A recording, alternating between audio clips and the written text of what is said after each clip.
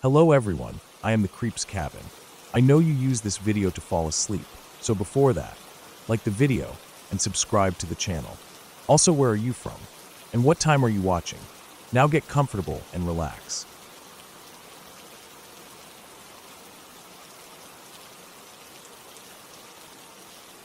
I never really liked hospitals or anything related to sickness. I think it's something that runs deep from childhood, the constant smell of antiseptic, the feeling of too much sterility that almost feels unnatural. So when my grandmother was diagnosed with cancer, I remember feeling a strange mix of guilt and dread. It wasn't because I didn't love her. Of course I did. But as a child, I could never really grasp the concept of death. It felt distant, like something that happened to other people in other places, not something that would ever touch me personally. And then, there it was like a storm cloud hovering over my family, casting a shadow I couldn't ignore. Grandma's house was always the place I felt most at ease. The small house, nestled in a quiet neighborhood, with the creaky wooden floors and the scent of cinnamon and lavender always lingering in the air.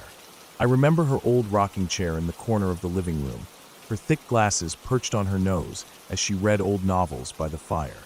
She was always warm, comforting, and there. But when cancer found its way into her body, everything changed. The house felt different now, like the warmth had been replaced with something cold and heavy, something we could all feel, but no one knew how to talk about. I was 13 when it happened. My mother and I moved into Grandma's house to help care for her during the final weeks of her life. It was a strange experience, this feeling of being in limbo, watching someone you love slowly slip away, and yet feeling as though you weren't allowed to show too much emotion. My mom, who had always been strong, kept it together on the surface, though I could see the weariness in her eyes. We both knew what was coming, but neither of us were prepared for how it would feel, how it would change us. My mom had been up all day, tending to Grandma, making sure she was comfortable, adjusting the blankets and the pillows in just the right way. I, being a kid, had no idea how to help beyond offering the occasional glass of water or sitting beside her for a few minutes, watching her as she dozed in and out of sleep. Grandma had barely left her bed for weeks, except for the occasional trip to the bathroom with assistance. It was a strange thing to witness. The once strong woman, who used to take walks around the block with me, now barely had the strength to lift a glass of water to her lips. On that particular night, everything seemed quiet. It was one of those deep, unbroken silences that you could feel pressing in around you. I was already in bed, the covers pulled up high to my chin, staring at the ceiling, half expecting sleep to come, but somehow not quite reaching it. The darkness outside the window was complete, the kind that made the world seem far away. That's when my mom burst into my room. I didn't know what time it was, but the look on her face told me it wasn't good. Her eyes were wide, frantic. She stood in the doorway, her breath shallow, almost as if she had been running. "Mom," I asked, sitting up in bed. She didn't say anything at first. She was looking over her shoulder, like she was checking to make sure no one else was in the hallway. Then she turned to me, still standing in the doorway, and whispered in a voice that didn't quite sound like hers. "Grandma was in my room just now. She woke me up, and then she just left. She was walking around the house." Her voice broke, but I could hear the fear in it. What the hell is going on? It didn't make sense. Grandma hadn't walked in days. She could barely move, let alone get out of bed and walk around the house at 3 in the morning. My first thought was that my mom was delirious, exhausted from all the stress, or maybe she had dreamt it. But no, there was something in her voice, something in the way she was looking at me, that told me she wasn't making this up. I jumped out of bed, not bothering with shoes, and followed her out into the hallway. I could hear my mom's footsteps quickening as she reached my grandmother's room, and I rushed to keep up. We both pushed open the door at almost the same time, and the moment I stepped into the room, I knew. Grandma was gone. There was no denying it. She lay there, still, her body cold. The quiet of the room felt suffocating. It was like the air had thickened around us, pressing down on my chest, and I had to fight to breathe. My mother froze, staring at her, not moving. Her face went pale, and she stumbled back into the wall, her breath catching in her throat. It wasn't until later that night, after we had called the hospice nurse and gone through all the necessary steps, that the full weight of what had happened began to sink in. We didn't sit and talk about how weird it was. We didn't discuss it at all. Instead, we went through the motions, making phone calls, telling family, dealing with the immediate shock. In a way, I think we were both too stunned to process anything fully. But months later, as the days turned into weeks and the weeks into months, I finally found the courage to ask my mom about it. I don't even know why I waited so long. I guess it was one of those things that kept bubbling up in the back of my mind, the unanswered question that hung in the air like a strange, unexplained riddle. And I figured, well, it was worth asking now. It was only natural that we talk about it at some point, right? Mom, I said one evening, as we sat in the living room, both of us too tired to do anything but stare at the TV screen. Do you remember when you came into my room that night? When Grandma had gotten up. She looked at me, her face blank for a moment, and then slowly shook her head. No, she said, her voice quiet. I don't remember waking you up.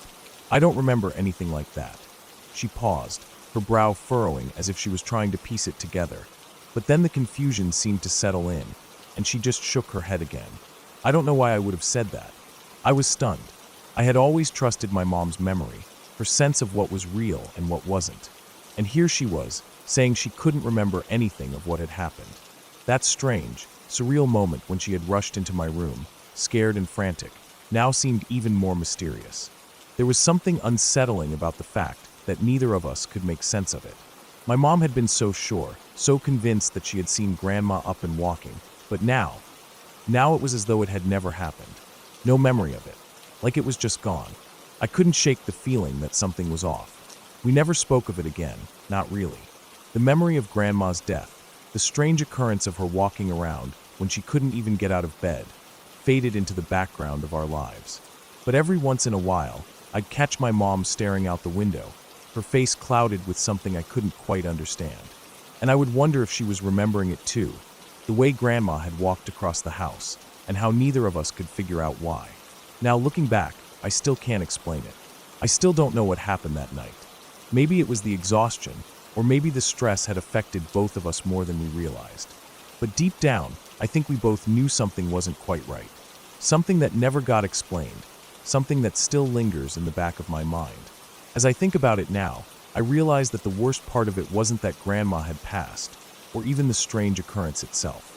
The worst part was that neither my mother nor I could trust our own memories anymore.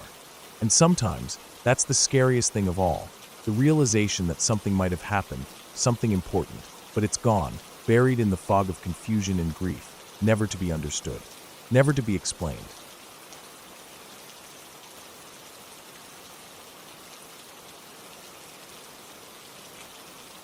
When I was about 7 years old, my two older brothers and I decided to spend the afternoon at a place near our neighborhood that everybody just called the Jumps. It wasn't an official motocross track or anything. It was just a big patch of open dirt land on the edge of the woods where older kids would ride their dirt bikes and race around, building jumps and carving trails into the dusty ground. It was rough and torn up, with ruts and bumps and old pieces of wood scattered around.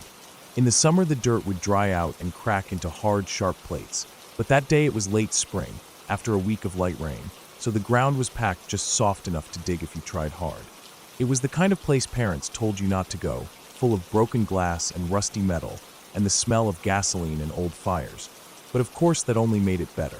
It felt wild and exciting, and even if the older kids weren't there riding, it was a good place to run around and feel like you were doing something important.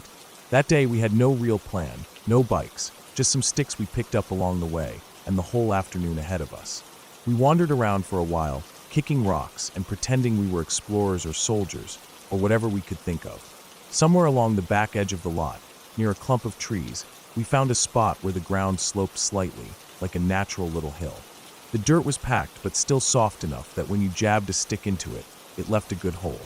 I don't know whose idea it was, probably one of my brothers, but someone said we should dig a tunnel. It seemed like the greatest idea we had ever heard.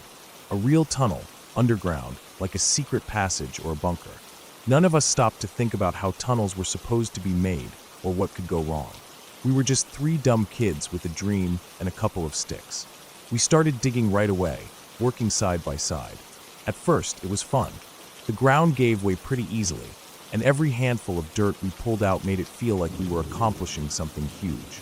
We took turns scraping at the face of the hole with our sticks and dragging the loose dirt out behind us with our hands.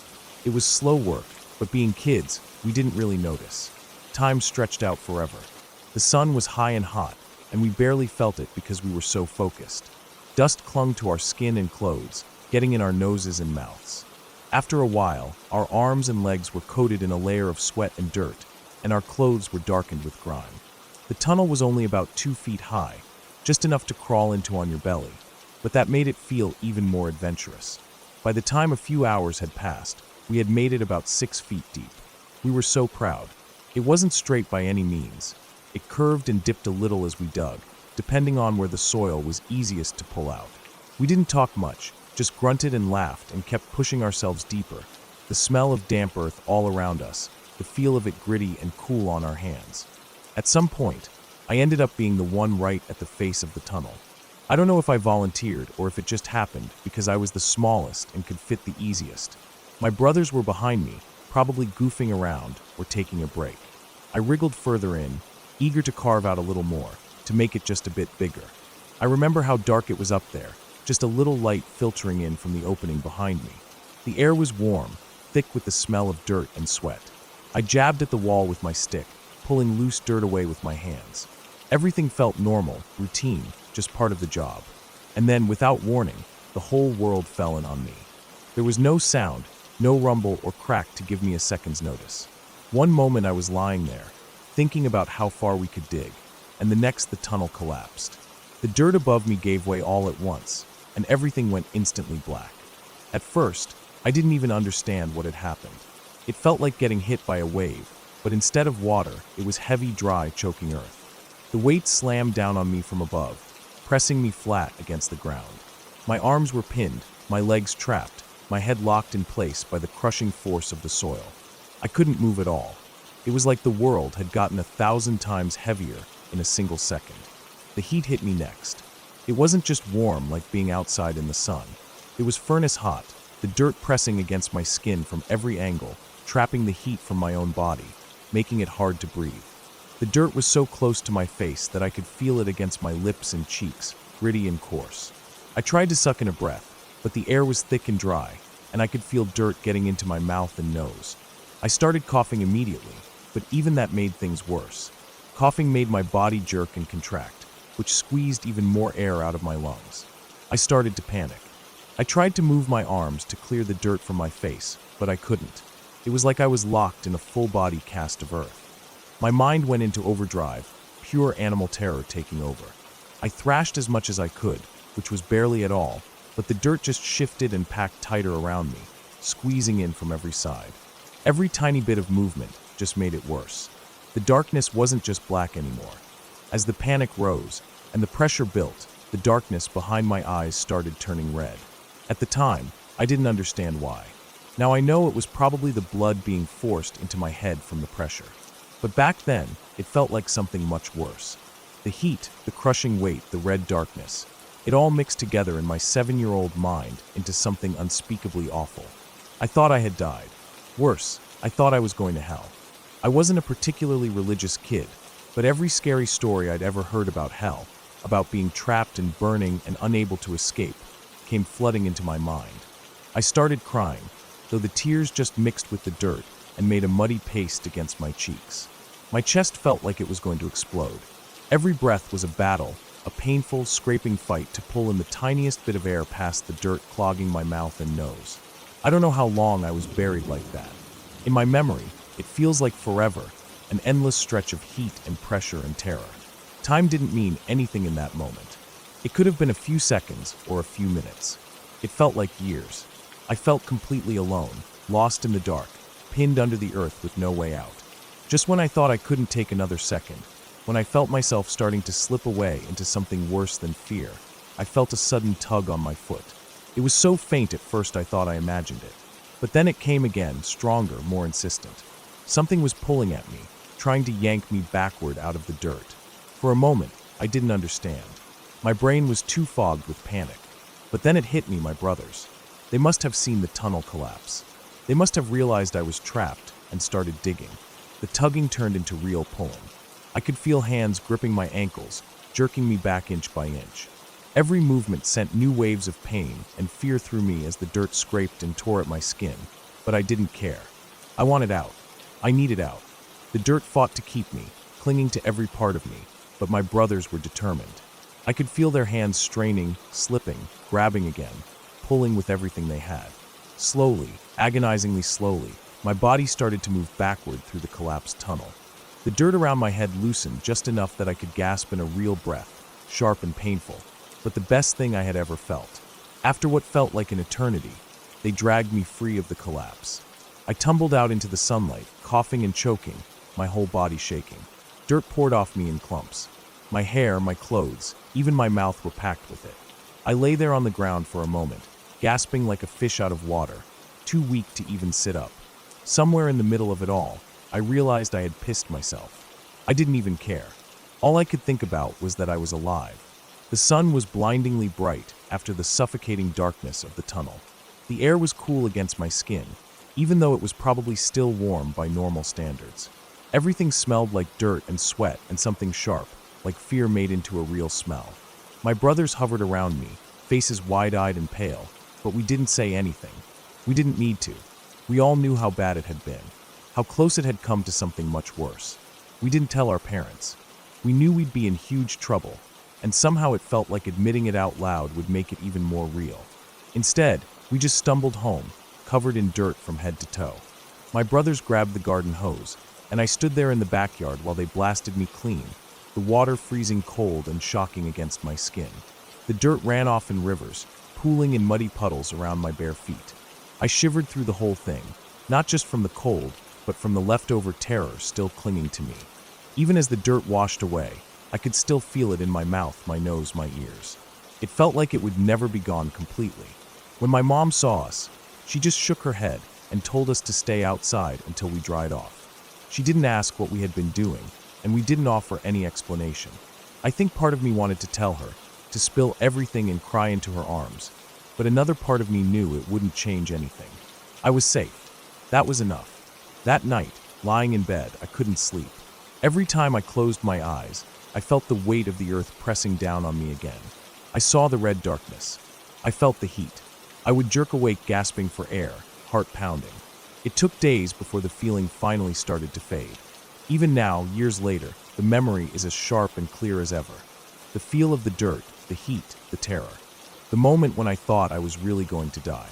And the feeling of being pulled back into the light, back into the air, back into life. We never dug another tunnel again.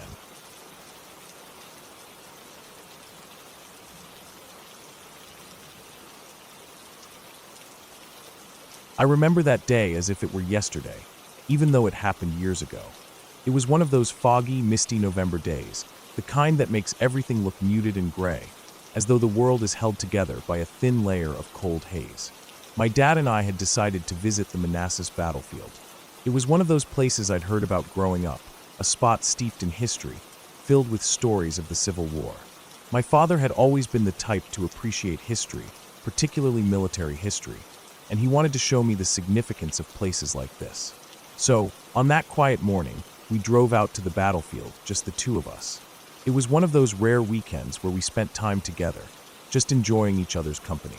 We arrived at the battlefield, and the fog clung to the ground, so thick it made the air feel damp and cool against your skin. The sun barely filtered through, casting a faint, watery light over everything. The landscape looked peaceful at first glance, but knowing the history of the place, it felt different. You could almost sense the weight of the past lingering, like the land still carried the echoes of soldiers' footsteps, of battles fought, and lives lost. The cannons positioned on the hills stood like silent sentinels, watching over the land, their barrels facing outward toward nothing in particular. We parked the truck on a slight incline at the edge of the hill, just a little off the main path. My dad had packed us McDonald's for lunch, something simple but satisfying, 2 burgers, fries, and a couple of sodas.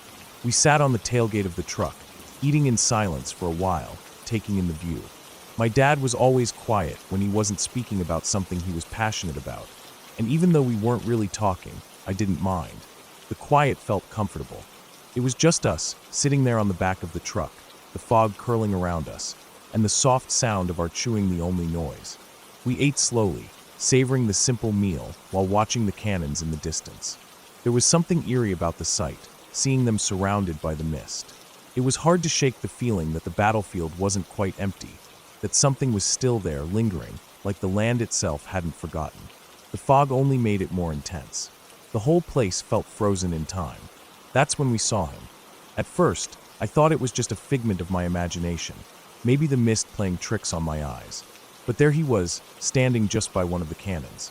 A man, tall and thin, dressed in full Confederate uniform. It was hard to make out much of his details at first, just the shape of him, dark brown or gray, the color of his uniform blending with the surrounding fog. He stood absolutely still, his back straight, his head slightly turned toward us. And then, almost as if he were aware of us, he raised his arm. It was a deliberate, slow movement, and he waved.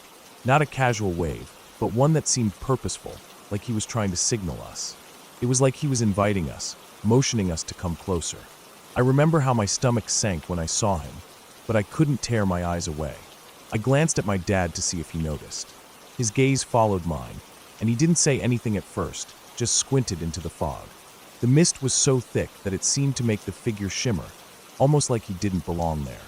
For a moment, I thought maybe it was a reenactment. After all, we were at a historic battlefield, and there were often reenactments of Civil War battles, especially around that time of year. But as my dad pulled out his binoculars and focused in on the man, I noticed something strange. He wasn't moving. He was standing there, perfectly still, with only his arm moving as he waved. The more I looked, the stranger it seemed. There was no sign of the usual trappings of a reenactment. No other soldiers around, no one else in period clothing. And the man didn't look like someone acting out a part. He looked real. He looked like he belonged in that moment, in that time, even though I knew that was impossible. My dad didn't hesitate for long. He said something under his breath about thinking the man needed help. I remember him mumbling something about reenactors getting stuck or needing assistance sometimes. He turned to me, told me to stay put, and started walking toward the figure. I watched him walk down the hill, the distance between us and the man narrowing as he descended, and I felt my heart beat faster. The figure never moved, never took his eyes off my dad as he approached. The closer my dad got, the more I could feel the air around me thickening, as if something in the world was waiting for something to happen. My dad was about halfway down the hill when something caught my attention. The man, the Confederate soldier, began to fade. It wasn't like he was disappearing. He was just losing his form, blurring at the edges, as if the mist was swallowing him whole. I couldn't quite wrap my head around it. It was like he wasn't solid anymore, like he was being absorbed into the fog. But I didn't say anything. I kept my eyes fixed on my dad, who was now only about 20 feet away from the figure. My dad wasn't acting nervous, which made me feel a little better. I thought maybe I was just imagining things. Then I saw it. The figure's form wavered, and my dad froze. He stopped walking and stood there for a second, looking at the man. I saw the confusion on his face from where I sat, his brow furrowing like he was trying to understand what was happening. For a brief moment, the two of them just stood there, looking at each other. The silence between them felt like an eternity, thick and uncomfortable. Then, something strange happened. My dad suddenly turned around and sprinted back toward the truck. His steps were fast, almost frantic. It didn't make sense. He wasn't the kind of guy to run unless there was a reason. My heart raced, and I jumped off the truck and ran toward him. When I caught up to him, he was already throwing everything back into the truck. His hands were shaking. The bags of food, the drinks, even the cooler. Everything was getting tossed in haphazardly. I was out of breath, but I managed to ask him what was going on, what had happened. He didn't answer me at first. He just kept working quickly, his eyes scanning the horizon. Finally, when he finished, he slammed the tailgate shut, jumped into the driver's seat, and started the truck. As we pulled away, I asked him again what happened. That's when he finally spoke. His voice was low, almost shaken. The man, he wasn't real. I don't know how to explain it, but as I got closer, he started to fade away. It was like he was part of the fog, and the moment I got near him, he was gone. Just like that. And I don't know what it was, but I got the worst feeling in my stomach. Like something was wrong. Something was really wrong. He didn't say much after that, but I could see it in his face. He didn't need to explain further. The look in his eyes said everything. My dad had seen a lot in his life. He'd been in combat in Vietnam, had been through things most people could never imagine, and yet, there he was scared. Not just scared, but disturbed, something deep in his gut telling him that whatever we had seen wasn't right. To this day, I don't know what happened. I don't know if we saw a ghost, or if we just both happened to see something that our brains couldn't fully comprehend. But there's one thing I know for sure. That feeling, the one in my dad's eyes when he told me what happened, was real. I can still see it when he talks about that day, his voice almost dropping an octave, his skin prickling with goosebumps as he remembers the fear. And now, every time he tells the story, I see the same unease in his eyes. I don't know what it was we saw that day, but I'll never forget it. Whatever it was, it stayed with both of us. And I'll never be able to shake the feeling that something on that battlefield, something from the past, was watching us that day, waiting.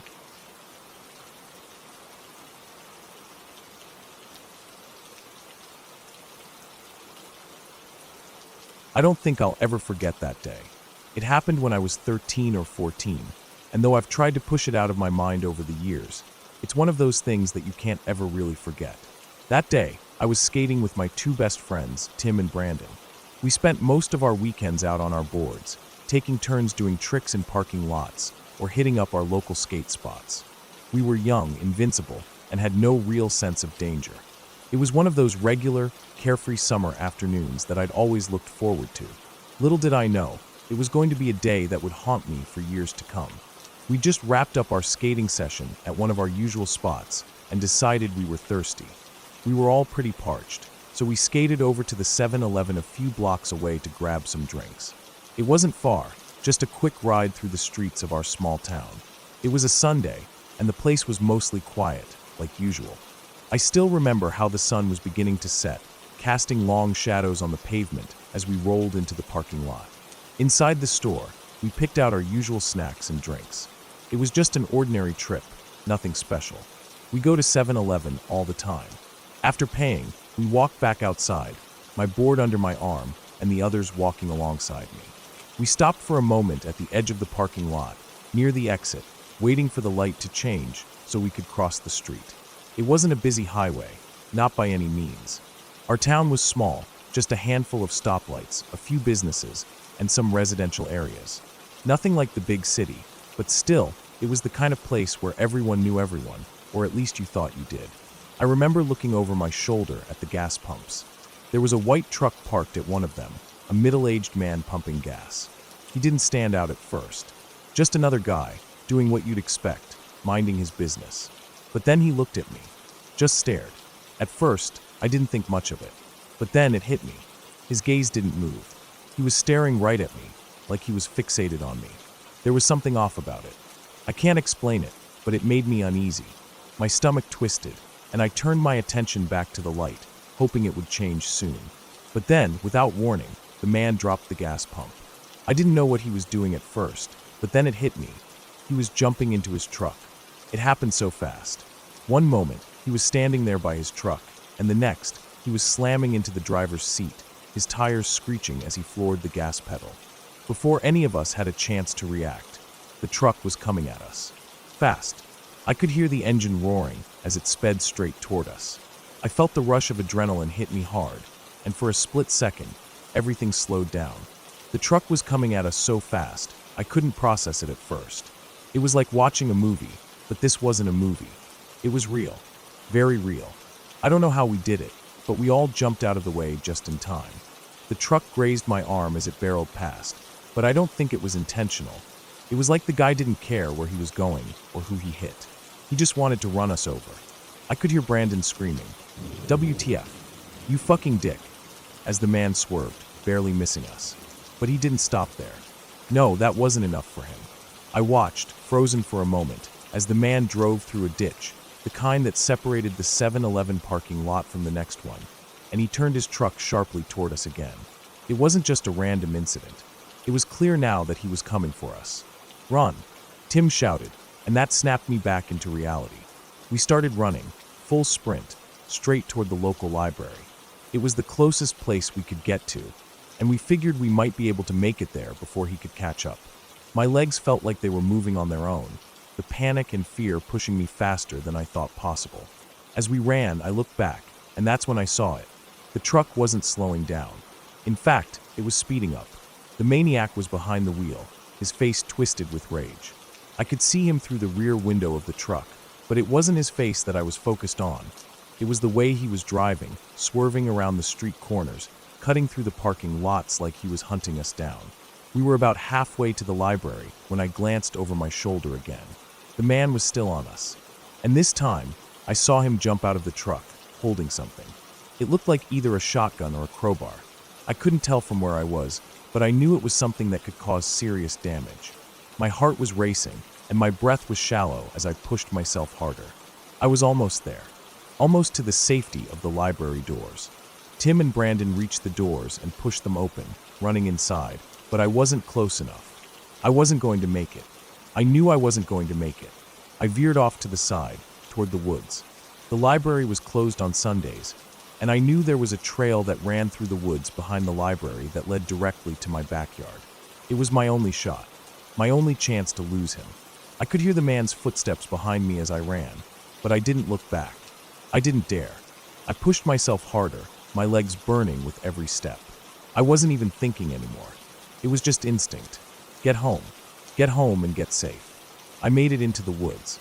My heart was pounding so loud in my chest that I couldn't hear anything else. Not the man chasing me, not the sound of my footsteps on the dry leaves, nothing. I was almost there. My street was so close. I could see the lights from the houses in the distance. I had to keep going. When I finally reached my street, I saw my neighbor's car pulling up to the curb. Tim's dad was inside, waving for me to get in. I didn't even hesitate. I ran straight to the car and jumped in. Tim and Brandon were already there, and when I looked at them, their faces were pale.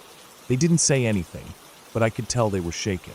When we got to the video store where Tim's mom worked, I was greeted by the sight of 3 police officers. I could see my mom, too, standing there with tears in her eyes, looking like she had just seen a ghost. She rushed toward me, hugging me so tightly that I could barely breathe. I had no words. I was still processing what had just happened, but all I could focus on was the look in my mom's eyes. She had been scared, terrified even. Brandon and Tim had told her that they didn't know if I was alive or not.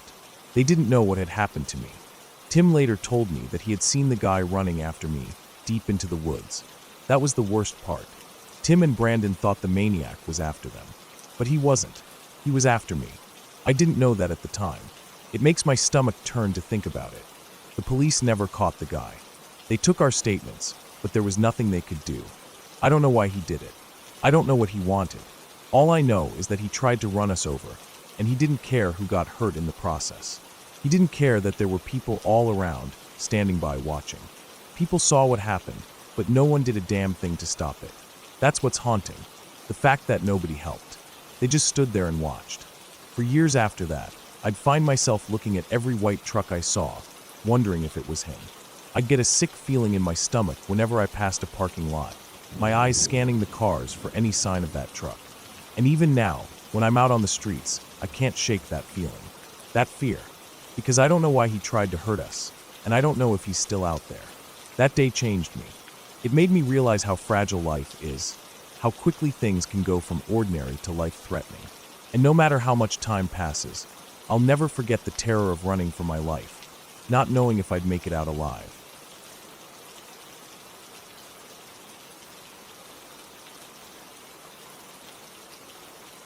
When I was about 13 or 14, I lived on a farm in North Carolina. But it wasn't your typical farm with fields of beans or corn. No, this was a pine tree harvestery. Pine needles were a big deal for landscaping back then, so we lived in the woods and spent our days gathering and baling pine straw. I guess it wasn't a farm in the traditional sense, more like a patch of land dedicated to something much quieter. The trees stretched for what felt like forever, and you could hear the wind through the pines, but it was never the kind of peaceful you might imagine. It was always a little eerie, always isolated. My house was smack in the middle of 550 acres of these perfectly lined longleaf pines.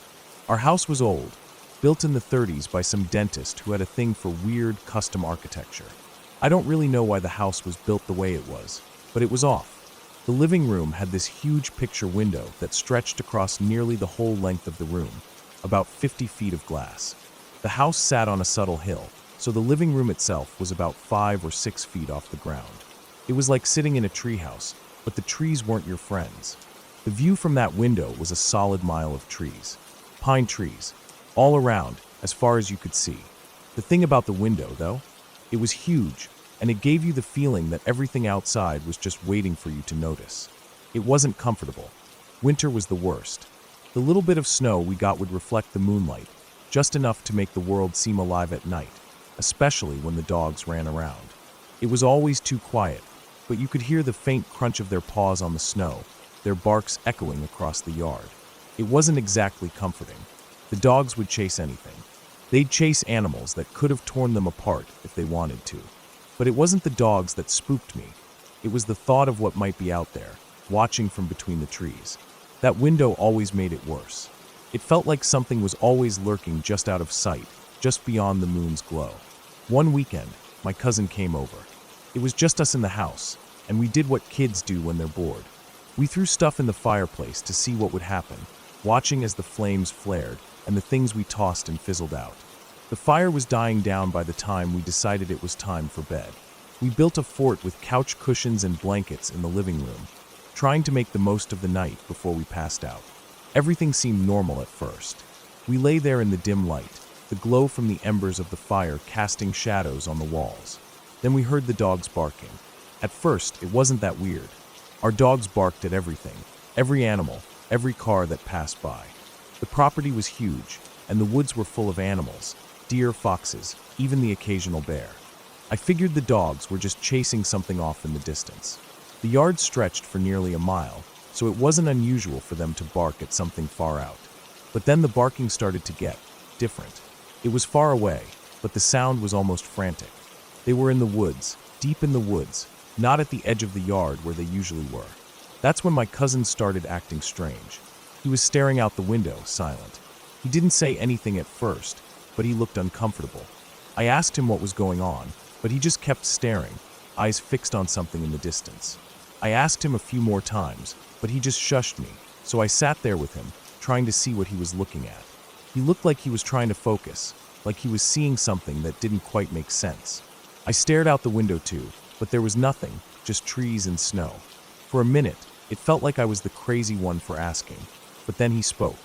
"I think I'm seeing things," he said, voice low. Naturally, I felt my stomach drop. I thought maybe he was messing with me, so I leaned in closer, trying to see what was going on. I couldn't see anything at first, just the dark outline of trees. Then something moved, out in the distance. It was subtle at first, just a shadow shifting between the trees.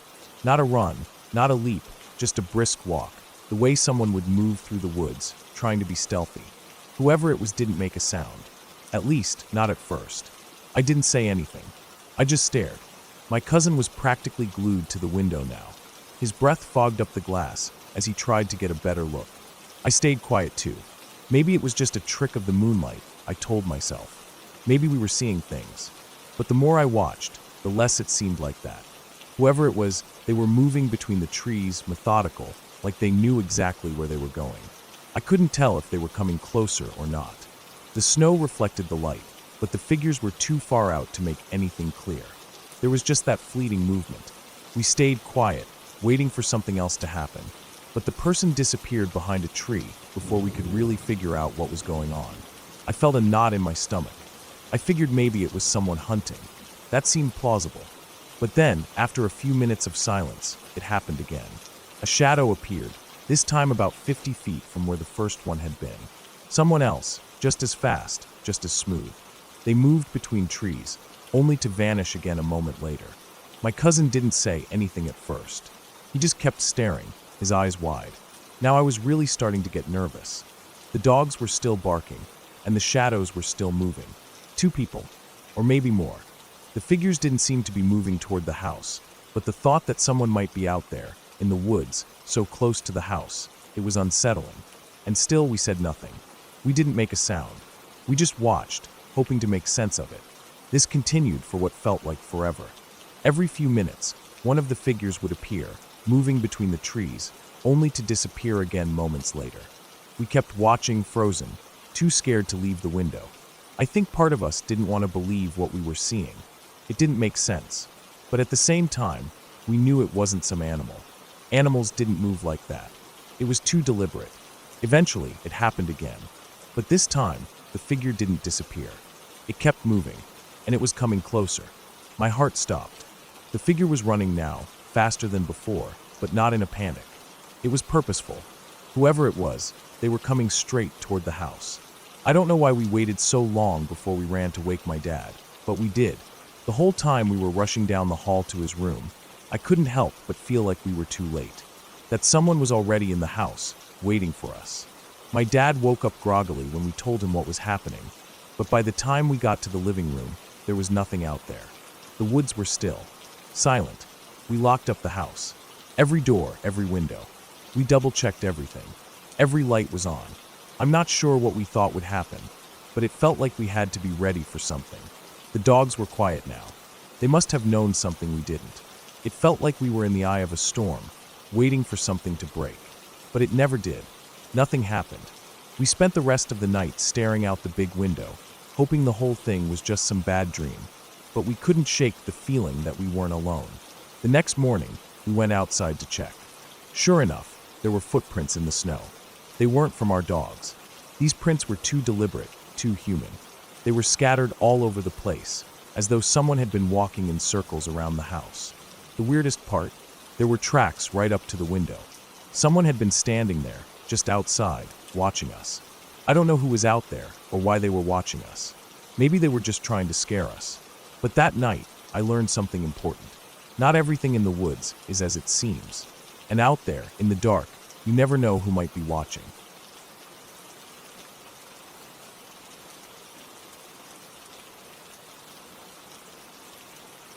I was only a boy when I first heard the story, but it stayed with me all my life. My grandmother swore by it till her dying day, and though I was young when she told it, the way she spoke about it, the way her voice would go quiet and her hands would fidget with the hem of her skirt, told me that this wasn't just a family tale to her. It was something she carried deep inside, something she thought about when she was alone, when the world went still. It happened during the war, when London was under constant bombing. My father was just a baby at the time. He was barely old enough to crawl, she said, though I never asked exactly how old he was. The only thing that mattered was that he was small, helpless, and completely dependent on her. Their old house had been bombed to ruin a few days earlier. One moment they were living an ordinary life, as ordinary as you could during wartime, and the next they were running through the streets with nothing but what they could carry in their arms. She had always said she never even had time to grab proper shoes. Just the baby and the shawl she kept near the door. That was it. Everything else gone in an instant. It was a friend of hers, a woman she had known for years, who offered her a place to stay. It wasn't much. Nobody had much of anything back then, but it was a roof and 4 walls, and after what they had been through, that was a miracle. The house was narrow, a tall thin slice of brick squeezed between others just like it. Inside, it smelled of damp wood and coal smoke, and a little bit of old cabbage. The stairs were steep and narrow, the kind that creaked if you so much as looked at them. The friend set her up in the spare room at the very top of the house. It wasn't big, just a little box of a room under the eaves, with a low slanting ceiling and a single small window. They managed to drag a cot up there for my father and a little iron bed for my grandmother. She didn't mind the cramped space. After sleeping rough for days, anywhere with a mattress was a blessing. The first evening there, everything seemed fine. They had a little supper in the kitchen, some stale bread and a bit of stew, and tried to pretend for a moment that life was normal. Outside, the city was never really quiet anymore. Even when the bombs weren't falling, you could hear the distant rumble of trucks, the wailing of sirens, the occasional thud of something terrible happening just a few streets away. But people got used to it in a strange way. You learned to live around the fear. That night, after eating and washing the dishes in cold water, my grandmother scooped up my father in her arms and started up the narrow staircase to the top floor. She said it was dark on the stairs, darker than it should have been. The single bulb overhead was too weak, too yellow. Everything was dipped in deep shadows. The wood under her feet felt soft and splintered, and she kept her hand on the wall as she climbed, trying not to trip. She was about halfway up, just reaching the last flight to the top floor, when it happened. She always said it wasn't like seeing a proper person standing there. It was more like seeing the suggestion of someone, like when you catch a glimpse of a reflection in a dirty window. Not solid, not clear, but there, no mistaking it. A figure standing just a few steps above her, right between her and the top of the house. She said she froze mid-step, her heart hammering so hard it hurt. She didn't know why, but but every hair on her body stood on end. It wasn't anything about the way the figure looked. She couldn't even see a face. It was more the feeling it gave her, like cold water rushing over her, like the moment before something terrible happens and you know it but can't stop it. She knew in her gut that it was telling her something, warning her, not with words, not out loud, just a feeling, heavy and cold, like a stone dropping in her chest. Don't go up. Don't sleep up there tonight. She didn't think. She just turned around, clutched my father tight against her chest, and hurried back down those stairs as fast as she dared without falling. Her friend was still downstairs, probably tidying up or knitting in the sitting room, and my grandmother told her, without explanation, that she wasn't sleeping upstairs. She didn't ask permission. She didn't argue. She just made up a bed right there in the sitting room with some old cushions and an itchy wool blanket, and settled down with my father tucked in close beside her. Her friend wasn't happy about it. She had gone to the trouble of setting up the spare room, dragging the cot up all those steps, making sure there were clean sheets and a place to sleep. She thought my grandmother was being silly or difficult, or maybe just ungrateful. But there was something in the way my grandmother acted that night, the way she kept glancing toward the stairs, that probably made her keep her mouth shut. The sitting room was cold. The fire had burned low, just a few sullen red coals in the grate. The blackout curtains were drawn tight across the windows, but the edges still fluttered slightly whenever a gust of wind rattled the loose panes.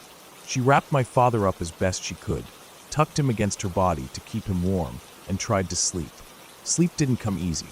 Every little sound set her nerves on edge. The creak of the house settling, the distant thump of bombs falling somewhere across the river, the scrape of tree branches against the glass. She kept seeing that figure in her mind, standing there on the stairs, half-formed and silent. She didn't know if she was losing her mind. It was possible. People were worn thin back then, always half-mad with fear and exhaustion. But deep down, she didn't think she was crazy. Deep down, she trusted what she felt. Somewhere around 2 or 3 in the morning, she must have drifted off, because the sound that woke her was a sound she would never forget. The bomb didn't fall directly on the house. It fell somewhere nearby, maybe a few streets over, but it was close enough. The world split apart with a roar so loud it didn't even sound like noise at first. It was like being picked up and shaken by a giant invisible hand. The floor heaved under her. The windows blew inward, glass shattering and spraying across the room like deadly confetti. She threw herself over my father without thinking, shielding him with her own body, pressing her face into the floor and praying to a God she wasn't even sure was listening. When the shaking stopped, there was a strange silence, like all the air had been sucked out of the world. Dust hung thick in the air, gritty and choking.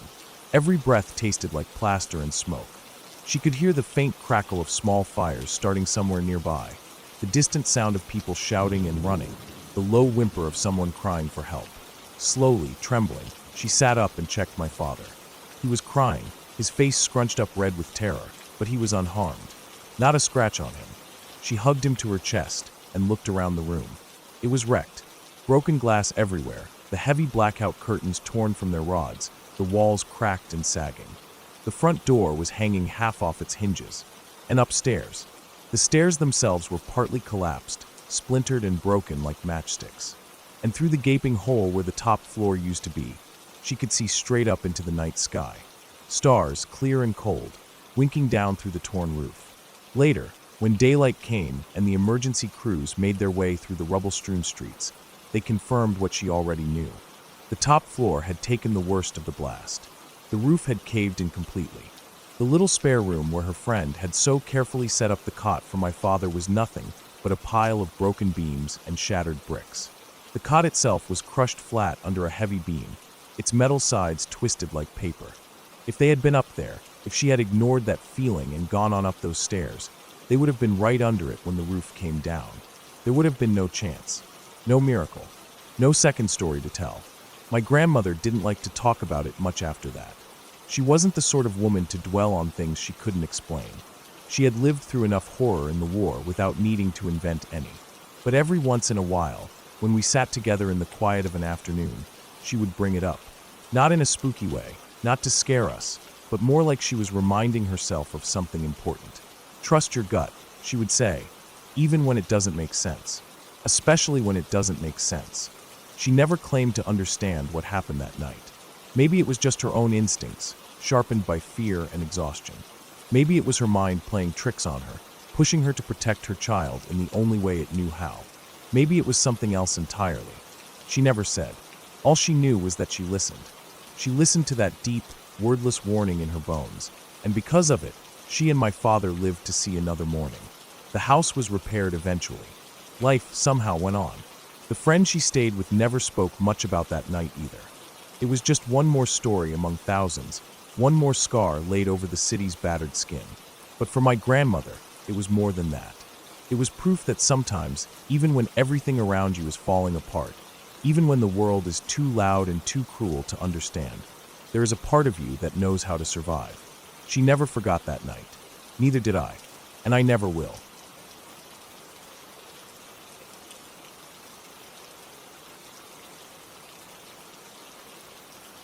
When I was around 13, our dog had this habit of running away.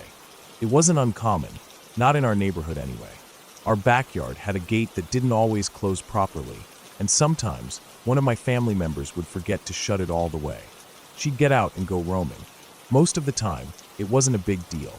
The neighborhood wasn't dangerous. It was a quiet, middle-class area where everyone knew each other, and the streets were safe. Plus, our dog wasn't the type to roam far. Usually, I could find her within a few blocks, sniffing around, checking out people's trash cans or sniffing at something interesting in the alleys between the houses. She wasn't the smartest dog in the world, but she was curious. The moment I'd show up to find her, she'd drop whatever she was sniffing at and trot right over to me, tail wagging, looking pleased as punch like she hadn't just spent the last hour wandering off. We'd walk back home together, and it was all forgotten until the next time. No harm, no foul. But there was this one time. This time, she didn't come when I called her. I remember it clearly. The weather had been decent, and I was in the house when I noticed she wasn't around. The gate was wide open again, swinging lightly in the wind. I grabbed my shoes and headed outside to look for her. No big deal. I had done it plenty of times before. I called her name and started walking down the block, expecting to find her just a few houses away, sniffing around someone's trash or chasing a squirrel in someone's yard. But after a while, I started to feel a little uneasy. She was nowhere to be found. No wagging tail appeared around any corner, and I couldn't hear her barking. I kept walking a little faster now, my footsteps becoming more purposeful, but I still couldn't find her. I headed toward the neighborhood's edge, past the houses and towards a stretch of townhomes and rental properties, places where I knew she'd never gone before. She'd never ventured that far before. My heart started to race a little. I called her name again, louder this time. Nothing. I walked for nearly an hour at that point, getting farther and farther from home, and I was starting to lose hope. I wasn't sure what I was going to do if I didn't find her soon. My thoughts started spiraling. What if she got hit by a car? Or worse, what if someone had taken her? My chest tightened with anxiety. I couldn't help it. I just wanted to find her and bring her home. That's when I saw some slight movement behind a wooden fence. A flash of white. My heart skipped. I thought maybe, just maybe, it was her. I heard a faint yip. Yes, it was her. I knew that sound. It was my dog. I ran toward the fence, calling her name again. I couldn't see her clearly yet, but the excitement in my chest was overwhelming. I was almost there when I spotted her, tied to a post in the yard behind the fence. She was dirty, covered in mud, and her fur was matted. She looked like she had been out in the rain or some kind of rough weather. But she was there, and I could see her collar. The tag on it clearly had our name and number on it. Relief flooded through me. She was okay. Except she wasn't. She was pulling desperately at the chain that tethered her to the post, barking and yipping. The sight of her, my dog, trapped like that hit me hard. She looked up at me, and I saw the panic in her eyes. She wasn't just curious anymore. She was scared. She knew I was there, but she couldn't get to me. I wasn't thinking straight at that point. I just had to get her out of there. I rushed to the front door and rang the doorbell. I waited a few moments, my mind racing. Nobody answered. I rang it again, giving it a good 20 seconds before trying again. Finally, the door creaked open. A man stood there, older, maybe in his 50s. He looked at me through the crack in the door. He was Asian, a little hunched over, wearing a t-shirt and sweatpants. "Yeah," he said, eyeing me suspiciously. I was so relieved to see someone finally answer that I almost didn't know what to say. "Hi, my name is absolutely no shame. and I'm here about my dog. I'm so glad you found her. Thank you for getting her off the streets." He stared at me for a moment, clearly confused, and then asked in a thick accent, "What dog?" I blinked, stunned. My stomach twisted. "What?" "My dog. The little white dog in your backyard," I said, pointing back towards the yard where I had just seen her. He frowned, and I could feel the tension building in the air. "We have no dog here," he said, his voice flat and dismissive. He started to close the door. I froze. My heart skipped a beat, then pounded harder in my chest. I couldn't believe it. "What?" I said, trying to hold the door open with my foot. "The dog in your backyard. Right there." I was getting louder now, panic creeping into my voice. I could see her through the crack in the door, still tugging at the chain. She barked frantically, trying to get to me. He glanced at the direction I was pointing, then looked back at me, his expression hardening. It was like he hadn't seen her at all, like I was crazy. Then, without saying another word, he sighed and muttered something under his breath before closing the door all the way. He didn't even give me a chance to explain. I stood there, stunned, for a second. My dog was still barking, and I knew she could hear me. I had to get her back. I had no idea what was going on, but something didn't feel right. I walked around the side of the house to the back gate. I was about to climb over it when I saw him. He was coming out of the back door. He didn't say anything to me. He just walked into the yard. My dog, as soon as she saw him, cowered away from him, retreating to the farthest corner of the yard. He went up to her, and I could see him unchaining her. She cowered further from him, almost like she was scared of him. My heart broke.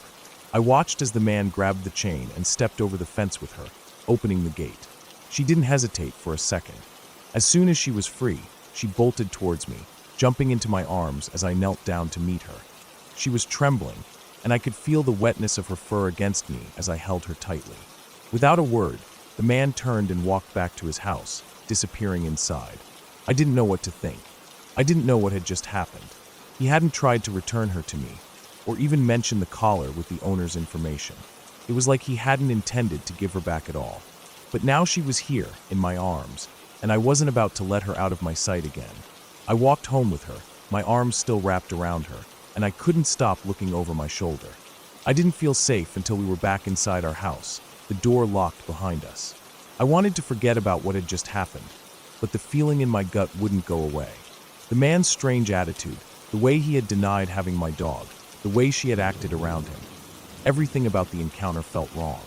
After that day, if she ever got out again, she was never more than a few feet from the house.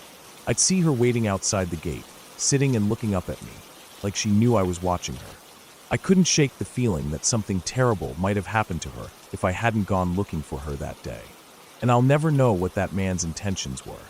Maybe he'd rescued her from the streets, or maybe he had stolen her. I'll never know for sure. All I know is that I got lucky that day. I found her before anything worse could happen, but I'll never forget the way that man looked at me, the way he tried to deny everything. It still gives me chills thinking about it. I've never trusted anyone in that neighborhood the same way again. I kept my dog close after that. I never let her roam far, not like before. And if anyone ever tried to take her again, I knew I'd do whatever it took to get her back.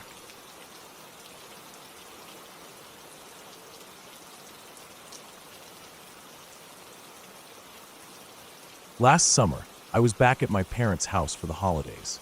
It had been a while since I stayed there for more than a few days at a time.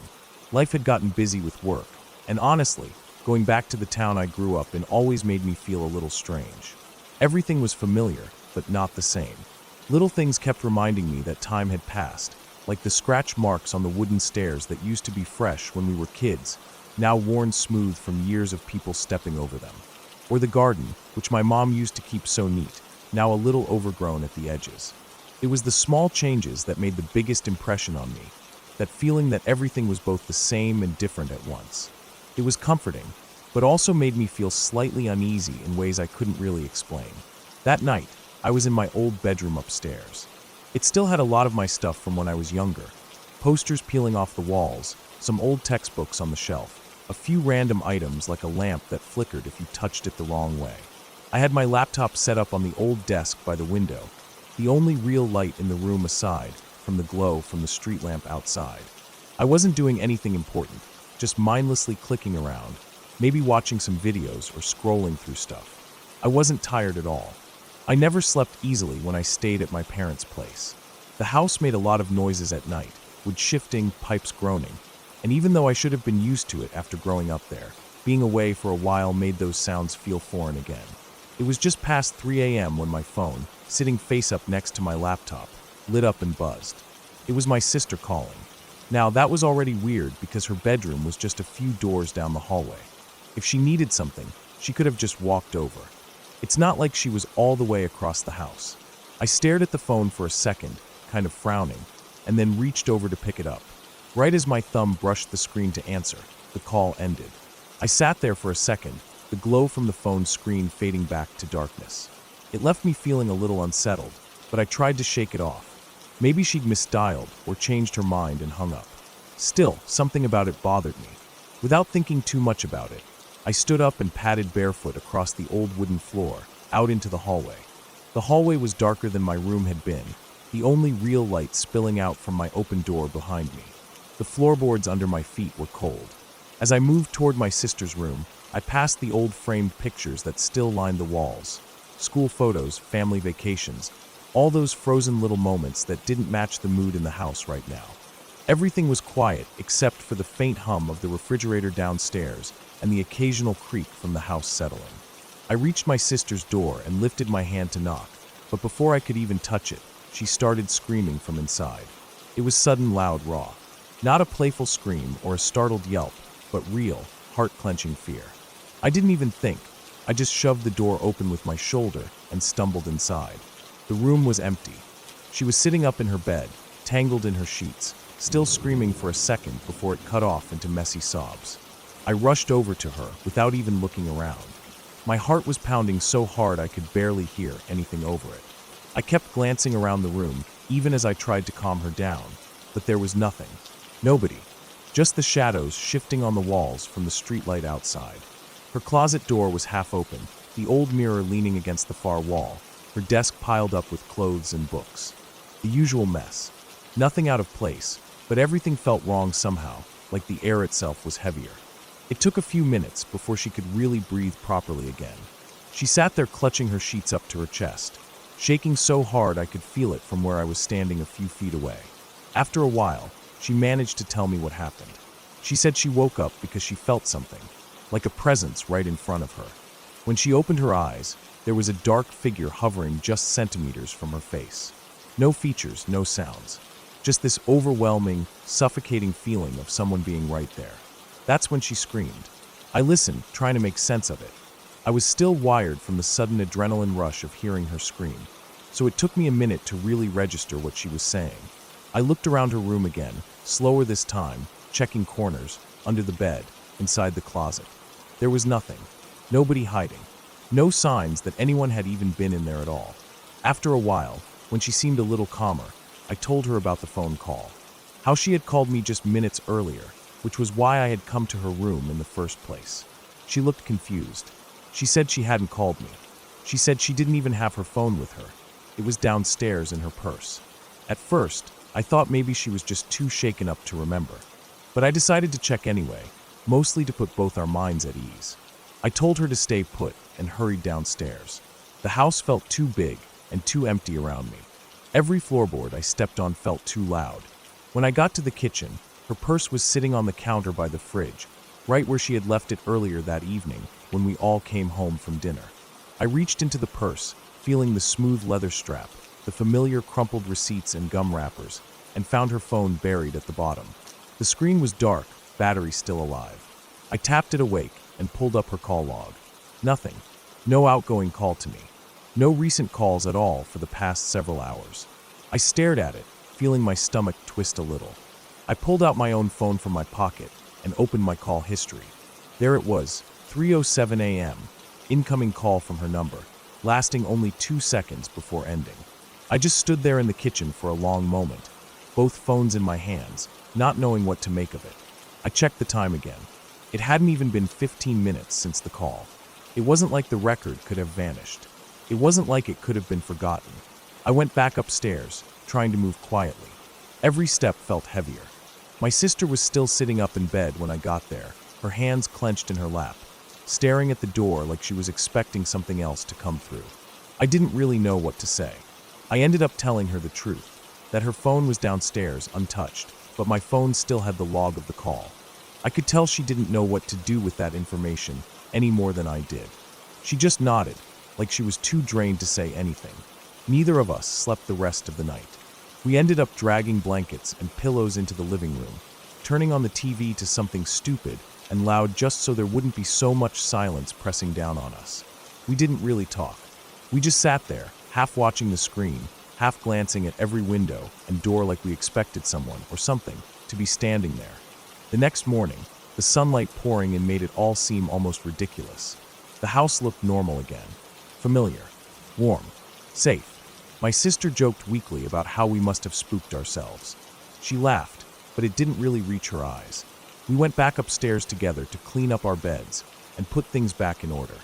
Her room looked exactly the same as always. No signs that anything had ever been wrong. No footprints. No fingerprints. No weird marks on the floor or furniture. It was like nothing had happened at all.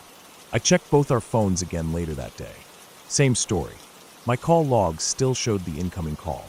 Her phone still didn't show anything. We never figured it out.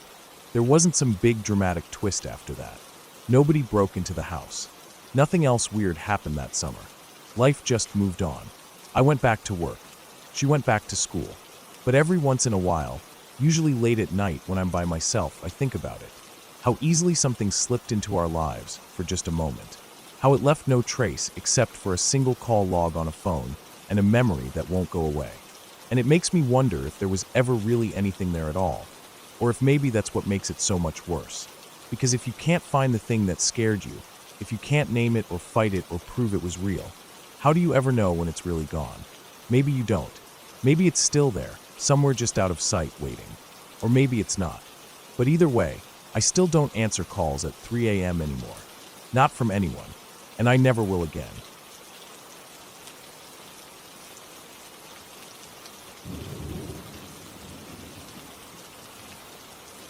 The house my grandfather had his eye on wasn't much to look at, even by the standards of a third-world country.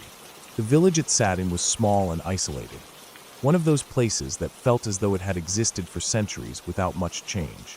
People lived in rough, weather-beaten houses, and the land was often covered in thick mud that swallowed up shoes. It wasn't the kind of place where people went for vacation or fun. It wasn't the kind of place that seemed welcoming. But the house? It was a deal, or so my grandfather thought. The company he worked for, something with timber and mining, was setting up a new office in this remote part of the world. They were trying to expand into markets where the costs were low and the resources were abundant. The location was perfect for their purposes. Isolated enough that they wouldn't have to worry about anyone interfering with their operations, yet close enough to the few roads that led to other parts of the country. The land itself was untapped, wild, and ripe for exploitation. But there was one problem: finding a place to set up an office. The search had been long, tedious, and difficult. My grandfather and his colleagues had scoured the area for months before coming across this old house. The price was too good to pass up. It was far cheaper than anything else in the region, and it had everything they needed. Enough space for an office downstairs and a living area upstairs for the man who would run the project. What my grandfather didn't know was that this house came with a history that was far darker than anyone had realized. The locals were quick to warn him about the house. They told him it was cursed, haunted even, and that everyone who had ever lived there had died violently. Some said it was the spirits of the previous occupants. Others swore that the house had a kind of malevolent energy that drove people to madness. But my grandfather, ever the practical businessman, wasn't one to fall for superstitions. "That's all nonsense," he said, brushing off their concerns. "People around here need to mind their own business. A cheap house is a cheap house, and we're not passing that up." And so, despite the warnings, he bought it. The man who was supposed to run the office was a seasoned worker, an older fellow with a wife and 3 kids. He moved in with his family, settling into the top floor of the house. The lower floor would be used for the office. Things were quiet for a while. Too quiet, maybe, but my grandfather didn't think much of it. After all, it was a remote part of the country. Power outages and communication issues weren't uncommon. For weeks, he heard nothing from the family. No updates. No reports. Nothing. At first, he wasn't too worried. It was the kind of place where life moved slowly, where time didn't always follow the same rules. But after several weeks without so much as a word, my grandfather started to get concerned. He'd sent emails, left messages, nothing. So he did what anyone would do when they're trying to get answers in a place like this. He called the local police. The police weren't much help at first. They told him it was a bit too far out of their way and that they had other things to worry about. But after some back and forth, they agreed to check on the family. They made their way out there, not really expecting anything out of the ordinary. What they found, however, would change everything. When the police arrived at the house, they found the door barricaded. A heavy old bed had been shoved in front of it, jammed tight enough that it would have been nearly impossible to move without a considerable amount of force. At first, the officers thought it was just a case of a simple domestic dispute. Perhaps the man had snapped and locked himself away from the rest of his family. But when they finally managed to break through, they found the scene that would haunt them for the rest of their lives. The family was dead, every single one of them.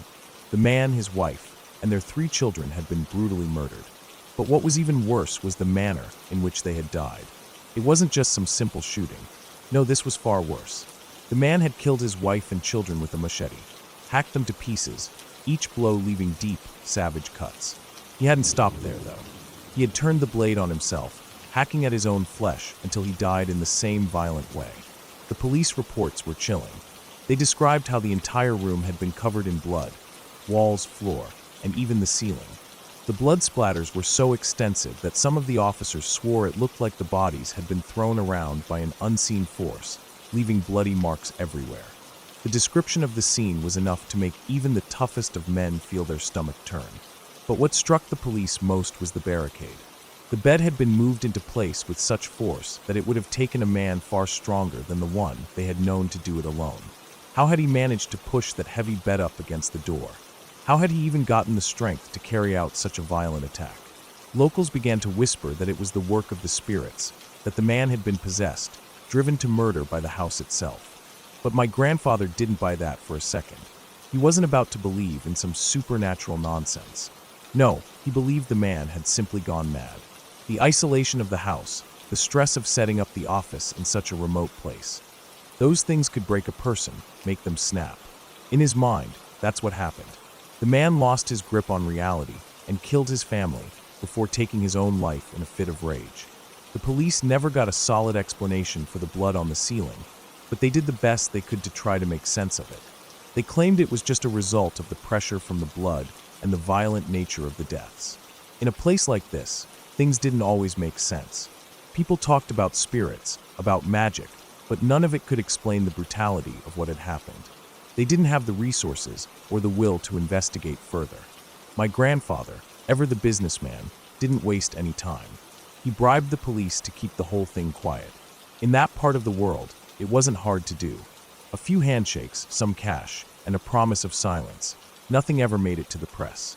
He had the deaths classified as natural, which was absurd given the nature of the crime, but in that corner of the world, anything was possible.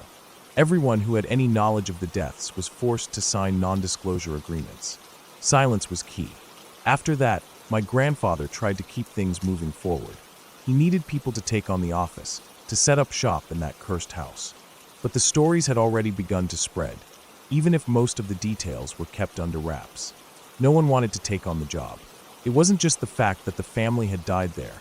It was the violence, the brutality. No one wanted to step foot in a place like that. Even those who hadn't heard the full details knew something was wrong.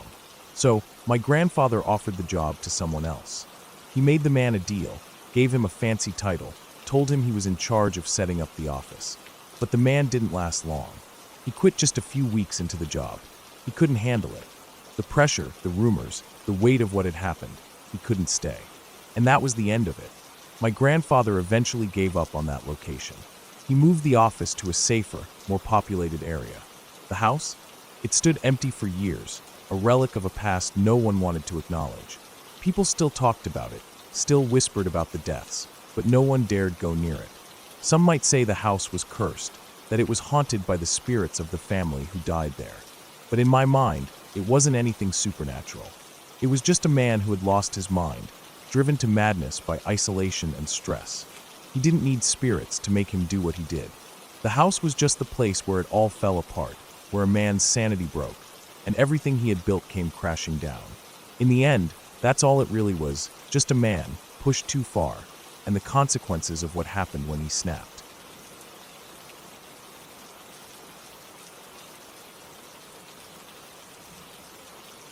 Every time I stayed at my grandma's house, I would hear the footsteps. It didn't happen right away when I was little, or if it did, I was too young to notice, too easily distracted by cartoons and running around outside. It wasn't until I was about 14 that I really started hearing it. That was when things changed in the house. My grandparents started sleeping in separate bedrooms, both on the first floor, and they moved me to a different room to stay in when I visited. It wasn't the room I had always slept in as a kid. This one was right underneath the room I had always been the most scared of. For as long as I could remember, the upstairs of their house had scared me. I couldn't explain it. No one had to tell me anything. There wasn't some creepy story passed down or anything like that when I was little. It was just the feeling. I hated going up there. Even if someone else was with me, even if it was bright in the middle of the day, there was this heavy, cold feeling that settled on me the second I put my foot on the stairs. I would avoid it unless I absolutely had to, and even now, at 23 years old, I refuse to go up there alone. I would rather make up an excuse than walk up those stairs by myself. The upstairs had a few rooms, but there was one that stood out the most. A long, narrow bedroom at the end of the hall. When you opened the door, there were closets immediately to your left and right, almost like it was funneling you down the middle. The bed sat square in the center of the room, and directly opposite the door was a window that looked out over the front yard. When I was a kid, my grandparents told me, almost casually, that the sons of the previous owners used to claim they saw a gorilla come out of the closet at night, dance around the room, and go back into the closet. It sounded ridiculous. It sounded like something you tell a kid to spook them, something you laugh about later. I never thought much about it. It was just a silly story, until they moved me into the room right underneath it. The first night I slept there, everything seemed normal at first. We had the usual family dinner. The TV played the same shows it always did in the background, and the house smelled like it always did. Old wood, faint coffee, a bit of soap. When it got late, my grandparents went to their separate rooms. I turned off the light, got into bed, and tried to fall asleep. The house was dead silent. There were no cars outside, no neighbors close enough to make noise, just crickets and the occasional creak of the house settling. At first, I thought maybe I was just hyping myself up. I pulled the covers tighter and closed my eyes, willing myself to relax. But then I heard it. A slow, steady thumping. It started at one end of the room above me, a soft, weighty step, then another. Thump, thump, thump. It wasn't frantic, and it wasn't loud enough to be something falling over or a door swinging. It was deliberate. I could feel my body tense up instantly. It was like my ears tuned to it so sharply that I could almost map the footsteps out in my mind. They crossed the room, passing directly over where I was lying, and stopped near where I imagined the window upstairs to be. I stayed perfectly still, my heart hammering in my chest. I kept telling myself it was the house settling, just like my grandpa always said. Old wood, shifting at night. But deep down, I knew what footsteps sounded like. I knew the difference between a creaky beam and the slow, measured walk of a person moving across a room. I must have laid there for a solid 10 minutes, eyes wide open, covers pulled up to my chin. Eventually, I worked up the nerve to leave the room and go to my grandpa's bedroom. I stood in his doorway for a second, embarrassed, before telling him what I heard. He didn't seem worried. He just mumbled something about the house being old, got up, and turned on the dining room light, so I wouldn't feel so alone in the dark. I thanked him and crawled back into bed, the warm, yellow light spilling faintly into my room. I laid there, staring at the ceiling, trying to listen for anything. It stayed quiet for a while, and I started to think maybe it was over. Maybe it really had been the house creaking, and I was just being stupid. Then I heard it again. The footsteps started at the far end of the room upstairs, right where they had stopped the first time, near the window. Thump, thump, thump. They walked right across the room again, straight over my head, and stopped near the door. I squeezed my eyes shut, trying to block it out, but my whole body was tensed so tightly that I could feel the muscles in my arms and legs aching. I thought that was it. I thought it would stop again like before. But then I heard it, clear as day, the creaking of footsteps moving down the stairs.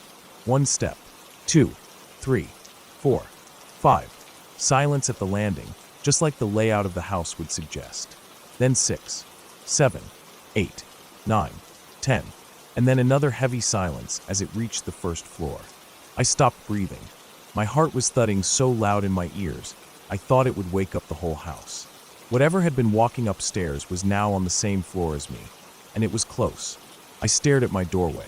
The dining room light was still on, glowing weakly through the open door, but the light didn't make me feel any safer now. It felt thin and useless, like it couldn't protect me from whatever had come down those stairs. My vision started to swim, and I felt dizzy. It was like the fear had overloaded my senses. I pulled the blankets over my head, the way kids do when they think it'll keep them safe, and that was when I heard it. A slow, scraping sound. It was coming from inside my room, from the corner, near where my grandpa kept his old wooden gun case. I knew it immediately, because I could hear the specific way the wood vibrated with each scratch.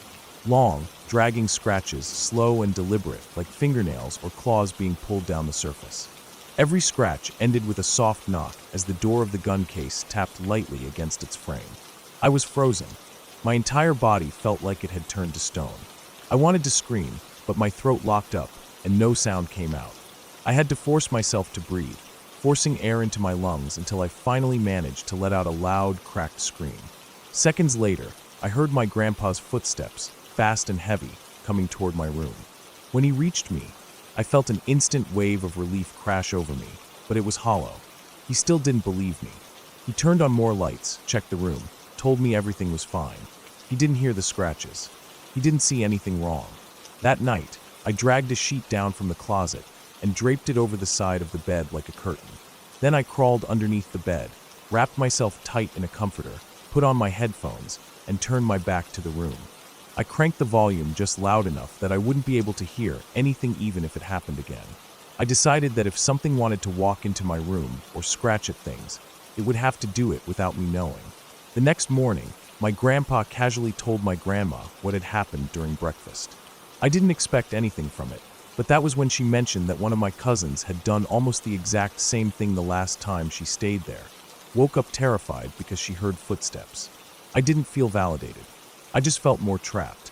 I stayed for the rest of the week because I didn't have a choice. I slept under the bed for the next few nights. I kept my headphones on, kept my back to the door, refused to look at anything after the lights were off. It became a pattern after that. Every time I stayed there, the footsteps would come. Always twice a night. Always starting at one end of the upstairs bedroom, walking across, stopping, starting again. I never heard it come down the stairs again after that first night. I don't know why. Part of me wonders if it was some fluke, something that almost slipped into reality but couldn't quite stay. Part of me wonders if whatever it was just didn't bother coming down anymore because it knew I was already terrified enough. Now, when I visit, I don't sleep under the bed anymore. I sleep on top of it, but always the same way, lying with my back to the door, blankets up to my chin, headphones in. I keep a small nightlight on now, too, tucked behind a dresser, so it throws a faint light into the room without being too obvious. I don't try to listen for the footsteps anymore, but sometimes, even over my music, I think I can still hear them. A soft vibration through the floorboards, a shift in the air. I know the pattern so well now that I can map it out in my head without even thinking about it. I haven't asked my grandparents if they ever hear it. I don't think I want to know. I don't know if they just accept it as part of living in an old house, or if they know exactly what it is and have just decided to live around it. The house hasn't changed. Neither have I. I still get that same heavy frozen feeling every time I pull into the driveway. Still feel that tightening in my chest when I walk past the stairs. Still feel my skin crawl when I look at the upstairs hallway. I don't try to explain it anymore. I don't think about it too hard.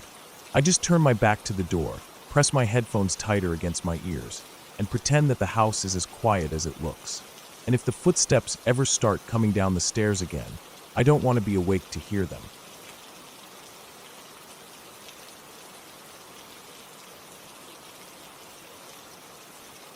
I never thought I'd be one to believe in anything supernatural. Growing up, I'd always joked about ghost stories, especially when my friends tried to scare me with tales of haunted houses and strange sightings. I had never encountered anything that couldn't be explained. So when I went over to my girlfriend's house that night, I wasn't expecting to experience anything that would shake my views or make me question reality. It started off like any other evening. I had just finished work and drove over to her place. Her house wasn't anything fancy, just a small suburban home, kind of quiet, tucked away in a nice neighborhood. Her parents were out, so it was just the two of us. We'd planned to hang out, watch a movie, maybe grab a late dinner. I rang the doorbell, and as usual, she greeted me with a hug and a kiss on the cheek. But something felt off that night, something I couldn't quite put my finger on. We went inside, and as soon as I stepped into the living room, a cold shiver ran down my spine. I don't know why. There wasn't anything particularly unsettling about the room. Just a couch, some chairs, a coffee table, the usual. But the air felt heavy. It felt like the space around me was full of something I couldn't see, something out of place. I tried to shake it off. I followed her into the living room, where we sat on the couch for a while and talked, but the feeling stuck with me. The uneasy sense that I wasn't alone in the room, even though it was just the two of us. And then I saw it. Her grandmother's china cabinet. It hadn't been there before. The last time I came over, it was a regular corner with an empty spot, but now, standing in the corner of the room, was an old china cabinet, about 6 feet tall, dark wood, intricate carvings. It was beautiful, but in a way that didn't quite sit right with me. There were glass doors in the front, and I could see delicate teacups, porcelain dolls, and other small, fragile items on display inside. Where did that come from? I asked. Oh, it's my grandmother's. We just brought it over, she said casually, as if it was nothing. But something about her voice didn't sound normal, like she was trying to convince herself it was no big deal. She passed away a few months ago, and we didn't want to get rid of it. Mom thought it would be nice to keep it in here. I nodded, but my mind was already swimming in discomfort. I didn't know her grandmother. She had been bedridden in the hospital the entire time we'd been together. I had never even gotten the chance to meet her. But there was something about that cabinet, about the furniture that had belonged to someone who had passed, that made the room feel different. It was like the air itself grew thicker, and the weight of the cabinet seemed to press down on me, making everything feel heavy, out of place. I had never been superstitious, but that night, I started to question whether there was something to those ghost stories people liked to tell. I tried not to show it. I wasn't going to let something so trivial ruin the night. So, we continued talking, but my eyes kept drifting to the cabinet. It wasn't until she excused herself to go to the bathroom that I found myself drawn to it. I stood up, almost against my own will, and walked over to the cabinet. It was even more imposing up close. The dark wood, the fine detail of the carvings, the old, polished brass handles. I looked at the porcelain teacups, the delicate figurines, the small dolls. None of them were particularly creepy on their own, but together, in that cabinet, under the dim lighting, they gave off an odd vibe. I ran my fingers along the glass, careful not to touch anything inside. And that's when I saw it. A shadow. It wasn't just the reflection of me in the mirror inside the cabinet. This was different. The figure in the mirror didn't look like me at all. It was tall, thin, with a vaguely human shape, but I couldn't make out any details. It wasn't clear enough to distinguish, but I knew it wasn't just a trick of the light or a distortion of the glass. It felt wrong. I froze. My heart started to race as my eyes locked on the shadow in the mirror. It didn't move at first, just stood there behind me, as though watching. Is someone in here? I called out, my voice trembling. I wasn't sure if I was speaking to myself, or if I was hoping someone, anyone, would come in and tell me it was just my imagination. But as soon as I called out, I heard it. A loud, shrill screech, coming from the bathroom. Without thinking, I sprinted toward the bathroom door. I pounded on it with my fists, my anxiety rising by the second. What's wrong? I shouted. The door flew open, and there she was, my girlfriend, sitting on the floor, tears streaming down her face. She looked terrified, her eyes wide, as if she'd seen something truly horrifying. She was breathing heavily, and her hands were shaking. I saw it, she gasped between sobs. In the mirror, in the bathroom. It was standing right behind me. I didn't know what to say. I just pulled her up, and together, we bolted out of the bathroom. My heart was pounding in my chest as I grabbed her hand, pulling her towards the front door. We weren't even thinking about shoes or jackets. We just needed to get out of there. We rushed to my car, not looking back. I slammed the door shut behind us, and I started the engine with shaking hands. I didn't know where to go. I didn't care. I just drove fast. For about an hour, I drove aimlessly, my mind reeling. I had never been scared like this before. When I finally returned her to her house, it was late, and the streets were eerily quiet.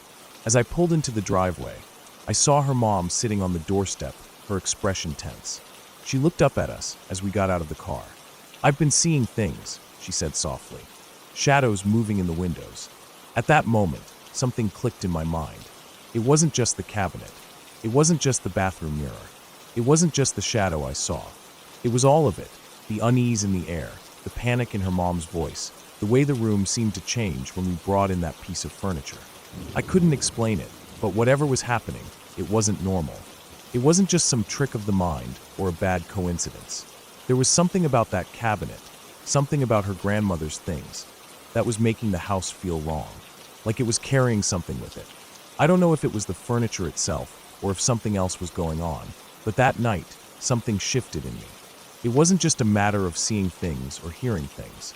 It was a deep, visceral feeling of unease that I couldn't shake. I never went back to that house after that night. It's been a month now, and every time I think about it, my stomach tightens. My girlfriend says everything's fine, that I was just overreacting. But I don't think I was.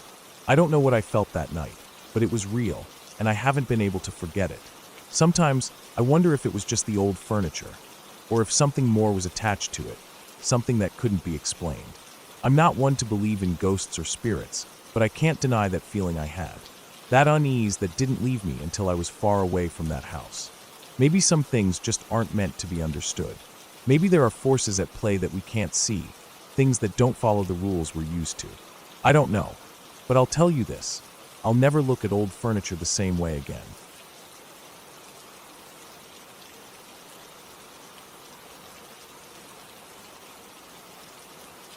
I was 16 when it happened, and I had just gotten used to the quiet hum of my grandmother's house. I had been staying with her for the weekend, a regular routine since my parents lived a little further away. There was always something calming about it. Her house, the smell of old wood and lavender, the creaky floorboards, and the hum of the old fridge. It wasn't a big place, but it was cozy, and she always made it feel like home. That night, I had washed my clothes earlier and hung them on the door frame of the room I was staying in, just like I always did. It was a habit I'd picked up years ago, ever since my room in our house had started getting stuffy. I never trusted dryers, and I liked the way my clothes smelled after drying naturally. That's what I thought I saw first, the clothes moving, gently rustling as if a breeze had come through the room. But it wasn't the breeze, it was something else. At first, my eyes were blurry from just waking up, still half-dazed from sleep. But there it was again, this sound, a soft swishing, the fabric of my clothes shifting in the doorway. I froze. I thought it might have been the wind again, but the air was still. I blinked, trying to focus, and that's when I noticed something that didn't belong. There were legs, really gray and veiny, like they were wrapped in some sick, decaying skin. The legs were thin, unnaturally thin. They moved in jerking motions, dragging along the ground, like they didn't belong to a person. At first, I couldn't comprehend it. My mind was slow to catch up to what I was seeing. But then, the shadow of something tall loomed in the doorway, blocking the dim light from the hallway. I tried to blink the grogginess away. I had to be imagining it. The legs shifted, pulling back into the doorway, and I realized that it wasn't just legs. There was something else, something bigger. Something wrong. It didn't take long for my sleep-addled eyes to adjust. The figure in the doorway became clearer, and I realized that what I was seeing was a man, a creature, really a man of sorts. The first thing I noticed was his skin. It was gray, like stone, with veins protruding from beneath it, almost as though he hadn't eaten in years. The skin looked unhealthy, like it was hanging loosely off of bones that were too large for his emaciated body. His stomach was distended, as though he hadn't eaten in months, maybe even longer. The ribs jutted out from his chest in a way that made me feel sick to my stomach.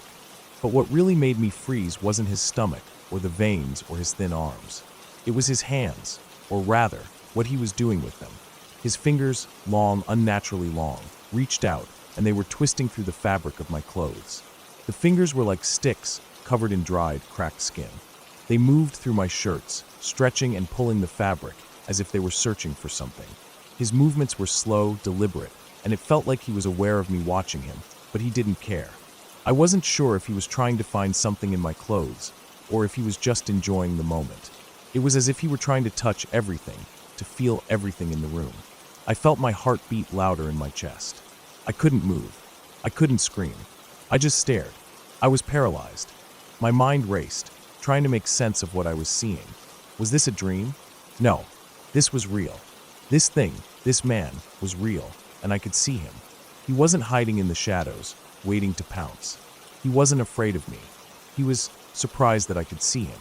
His face, oh God, his face was what really got me. It was like something from a nightmare, stretched out and wrong. His chin was so long it almost looked like it was going to touch the floor, and his eyes were huge, way too big for his face. There were no eyelids, just these massive, round eyes that didn't blink. His mouth was tiny, puckered, like he was pretending to suck on a lollipop that wasn't there, and his lips twisted in an almost mechanical way, like his mouth couldn't move properly. His head, oh God, his head, was cone-shaped, like it had been stretched out of proportion, and I could see the wrinkled skin stretching over the bone, too tight, too thin. I couldn't breathe. I couldn't blink. I couldn't move. He just stared at me, unmoving, but I could feel him. His presence, it was all-consuming. I wanted to scream. I wanted to shout, but no sound came out. I opened my mouth, desperate to get some kind of sound, but I was paralyzed. I tried to reach out, to touch my grandmother, to wake her up, to make her see what I was seeing. I needed help. I needed her. But I couldn't speak, couldn't move. It felt like hours had passed, but it was only seconds. I kept trying to scream. My throat was dry, but my body just wouldn't cooperate. I started shaking, trying to nudge my grandmother awake, but she didn't stir. She was just lying there, oblivious to what was happening. I don't know how long I sat there, just staring back at the creature. I noticed more things as time went on. His hairless body, the way his spine curved unnaturally, like he had been hunched over for centuries.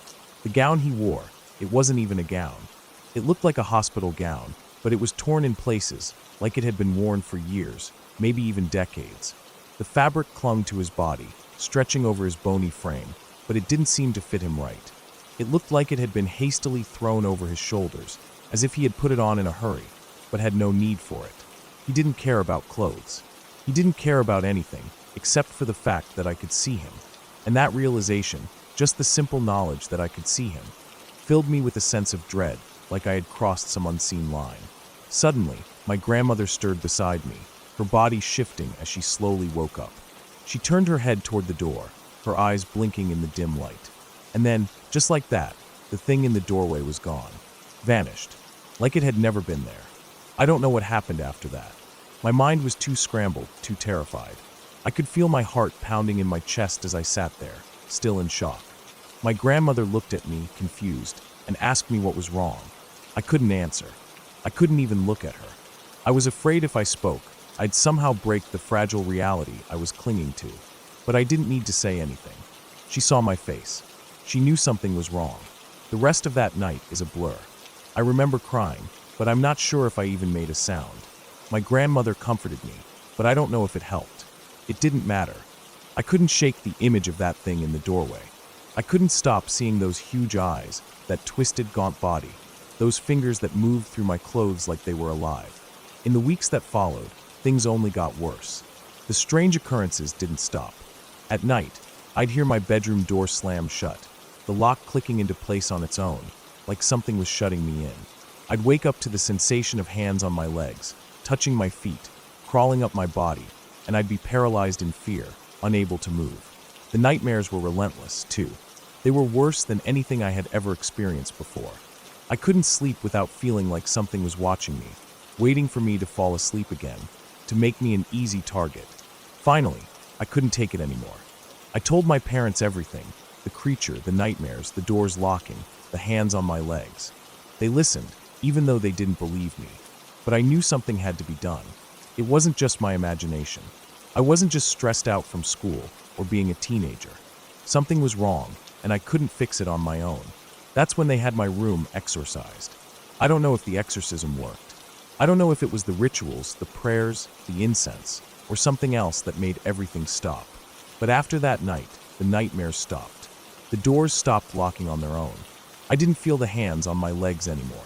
And for the first time in weeks, I was able to sleep without feeling like I was being watched. But the experience changed me.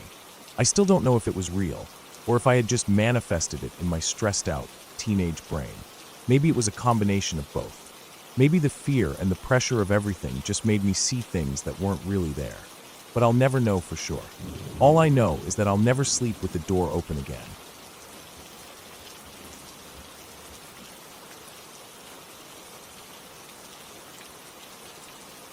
My mom told me this not too long ago. I remember we were just sitting around after dinner, and it kind of came out of nowhere. She wasn't even trying to scare me or anything. It was just something that came up while we were talking about weird coincidences. At first, I thought she was just messing around because it honestly didn't sound like something that would happen to our family. We're not really the kind of people who believe in ghost stories or anything like that. We've never been superstitious. We never talked about haunted houses or spirits or anything when I was growing up. We were just normal, plain people. But when she told me this story, I could tell she really meant it. She wasn't laughing or smiling, and the way she looked at me, I could see that it was something that had stuck with her for a long time. It happened about 10 years ago now. Back then, my cousin, who was about 17 or 18 years old, had gotten into a car crash. She had been a normal, happy teenager before that, always laughing, always on the move, always busy with school or friends or babysitting. She used to babysit a lot for our aunt, my dad's sister. My aunt had 3 little kids at the time, none of them older than 4. They absolutely loved her. She was like a second mom to them, always patient, always ready to play. My aunt relied on her a lot, especially with the house being a mess because of the construction that was going on. See, right before the accident happened, my aunt and uncle had started renovating their house. It wasn't anything fancy, just basic stuff, adding a new room, updating the kitchen, fixing the roof. The place was a bit of a disaster zone. Piles of wood everywhere, tarps covering half the furniture, dust hanging in the air, even when you just walked through the hallway. Construction workers were coming in and out every day, hammering and drilling and yelling back and forth to each other. It wasn't the kind of place you wanted to spend a lot of time in, but it didn't seem to bother my cousin. She still came over to help out whenever she could, watching the kids while the workers did their thing. Then came the accident. It was one of those things where you don't even believe it when you first hear about it. One minute everything is fine, and the next everything just stops. I wasn't there when it happened, but my mom said she got the phone call late one night. My cousin had been driving back from a friend's house. It wasn't even that far, maybe 10 or 15 minutes away. Somewhere along the way, she lost control of the car. Maybe it was the rain, maybe she swerved to miss something in the road.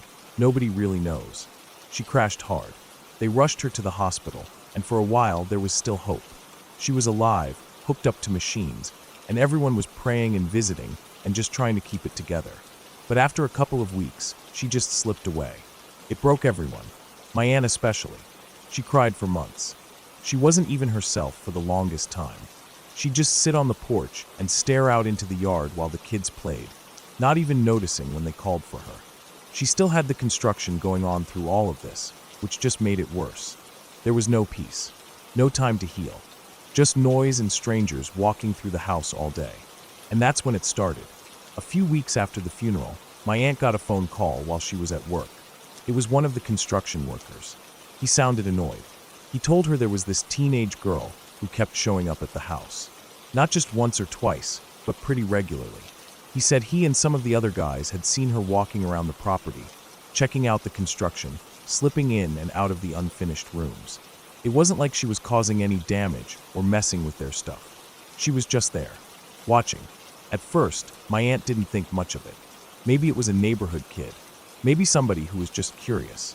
Construction sites are like magnets for nosy kids. She asked him what the girl looked like, just in case she could figure out who it was and tell her to stay away before she got hurt. The worker described her in detail. He said she had long brown hair, wore a red baseball cap, denim overalls, and a white jacket. And just like that, everything stopped for my aunt. Because that was exactly what my cousin used to wear. Not sometimes.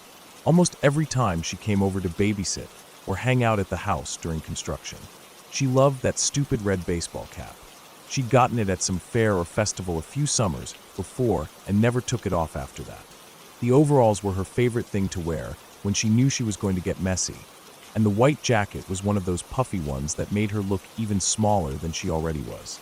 My aunt couldn't even speak for a second. She just hung up and sat there at her desk, staring at the wall. She knew. She just knew. When she got home that night, she didn't say anything right away. She waited until the workers were packing up for the day. Then she went out to the garage, dug through an old box of photos, and found a picture of my cousin from just a few months before she died. In the photo, she was wearing the red cap, the overalls, and the white jacket. It wasn't a formal picture or anything, just one of those random snapshots somebody takes at a barbecue or a birthday party. She wasn't even posing, just laughing at something off camera. My aunt brought the photo out the next morning and showed it to the construction crew when they showed up. Not all of them had seen the girl up close, but a couple of the guys recognized her right away. They said it was definitely her. No doubt about it. They swore up and down that was the girl they'd been seeing wandering around the construction site. None of them knew what to say after that. Some of the guys looked kind of uncomfortable, like they were trying to think of some other explanation, but couldn't. A few of them just got really quiet and didn't say much for the rest of the day. But here's the thing that stuck with me when my mom told me this. It wasn't just a one-time thing. It wasn't like someone had seen a girl once and gotten confused.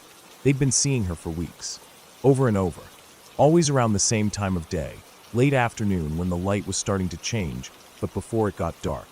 Always just walking slowly around the house, like she was checking on the place, like she still had a reason to be there. And there wasn't anyone in the neighborhood who matched that description. No teenagers with long brown hair and a red cap. No girls who dressed like that. Nobody coming forward to say it was them. After my aunt showed them the photo, the sighting stopped. Just like that. Nobody saw her again after that day. It was like whatever had been happening had run its course. The construction finished a few months later. My aunt got her new kitchen, the new room was added on. The house finally looked the way she had always dreamed it would. But she never really loved it after that. Not the way she had before. She stayed there for a few more years because it was home and because the kids were still little.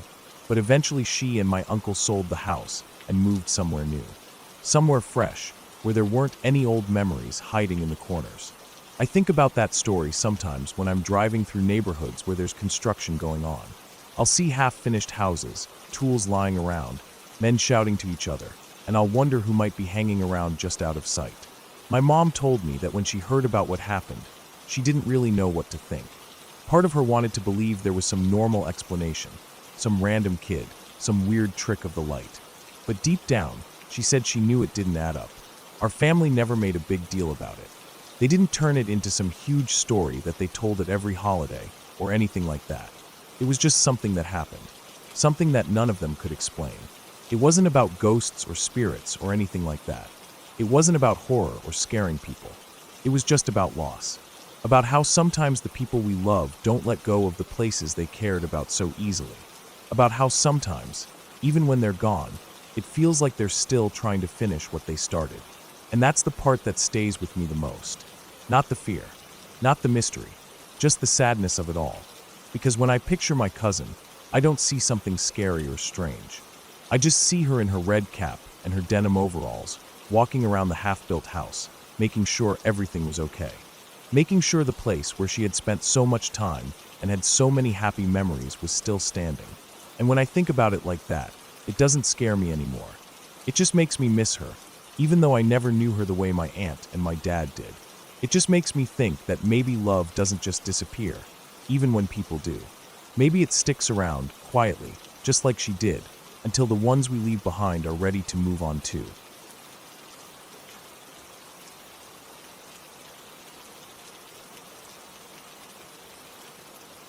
It was one of those cold autumn mornings in the woods, the kind where the air seems to crackle with silence.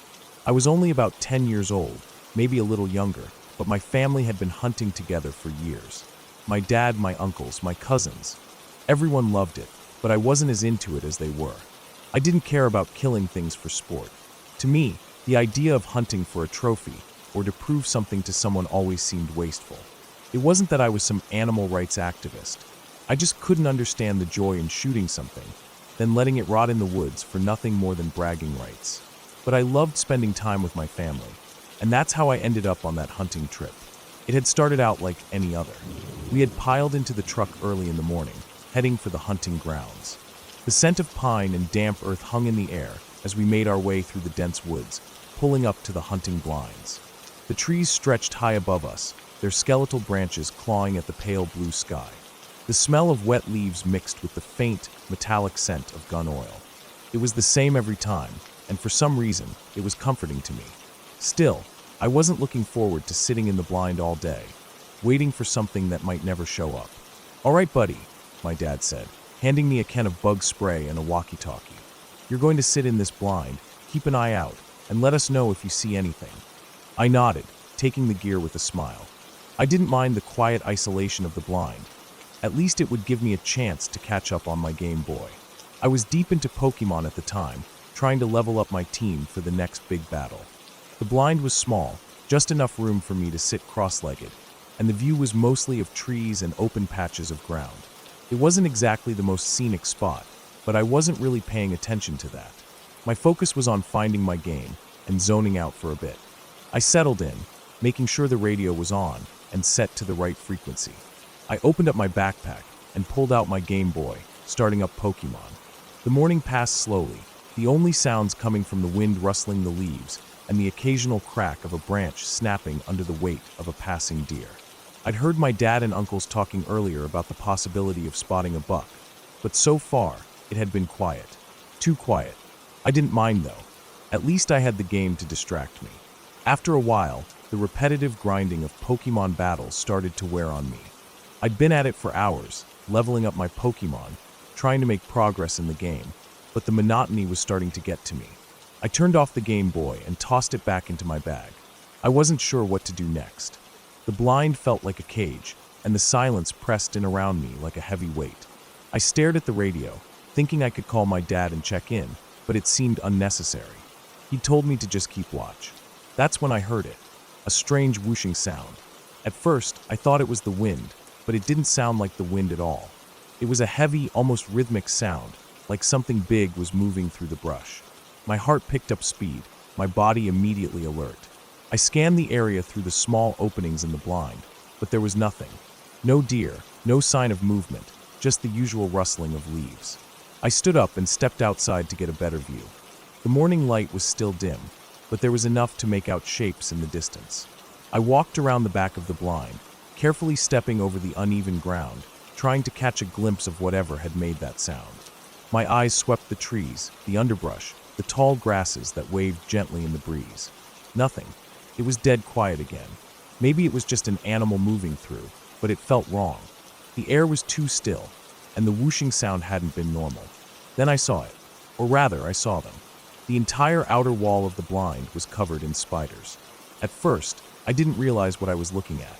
It was like the wall was covered in a dark, shifting mass, and my brain couldn't quite process it. But as I looked closer, I saw that they were spiders, hundreds, maybe thousands of them. They were all linked together, moving in a coordinated wave, climbing over each other, covering the wooden slats of the blind like a living, pulsating blanket. I froze, my heart hammering in my chest. I knew I had to get away, but the thought of running was terrifying. I had no idea where the camp was, and I had been driven out to the blind earlier. I didn't even know the exact way back. I should have just run, but in that moment I didn't. Instead, my mind raced for a solution. I remembered the can of off-bug spray in my backpack. It wasn't a good solution, but I was desperate. My eyes scanned around the blind, and I grabbed the can of bug spray, thinking it might be enough to kill a few of them. But as I pulled it from my bag, my hand brushed against the lighter I kept in there, just in case. A stupid idea sparked in my mind. Why not use the spray and fire to burn them off? The flames would surely kill them, right? I didn't think it through. My mind was clouded by panic, and I acted without fully considering the consequences. I stood downwind of the spiders, holding the lighter in one hand and the bug spray in the other. My hand shook as I flicked the lighter, the small flame catching. Then, I aimed the can at the mass of spiders and pressed the nozzle. The fire shot out immediately, and the moment it hit the spiders, all hell broke loose. The spiders exploded into motion. They didn't scatter like I thought they would. They flew. Flaming spiders, their tiny legs still wriggling, shot through the air toward me. I screamed, the sound of my voice piercing the still air like a sharp, high-pitched cry. I tried to run, but it was too late. The burning mass was all around me, sticking to my skin, my clothes, my hair. They didn't stop. They came from every direction, crawling over me, burning as they landed, biting as they went. I felt them crawling inside my clothes, under my shirt, down my pants. I rolled on the ground, frantic, tearing off my clothes, trying to get away, but it was like they were everywhere. My skin felt like it was on fire. Every time I thought I had gotten one off, another would land on me. My heart raced in a panic I had never known before. I couldn't breathe, couldn't think clearly. I was in full-blown survival mode, but there was no escaping it. The fire from the lighter was still crackling in the distance, but it was the spiders that had taken over, and they wouldn't stop. In a blind panic, I grabbed the radio and screamed into it. "Dad! Dad! Come get me! I want to go home. Please now. Right now." I was crying by then, not even caring that I sounded like a child. The desperation was so raw, so primal, that I didn't care how pathetic I sounded. I just needed to get out of there. My hands were trembling as I clutched the radio, hearing my dad's voice crackle through. But I couldn't wait. The spiders were still everywhere, and the terror was suffocating. I managed to stumble to my feet, still tearing at my clothes, but there was no relief. The spiders were relentless, burning and crawling and biting. They were everywhere. I heard my dad's voice again, faint but clear this time. He was coming, I knew it. He had to. I sat there, shaking uncontrollably, covered in sweat and dirt, my heart still pounding in my chest. I could still feel them crawling over me, even though most of them were gone. I didn't care about the hunting trip anymore. I didn't care about anything. All I wanted was to get away from the nightmare I had created. Eventually, my dad found me. I could hear his heavy footsteps crunching through the leaves as he reached the blind. He must have seen the look on my face, because he didn't ask questions. He just helped me up and wrapped me in a jacket. I couldn't stop shaking. My entire body felt like it had been set on fire, and I couldn't calm down. The relief of seeing him was overwhelming, but it didn't change the fact that I would never be the same after that. We didn't hunt that day. We didn't even stay the night. We packed up and left, the whole family gathering around me, trying to comfort me, but there was nothing they could do. I had seen something that I couldn't unsee, something that haunted me every time I closed my eyes. After that, things weren't the same. I avoided the woods. I avoided any place where spiders could be. I could still feel them on me, crawling through my hair, under my skin. I had nightmares for weeks, waking up drenched in sweat, unable to breathe. My dad tried to reassure me, but nothing helped. Eventually, I went through therapy. My fear of spiders became more than just a fear, it was a full-blown phobia. I couldn't look at pictures of them. I couldn't watch TV shows or movies with them in it. I avoided forests, parks, or anywhere I might encounter them. Every time I saw one, my heart would race, my hands would tremble, and I would feel the panic rising in my chest. I couldn't explain it, couldn't make anyone understand the depth of it, but I knew what I'd seen.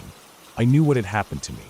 The day I learned what true terror was, what it felt like to lose control of everything. And that's how it stayed. A phobia, a constant reminder of a childhood experience I couldn't erase. I never went hunting again.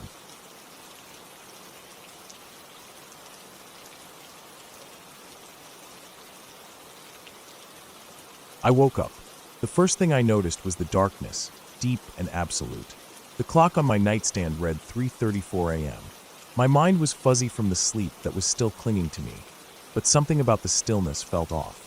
The air was thick, and for a brief moment, I couldn't remember where I was. Everything was quiet, so quiet that I could hear my own heartbeat in my ears. Then I heard it, a rattling sound from downstairs. It was so faint at first, like the creaking of an old house, but then it grew louder, more deliberate. I froze.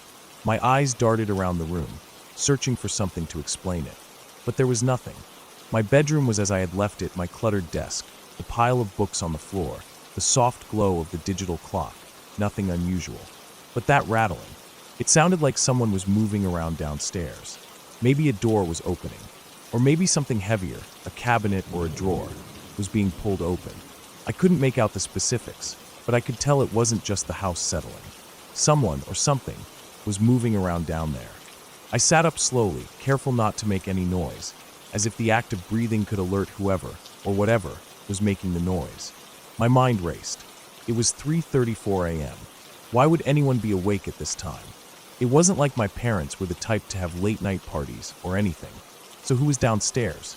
My stomach churned with an unexplainable anxiety. My first instinct was to go to my parents. I needed to make sure they were okay. I swung my legs off the bed, feeling the coolness of the floor beneath my feet. The carpet was soft, but it felt like it was pressing against me with a weight I couldn't shake. My legs felt heavy, and my movements felt slower than usual. I stood up and tiptoed toward my bedroom door, trying not to make a sound. The house was silent again, but the rattling continued faintly in the background. I winced at the noise, but then gathered enough courage to open the door.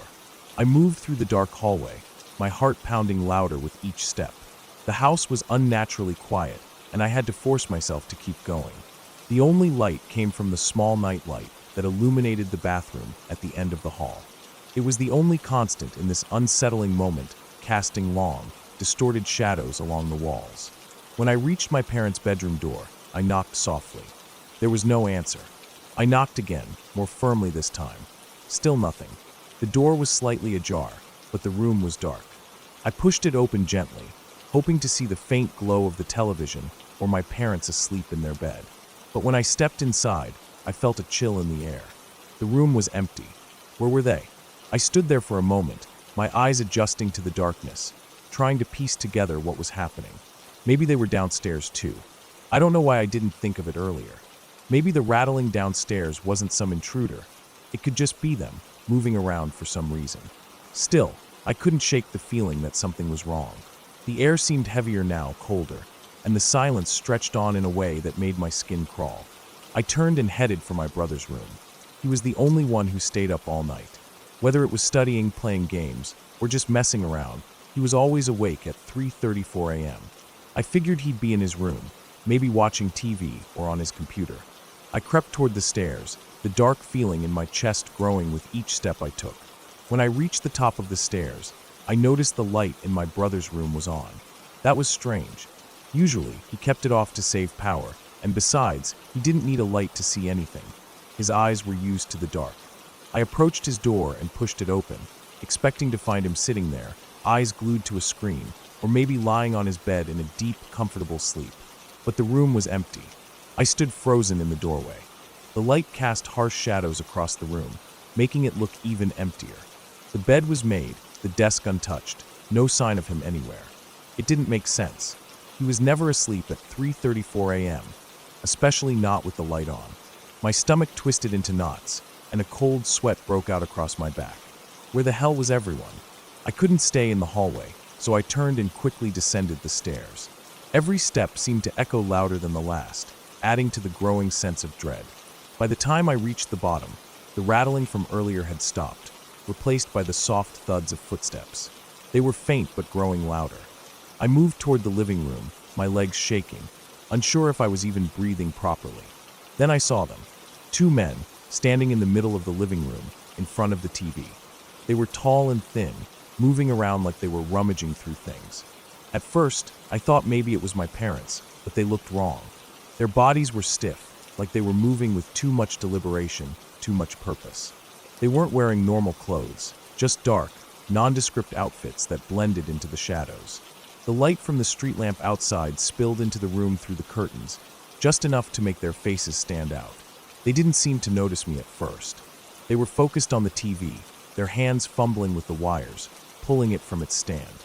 I wanted to scream, to call out, to do something, but my voice was stuck in my throat. I could barely move. My brain was stuck in a loop of disbelief, telling me that this was real, that these men weren't supposed to be here. I turned and ran. As quietly as I could, I bolted up the stairs, my heart pounding in my chest. My breath was coming in short, frantic bursts, and my footsteps seemed so loud in the dead silence. I slammed my bedroom door shut and locked it. I stood there for a moment, trying to steady myself, listening for any sounds. I had to know if they were following me. I couldn't hear anything. No footsteps, no movement. Just silence. Then came the banging. It was loud, aggressive, and so sudden that it startled me to the point where I thought I might faint. Someone was at my door. The banging came again, harder this time, as if the person was trying to break it down. I backed away, my mind racing. My hands were trembling as I clutched the door handle. That's when I woke up. I gasped for air, my body jerking upright in bed. I was drenched in sweat, heart still pounding, my mind disoriented. I glanced at the clock. 3:34 a.m. I blinked and rubbed my eyes. It was all a dream, a nightmare. The relief washed over me like a cold wave. I was still here, in my bed, in the safety of my room. but something didn't feel right. I had to prove it to myself, had to check. I couldn't just lie there and hope it was all in my head. I threw the covers off and stood up shakily. My legs were weak beneath me as I walked down the hallway. My footsteps seemed so loud in the silence of the house, like they echoed through the walls. I reached the stairs, looking down into the living room below. There was nothing unusual. The house was quiet. Still, I felt that weight in my chest, the same one I'd felt in the dream. I went downstairs. I stopped dead in my tracks when I reached the bottom. The two men were there. In the kitchen, standing in front of my parents and my brother. They were shouting at them, though I couldn't make out what they were saying. My parents were frozen, their faces pale, their bodies tense with fear. My brother's hands were raised, trying to defend himself, but he didn't stand a chance. Everything that had happened in my dream was happening again, right in front of me. I turned and ran upstairs, slamming the door behind me. My heart was in my throat, and I could barely catch my breath. I locked the door, the sound of my own heartbeat thundering in my ears. 10 seconds later, the banging started again. This time, I didn't wake up. I sat there in the dark, my body trembling uncontrollably, and realized the nightmare wasn't over. This was real. The fear had seeped into my bones, and I knew there was no escaping it now. I didn't manage to fall back asleep for the next 36 hours. Every time I closed my eyes, I saw their faces, the men who had been in my house, who had been terrorizing my family. And every time I heard the faintest sound at night, I would freeze, heart racing, waiting for them to come back. I'm still not sure if it was a lucid dream, sleep paralysis, or something else entirely. But I know one thing for sure. It felt too real. Too real to be anything other than a nightmare that never really ended.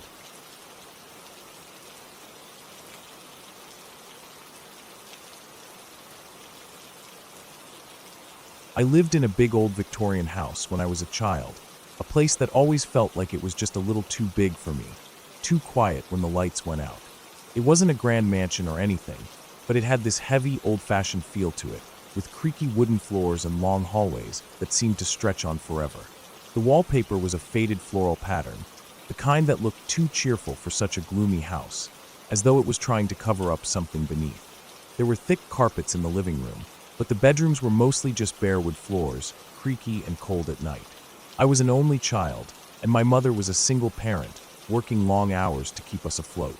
She was always tired, always looking for ways to keep me entertained, and I think, in some ways, she relied on me to be quiet and well-behaved. I don't think she ever meant to, but I often found myself trying not to bother her, feeling like I had to look after myself while she went about her busy life. But no matter how quiet I tried to be, something about that house always kept me on edge. It was hard to explain, but I could feel it in the stillness of the air, in the way the house seemed to watch you. The most unsettling thing, though, was the laughter. It started when I was around 5 or 6, waking up in the middle of the night to the sound of laughter in the hallway. It wasn't loud, but it was unmistakable, high-pitched, almost mocking, like someone was enjoying a joke I didn't understand. Sometimes it sounded like a group of people. Other times it was just one voice, echoing through the halls. At first, I thought it was the TV. Maybe my mom had left it on too late, but the laughter never seemed to fit. The timing was off, like it was waiting for me to hear it, to wake up in the dark and feel it crawl under my skin. It never sounded like it came from a specific room, but just from the hallway outside my bedroom door. I told my mom about it the next day, but she didn't take me seriously. She shrugged it off, saying maybe I had just been dreaming, or that it was probably the TV playing something strange. But it didn't feel like a dream. I could still hear the faint traces of it, echoing in my mind long after I'd tried to sleep again. And it wasn't the TV. I knew it wasn't. It was something else. The nights started to get harder to sleep through. I'd stay awake in bed, listening to the sounds of the house settling, the creaks of the wood shifting under the weight of time. But no matter how still I lay, I'd hear that laughter again. Sometimes I'd try to get up and peek through the crack in my bedroom door, but I'd always chicken out at the last second. What if there was someone out there? What if they heard me? But then one night, it was different. I woke up, feeling the familiar weight of sleep still pressing on me. It was dark, really dark, and I could hear that laughter, but this time it was much closer. It was in my room. I could hear it echoing in the corners of my mind, making the hairs on the back of my neck stand up. The sound was hollow, almost like it was coming from inside my own head, but at the same time, I could feel it coming from the air around me. I tried to sit up, thinking maybe I'd had a bad dream, but when I tried to move, I couldn't. My shoulders felt heavy, like someone was holding me down. I couldn't see them, but I could feel invisible hands pressing into my shoulders, pushing me back into the mattress. I couldn't scream. I couldn't move. I was frozen, unable to do anything but hear that laughter swirling around me, getting louder, almost like it was mocking me for being so helpless. It was cold too, like the air in the room had dropped several degrees. I tried to scream, to call out for my mom, but my throat wouldn't work. My chest was tight, and all I could do was lie there, feeling the pressure on my shoulders, feeling the laughter wrap itself around me like a blanket. Finally, I found my voice and I screamed. I screamed as loud as I could, my heart pounding in my chest, desperate for it to stop. That was when my mom burst into the room, flicking on the bedside lamp. The light burned my eyes, and for a moment, everything was blurry and disoriented. She rushed to my side, pulling me into her arms, trying to comfort me as she assured me that it was just a bad dream. "You're okay, sweetheart, it's okay," she repeated over and over. But I couldn't shake the feeling of the invisible hands still pressing into my shoulders. I couldn't forget the laughter. My mom stayed with me for a while, sitting on the edge of the bed, gently brushing my hair away from my face, convincing me to close my eyes and go back to sleep. But I couldn't. I kept thinking about the laughter, about the feeling of someone holding me down, and most of all, about the pain in my shoulders. I didn't know if it was from the pressure of being held down or if it was something else, but it hurt. It hurt in a way I couldn't explain. Finally, after a few minutes, I pulled away from her, sitting up. "My shoulders hurt," I said quietly. I don't think I even meant to say it, but the words just came out, like my body was trying to make sense of what had just happened. My mom looked at me, her face softening with concern. "What do you mean?" she asked, lifting up the hem of my t-shirt. I don't know what I expected to see, but what she found made her stop dead in her tracks. There were 2 handprints on my shoulders. They weren't bruises, but they were unmistakable, large, adult-sized handprints, like someone had gripped me tightly enough to leave a mark. They were red and raw, as if I had been held down with force. My mom's face went pale, and I could see her hands shaking as she looked at them. She didn't say anything for a moment, just staring at the marks on my skin, and then she pulled me into her arms again. It's okay," she repeated, but I could feel the tremor in her voice now. I had never seen her look so scared before. It was like she was trying to convince both of us that everything was fine, but deep down, I could tell she was just as shaken as I was. She stayed with me for the rest of the night, holding me close, but the laughter never came back. It never returned in the same way, not that night, or any night after that. The house was quiet again, but something had shifted. That night, I thought I would never forget the sound of the laughter, the feeling of being held down. It was like something had been trying to get to me, but I didn't know what. As I grew older, I convinced myself it had been a bad dream, a product of my overactive imagination. I didn't want to remember the handprints on my shoulders, the way they felt so real, so undeniable. It was easier to just forget about it, easier to let it fade into the background, buried beneath the layers of time. But the other day, I mentioned it to my mom. I was just talking casually, not expecting anything from her, and I brought up the strange things that used to happen in that old house. I remember her face going blank, her eyes wide with shock, like she hadn't thought about it in years. And then, without a word, she said, "I don't want to remember that." I didn't push her to explain. I could tell it made her uncomfortable. I could tell that whatever had happened in that house wasn't something she wanted to face. And I didn't need to ask her to know that she was just as haunted by those memories as I was. It wasn't just a bad dream. It wasn't something we could explain away. Something had happened, and it was real. I don't think I'll ever truly understand what it was, whether it was something in the house, something about that place, or something deeper that we couldn't explain. But I know one thing for sure. Whatever it was, it left a mark. On me, on my mother, and on that house. And it's something neither of us will ever forget.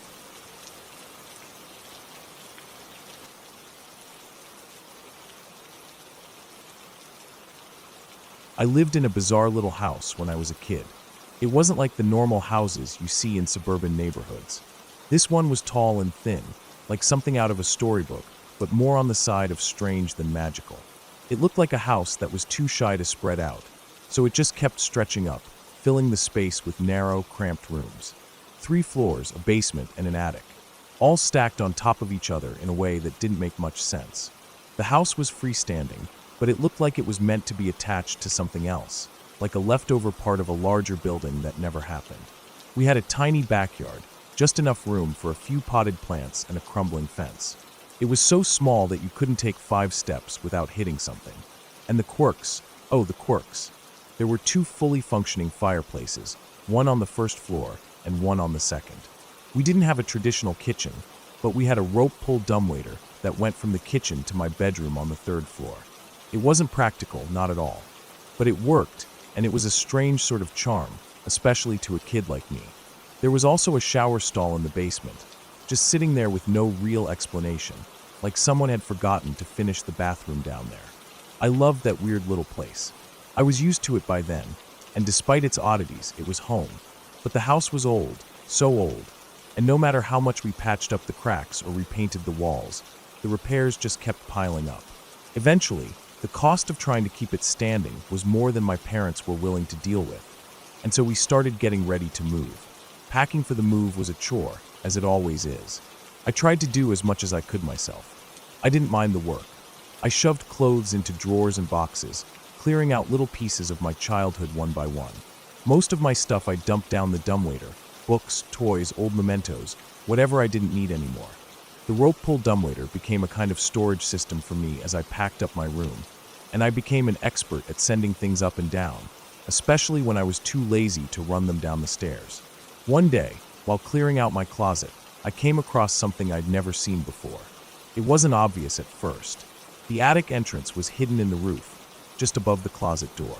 It was one of those pull-down ladders, the kind that you yank on, and the rungs unfold like some kind of secret pathway into the unknown. It took me a while to notice it. I guess I never had a reason to.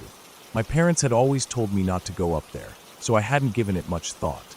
But that day, with the house being slowly emptied out, it felt like I was exploring the place for the first time. I climbed up, stepping onto the stack of clothes I had piled high in the closet. They had formed a solid mass, like a brick wall of fabric. The attic entrance creaked as I pulled it down, and I hesitated for a moment, standing there in the dim light of my room. My heart was pounding, not because I was scared, but because it felt like I was about to discover something important, something hidden away for far too long. The attic was surprisingly well lit. It wasn't completely dark like I expected it to be. Red Christmas lights were strung across the beams, still flickering faintly, their incandescent glow casting a soft, eerie light across everything. The lights weren't even plugged in. They had been left up there, tangled and forgotten. It was as though they had been left on, even after all these years, just waiting for someone to come across them. The first thing I noticed was the strange setup. It wasn't just a typical attic filled with old boxes and forgotten furniture. No, this place was different. The insulation was ripped away, and the exposed walls were covered in old, cracked plaster. The floor was cluttered with things: furniture, sheets, random items that looked like they hadn't been touched in decades. Among them was an old, rusted mint green refrigerator. It stood there in the middle of the room, out of place and eerie. I couldn't believe it still worked, but when I opened it, I found it still cold inside. Old food wrappers, yellowed and dusty, lined the shelves. I shuddered but didn't shut the door. And then I saw the bones. They were scattered across the attic, piled in clumps all around the room. There were bones of every size, every shape. Some were small and delicate, maybe the bones of animals. Others were large, broken, jagged, and splintered. I didn't understand what I was looking at first. I wasn't old enough to know much about anatomy, but I could tell these were real bones. Not plastic, not fake. They were clean, bleached white, like they'd been left out in the sun for years, but still sharp and unnerving to look at. There were so many of them. Too many for any single person to ever need. I didn't know what to think, but my feet felt stuck to the floor. I didn't want to step any closer, but something about it called me forward. I moved toward the center of the room, where the piles seemed to gather most heavily. They were not organized at all. They were haphazardly stacked, thrown together with no sense of pattern, as if someone had just dumped them there. I looked closer, my mind racing, trying to make sense of it all. 2 of the piles were blackened, burned, as if someone had tried to set them alight. The bones in those piles had dark scorch marks on them, charred edges that made the whole scene feel even more sinister. I could see that there were markings on the wall near those burned piles, dark smears and smudges that looked like someone had dragged their hand across the plaster. At first, I thought it was just dirt or something, but then I saw the words, barely visible, written in the dark stains. They were hard to make out, but I saw the word sorry more than once. It was smeared in a frantic, sloppy way, like someone had been in a hurry or in distress.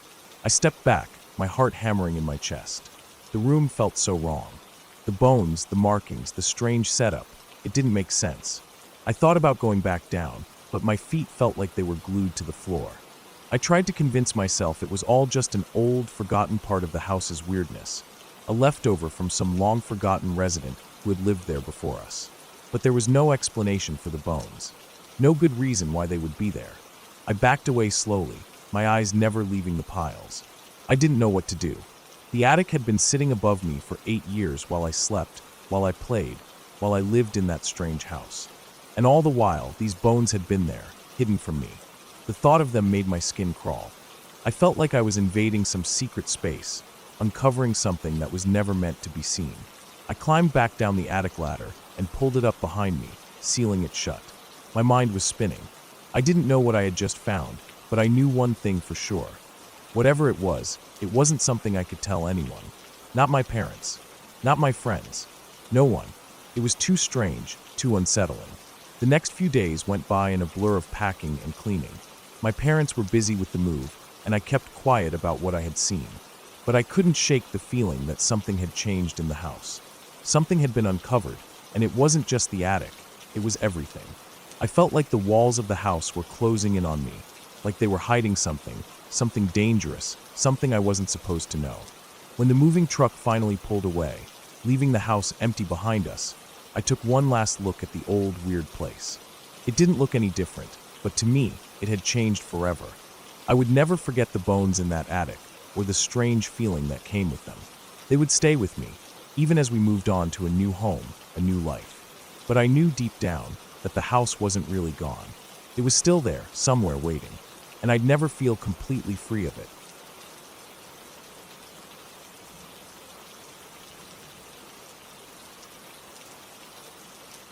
Back in 2004, I was 17 years old and thought I knew everything.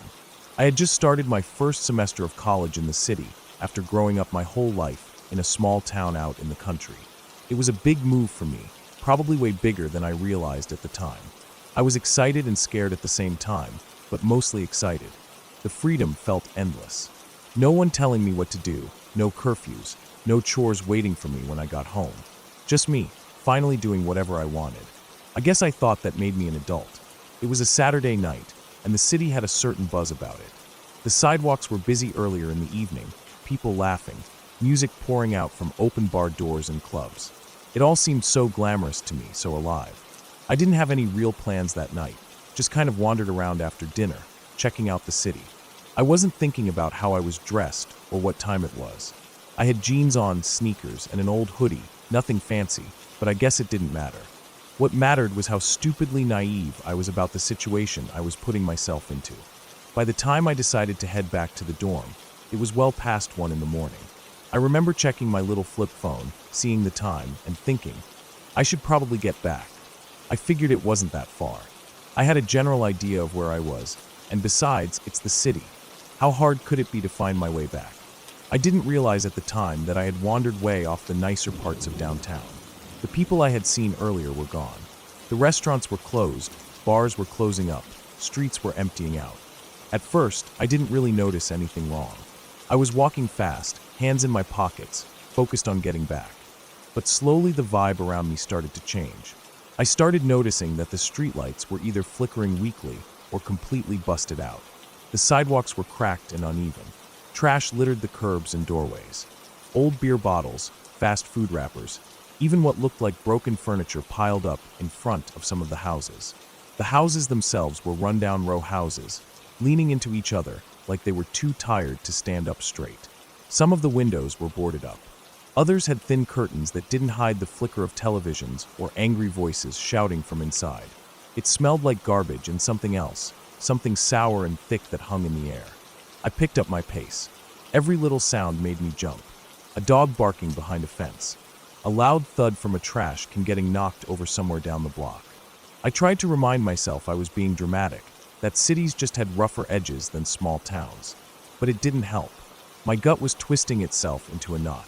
That's when I noticed the car. I heard it before I saw it. The low rumble of the engine creeping along behind me.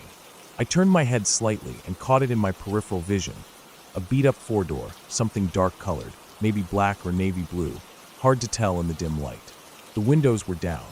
At first, I told myself it was just a coincidence. They're probably just looking for parking. Maybe they live around here. But then the car didn't pass me.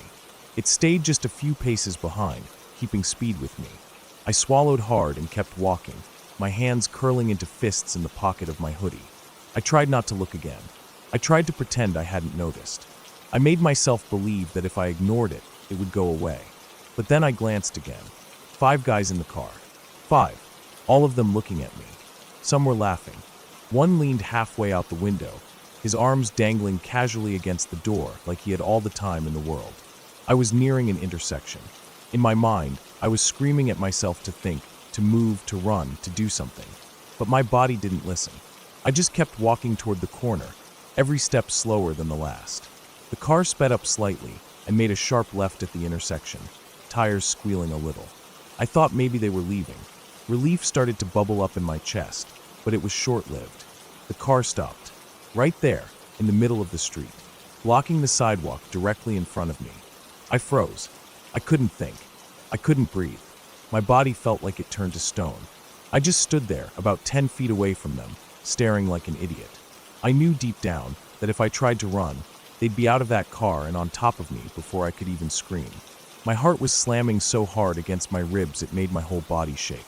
My vision was tunneling. It felt like the entire world had shrunk down to just me and them and the yawning darkness all around. I don't know how long I stood there. It could have been a few seconds. It could have been a full minute. Time didn't make sense anymore. I was paralyzed, my mind an empty, buzzing void. I remember thinking, in some detached way, that this was it. That this was how girls disappeared. How parents got those awful phone calls. How lives ended. And then out of nowhere, a porch light clicked on. I flinched so hard it hurt. The light came from the house just past where the car was idling. It cut through the dark like a spotlight, bathing the broken sidewalk and the street in a yellow, almost dirty glow. The front door creaked open, and a guy came out.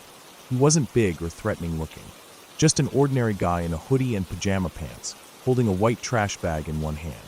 He didn't even seem to notice me or the car at first. He was muttering to himself, fiddling with the bag, walking toward the trash can at the edge of the curb like it was just any other night. The guys in the car reacted immediately. They peeled out, tires screeching, the engine roaring louder than it should have been for how slow they were going at first. The smell of burnt rubber filled the air as they disappeared around the next corner, gone like smoke. I didn't move for a second. I couldn't. Then I just crumpled, right there on the sidewalk. My knees gave out, and I sat down hard on the concrete, gasping and shaking and crying without making any sound. I felt like my whole body had been wrung out like a wet towel. The guy with the trash noticed me then. He stopped dead, holding the bag awkwardly, looking confused and concerned.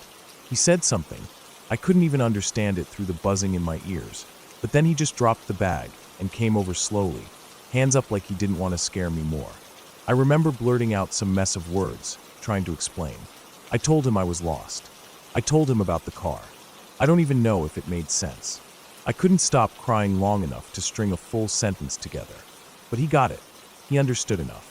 He crouched down and asked if I wanted to come inside for a minute. Again, I don't remember exactly what he said, but I remember how he said it, calmly, gently, like I wasn't in trouble, like I wasn't stupid for being there. I followed him inside like a stray cat. His house was messy but warm. Old couches, dishes in the sink, posters tacked crookedly to the walls. The place smelled like old pizza and laundry detergent. Another guy, his roommate I guess, poked his head out of a back room, looking half asleep. They didn't crowd me or make me feel weird.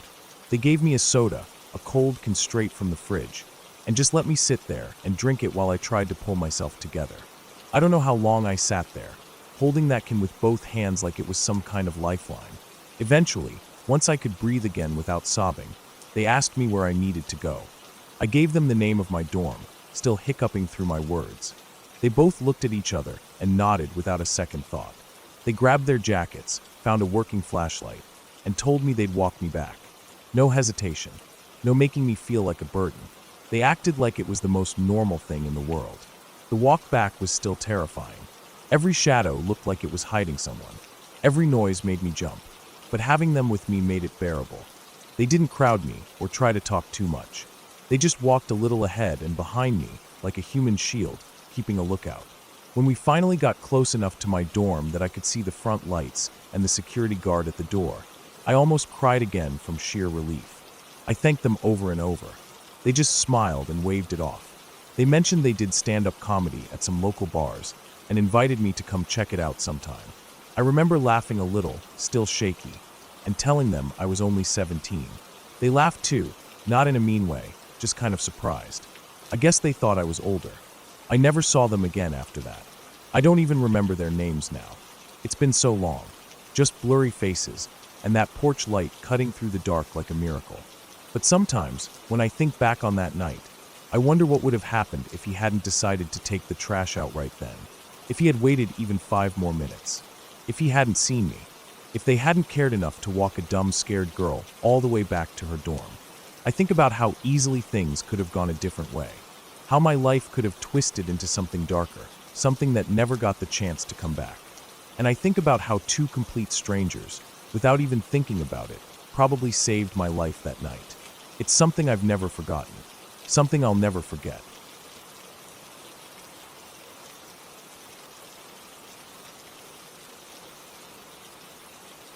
When I was 8 years old, my family packed up everything we had and moved from the bustling urban sprawl of South Florida to a small, quiet town in northern Florida. The kind of place where everyone knows everyone, and things feel a little too still sometimes, like the air is always waiting for something to break the silence. It was the kind of move you read about in those old Goosebumps books. The feeling that something was wrong with the place from the start, even if you couldn't quite put your finger on it. I remember how different everything was. The thick trees, the smell of the woods, and how dark it would get out there at night. The roads felt endless, and the houses were far apart. It didn't take long before the weird stuff started happening. Small things at first, things I couldn't explain, but they were enough to make me feel like I was always looking over my shoulder. Little things you'd dismiss if you were trying to convince yourself everything was normal. But when I was 23 and my sister moved back into our parents' house, things got a whole lot worse. At the time, my sister had a young son, a baby, and her husband was overseas in Afghanistan. It was one of those situations where, after months of being alone in a trailer, she couldn't take the loneliness anymore. The isolation was overwhelming. Raising a newborn alone in the middle of nowhere isn't something anyone should have to do, especially when you're as young as she was. So, she moved in with our parents. It was only supposed to be temporary, but it quickly became clear that things weren't quite right in that house anymore. It started slow. Little noises here and there that she didn't think much of at first. The first thing she noticed was the headboard of her bed. Sometimes, when she'd wake up in the middle of the night, she'd hear it slam against the wall. It wasn't loud enough to be truly alarming, but it was enough to make her raise an eyebrow. The first couple of times, she thought maybe it was just the house settling. But after a while, it happened more often, and it got harder to brush off. Then one night, she woke up because someone was tickling her. She thought it was just her son, maybe his little hand brushing against her in the dark. But when she opened her eyes, no one was there. And her baby was still fast asleep, completely unaware of what had just happened. That's when the feelings started to creep in. She didn't talk about it much at first, but it was clear she was uneasy. It wasn't something she'd say out loud, but you could tell. The house felt off. But it wasn't until one night, a few weeks later, that things escalated in a way that no one could ignore. My sister woke up screaming. It wasn't the kind of scream you'd expect from a nightmare, either. It was the kind of scream that felt real. My mom rushed into the room, and what she saw left her frozen. The bed was rocking. Not like it was shaking from the wind, or anything like that. This wasn't some gentle swaying. It was violent up and down, side to side, like something was underneath the bed, throwing it around. My sister wasn't just scared, she was terrified. And it wasn't the kind of thing you can just explain away. The bed was moving, and my sister was alone in the room, holding her baby. My mom tried to calm her down, but she could see it in my sister's eyes. She wasn't imagining this. I wasn't in the room, but I could hear the panic in their voices. My mom was trying to console her, trying to make her feel safe, but something in that room just felt wrong. That was the moment when things became undeniable. Whatever was going on in that house, it wasn't just a creaky old house. It wasn't just the wind. It was something else. Over the next few days, things got worse. My sister couldn't sleep. The stress of raising a newborn was already bad enough. But now there was something else, something that was making her feel like she couldn't escape. And it wasn't just the bed anymore. One night, while she was nursing her son, something grabbed her ponytail. It wasn't like a gust of wind. It was as if someone had physically grabbed her hair and yanked it hard. She didn't know what to do. She couldn't explain it, but she knew it was real. The way it made her head jerk back, and the way her body tensed up, it was too real to just be a figment of her imagination. It wasn't some sleep-deprived hallucination. She screamed, and my mom came rushing in. My mom, ever the calm one, didn't panic. She didn't get hysterical or worried. She went straight into mom mode, which was exactly what we needed in that moment. She walked into the room, and without a second of hesitation, she spoke to whatever it was like she was scolding a child who had misbehaved. "I understand things are different now," my mom said, her voice firm yet calm. "There's a baby here now. You've been here longer than we have. I get it. You're curious, but you will not touch them. Do you hear me? You can watch, you can stay, but you will not touch them." The air felt thick when she said that. The kind of silence that settles when everything holds its breath. We all held our breath, waiting for something to happen, for a sign that this would stop or that it would escalate. But it did stop. It wasn't like some immediate, dramatic change. It just stopped. No more bed shaking. No more hair pulling. No more mysterious noises. Whatever had been there, whatever was making my sister's life hell, it was gone. After that, everything seemed to settle down. The house wasn't perfect, and there were still those little strange moments that happened from time to time, but it wasn't the same. Things didn't get worse. The house didn't feel like it was closing in on us anymore. My sister stayed for a few more months before she moved out, back to her own place. And that was it. It felt like we had made some sort of unspoken truce with whatever had been there. It had watched us, it had tested us, but we hadn't given in. Years passed, and life moved on. But I can still remember that time like it was yesterday. How the air in that house would change when things happened, how the tension would rise, and how it felt like you were never alone, even when you were. There's a part of me that still wonders what it was. Was it something in the house, some weird shift in energy or the land? Or was it something else entirely? Whatever it was, it stopped after my mom spoke to it. She wasn't scared. She didn't let it have power over her. And for whatever reason, that was enough. The house still stands, but we've never had anything like that happen again. Maybe it's because we're all more aware of the place now. Or maybe we just learned to live with the quiet hum of something strange always lingering in the background. But I know one thing for sure. That thing, whatever it was, had no power over us after that night. And as weird as it sounds, I'm thankful for that. Sometimes you just have to stand up to the weirdness and say, "Not today." And that's exactly what my mom did.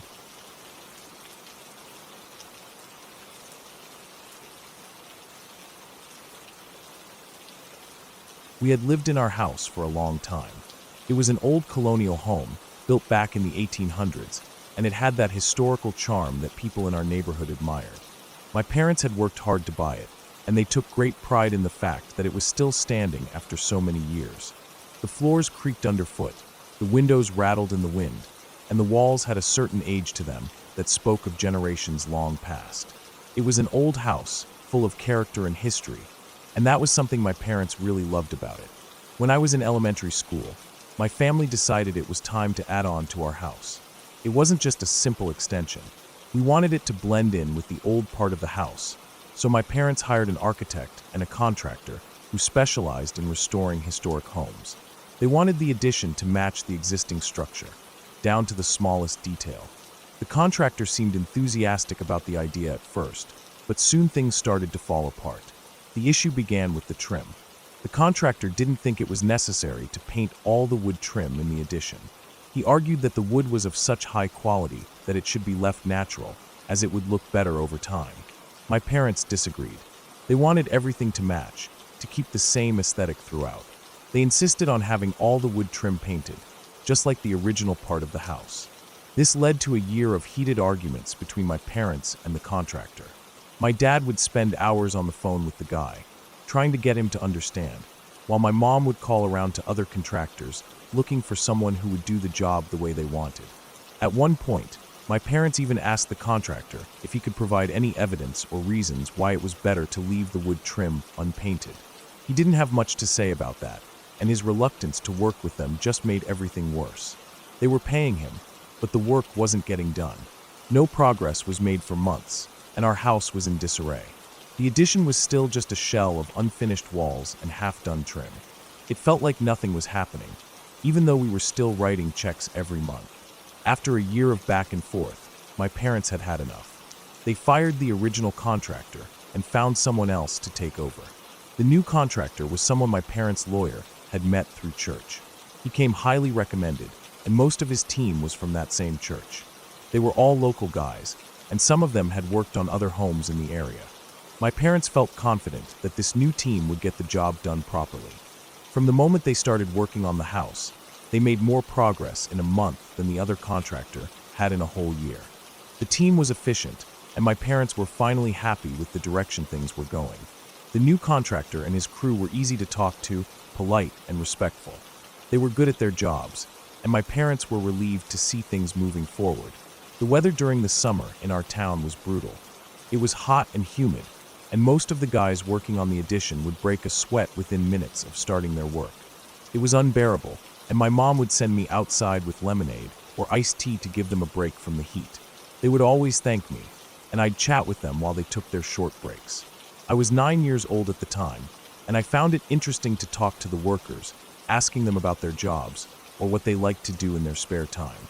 One of the guys, Kenny, stood out to me. He was probably in his late 30s, tall and broad-shouldered, with dark brown hair and a rough, weathered look to him.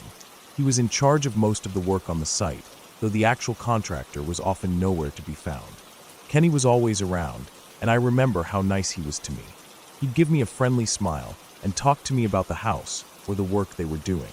He didn't mind that I asked questions, and he always seemed patient, explaining things in a way I could understand. As the months went by, the house slowly started to take shape. The addition looked great, and my parents were thrilled to see everything finally coming together. Kenny seemed to be the one overseeing everything, making sure that things went according to plan. But despite all the work that was being done, there was something off about him. Looking back, I'm not sure exactly what it was. Maybe it was the way he seemed just a little too friendly, a little too willing to chat, but there was always something that made me uneasy around him. It wasn't anything specific. It was just a feeling I had whenever he was around. But I didn't think much of it at the time. After all, he was just another worker, and everyone else seemed to trust him. Eventually, the work on the house was finished. It had taken about 2.5 years, far longer than anyone had expected, but the addition looked beautiful. The new trim was painted exactly the way my parents wanted it, and the new rooms blended perfectly with the old ones. It was a huge relief, and my parents were finally able to breathe easy. The house was exactly how they had envisioned it. But then, a few months later, something happened that would change everything. One afternoon, I was sitting at the kitchen table, doing my homework when my mom came in with a newspaper. She looked at me with a mixture of confusion and concern. The headline of the local paper was about a man who had been arrested and put in prison. His name was Kenny. At first, I didn't understand what that meant. My mom explained that Kenny, the man who had worked on our house, had been charged with something terrible. He had been arrested for pedophilia, and he was now in prison. I was shocked. I had no idea what to say. How could this be the same person I had talked to so many times over the past couple of years? The man who had smiled at me and made small talk while working on our house? The man who had been so friendly? It didn't make any sense. But as my mom continued to explain, it became clear that this wasn't just some random arrest. Kenny had been on a list of sex offenders. He had a past that no one knew about, and the contractor had never mentioned it to my parents. In fact, the contractor had gone out of his way to keep that information hidden. It seemed like everyone had trusted him, but in reality, he had a dark history. The more I thought about it, the worse it made me feel. Kenny had been around us for so long, and my parents had trusted him with us, my brother and I. They had left us home alone with him and the other workers on more than one occasion while they ran errands or went to work. I could hardly believe it. All those times I had been outside, handing him lemonade, talking to him about the house, and not once had I suspected anything was wrong. He had been so nice, so friendly, that it felt impossible to imagine him being capable of something so awful. I tried not to dwell on it too much. After all, nothing had happened to me or my brother. We were safe. But the fact that someone like Kenny could have been around us for so long without anyone knowing the truth left a bad taste in my mouth. I couldn't help but wonder if something could have happened. I didn't want to think about it, but the thought kept creeping into my mind. It wasn't just Kenny. The more I heard from other people, the more I realized that a lot of people had similar experiences. There were others who had worked on their houses, had been in similar situations, and had no idea about the pasts of the people they were letting into their homes. I wasn't the only one who had been left in the care of someone with a dark secret. As time went on, the fear and unease lingered. My parents were understandably upset when they found out the truth about Kenny. They felt betrayed by the contractor, who had kept such an important detail hidden from them. It made them question how well they knew the people they were letting into their lives. They wondered if they had been too trusting, too willing to believe that everyone had good intentions. But the most unsettling part was the realization that these kinds of things can happen without anyone noticing. We had been so careful, so hospitable, and yet we had allowed someone with a dangerous past into our home. We had trusted him because he seemed harmless, because he had been nice. And that made me realize just how easy it is to miss the signs of something darker beneath the surface. I can't forget about Kenny. I can't forget how it felt to know that someone who had been so close to us was hiding such a horrifying secret. Even now, I can't help but feel a sense of unease whenever I think back to those days.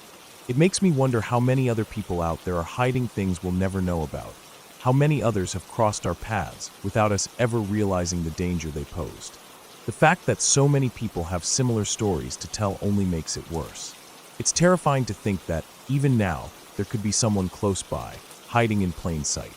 I can't shake the feeling that, if we had known the truth about Kenny, things would have been different. Maybe we would have been more cautious. Maybe we wouldn't have trusted him as much. But what's done is done, and all we can do now is move forward, knowing that sometimes things aren't always what they seem.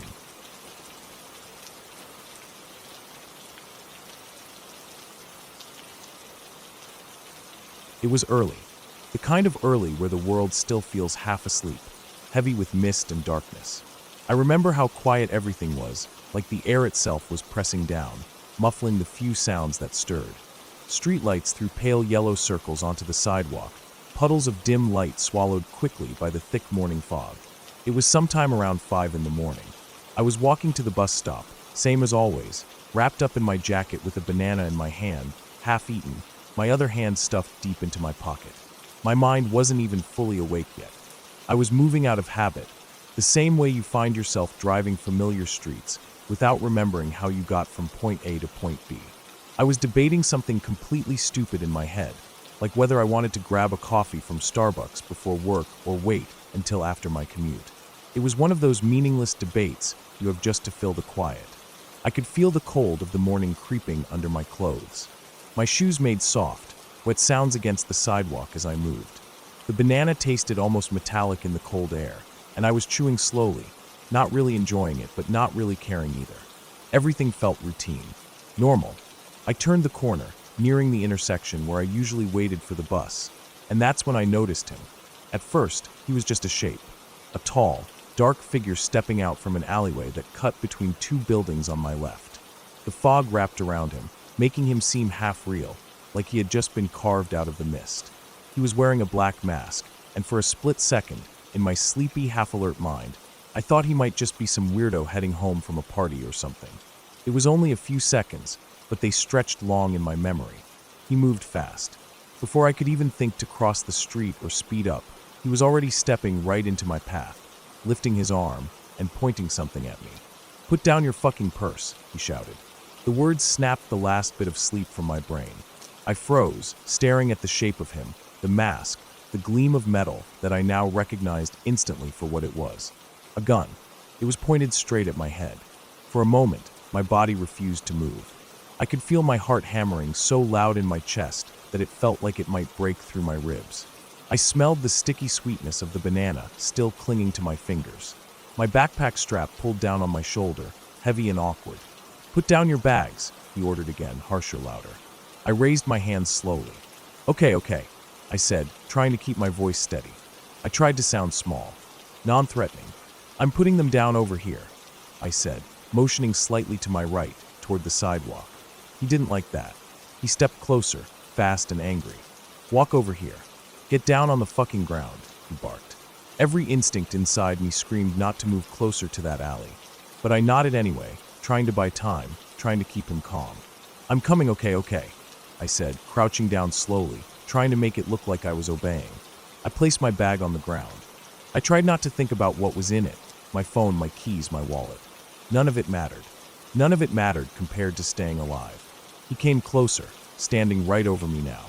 The gun was so close I could have counted the tiny scratches on the barrel if I dared to look at it directly. Without warning, he pushed me down flat onto the cold, damp pavement, the barrel pressing into the side of my head. The smell of wet concrete filled my nose. I was dressed in baggy clothes, oversized pants, a loose jacket, a hat pulled low over my head. I was on my way to coach a high school practice, dressed the way I always dressed for mornings like this. Practical, comfortable, anonymous. If it weren't for the sound of my voice, I could have passed for a teenage boy. He hovered over me for a moment. I felt his weight shift, felt him hesitate. Even though my face was turned away, I could feel his eyes on me.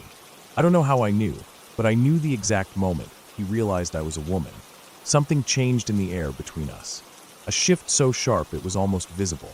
He stood up quickly, like he was making a decision. He pointed toward the dark mouth of the alley. Come with me, he said. The words were low and full of something I didn't want to think about. My stomach twisted. Somewhere deep inside, something primal lit up like a flare. I remembered the warnings, the news stories, the quiet conversations among neighbors about the daytime assaults that had been happening nearby. I remembered the way the reporters said things like broad daylight and no witnesses. My brain split in two. Part of me, the part that wanted to survive, screamed not to follow him. The other part, the terrified part, reminded me he had a gun. He shouted again, angrier this time, like he could hear my hesitation. I forced my legs to move. I took a tiny step toward him, toward the alley. I'm coming, I said, my voice high and trembling. He turned slightly, his body shifting so that he was facing the alley, his gun moving with him. It was the only chance I was going to get. Without thinking, without planning, I tucked my chin down toward my chest, turned on my heel, and ran. I sprinted like my life depended on it, because it did. I ran harder and faster than I ever had before. My lungs burned immediately, and the cold morning air tore at my throat. I didn't look back. I couldn't. Every part of me focused on moving forward, on putting as much distance between us as possible. I was screaming without realizing it. A high, shrill wail that tore out of my mouth and echoed down the empty street. The sound scared me almost as much as everything else. It made it real. My shoes slapped the pavement, slipping a little on patches of slick concrete. I ran past dark storefronts and shuttered windows, past parked cars that seemed like useless statues. I didn't even know where I was running. I just knew that every step away from that alley was a step toward surviving. I counted blocks without meaning to. 1 block, 2 blocks, 3.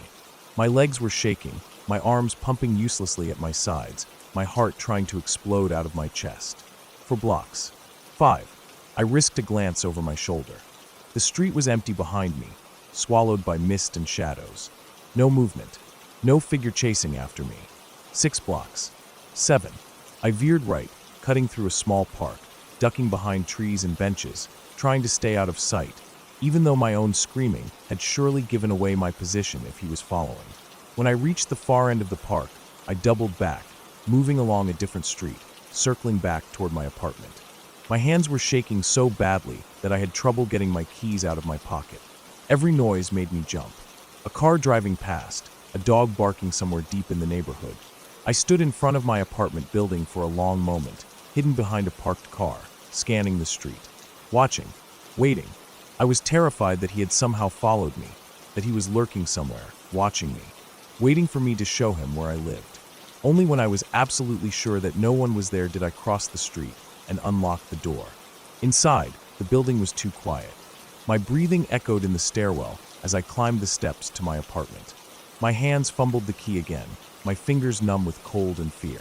I slipped inside, slammed the door behind me, and locked every single lock I had.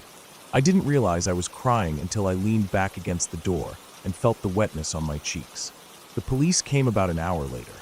I sat stiffly on my couch, wrapped in a blanket, still wearing my damp, dirty clothes. My hands wouldn't stop shaking. I told them everything, every detail I could remember. They were kind but brisk, asking questions in calm, steady voices. They checked out the alleyway, found my banana peels still lying there, browning and slimy on the pavement. They took my statement, made some notes, promised they would look into it. But there wasn't much to go on. No security cameras in that part of the neighborhood. No witnesses. No real description, just a tall man in a mask, dressed in black. Days passed, but the adrenaline didn't leave my body. I couldn't sleep. Every creak of the apartment made my heart leap into my throat. Every shadow outside my window made me flinch. I stopped walking to the bus stop. I started driving everywhere, even if it was just a few blocks. I couldn't stop replaying it in my head. The feel of the gun against my head. The way he shifted when he realized I was a woman. The way he pointed into the alley and told me to come with him. The way my body moved without thinking. The way I ran and didn't stop. And the what-ifs. They ate at me the worst. What if I hadn't run? What if I had frozen up? What if he had fired? What if he had caught me? There were nights where I lay awake staring at the ceiling, unable to push those thoughts away. They piled up in my mind, thick and suffocating. But at the same time, there was a strange kind of peace buried underneath the fear. A small, stubborn voice that said I had survived. I had listened to my gut when it mattered. I had moved when I needed to. I had gotten away. Eventually, life moved on. I changed my routines. I stopped walking alone in the dark. I got a new job that didn't require me to leave the house before sunrise. I learned to carry myself differently, to always be aware, to always be ready. But some mornings, when the world is dark and misty and still, and the air feels heavy and quiet, I find myself back there in my mind. I remember the fog, the wet pavement, the sticky smell of banana on my fingers, the cold, hard press of the gun against my head. And I remember running, not because I wanted to, but because I had to, and somehow that was enough.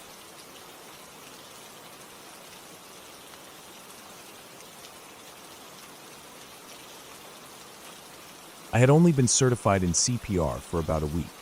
I was 19 years old. I had taken one of those weekend courses at the community center, crammed full of mannequins with fake plastic lungs, and those endless hours of practicing chest compressions and pretending everything would be fine if you just pushed hard enough, breathed deep enough, stayed calm enough. I remember feeling proud after they handed me the little certification card, thinking it was one of those things you keep in your wallet forever, but never really use. It was late October, and a group of my friends and I were at a thrift store trying to find Halloween costumes. The store smelled like old carpet and dusty clothes, the kind of place where everything felt just a little damp no matter how sunny it was outside. We had been laughing about some ridiculous costume someone had found, something with feathers and sequins, and I had wandered back into the fitting rooms to try on a jacket that smelled faintly of cigarettes. I had just zipped it up halfway when I heard the store go quiet. Not just a little quiet, but dead quiet. I heard the dressing room door creak a little as I pushed it open and stepped out. Everyone was standing near the front of the store, gathered in a loose circle, staring at the door. Someone said that a woman had passed out in the parking lot, and I didn't even really think. I just said that I was certified in CPR and I would go take a look. I told them someone needed to call 911, and then I pushed through the door and stepped out into the sharp afternoon sun. At first, I didn't see anything. The parking lot was mostly empty except for a few cars close to the front. I walked forward a few steps, squinting, my heart already picking up speed, and then someone behind me shouted that she was in a car way out by itself. I looked up and saw a faded silver sedan sitting alone near the back of the lot, far from the other cars, like it had drifted away from the rest of the world. I broke into a run. Gravel crunched under my sneakers. The closer I got, the worse it looked. Through the window, I could see her slumped against the glass, her face turned toward me. She was blue. Not just pale, not just flushed, she was an awful deep blue, the color of bruises and late-night skies. Her skin sagged in places it shouldn't have, and there were dark, purplish rings around her eyes. But even those rings had turned a sickly kind of blue. My hands were already shaking. I yanked the door handle, but it was locked. Someone else caught up to me and banged on the window. I remember shouting at the woman, though my voice sounded far away in my own ears. No response. No movement.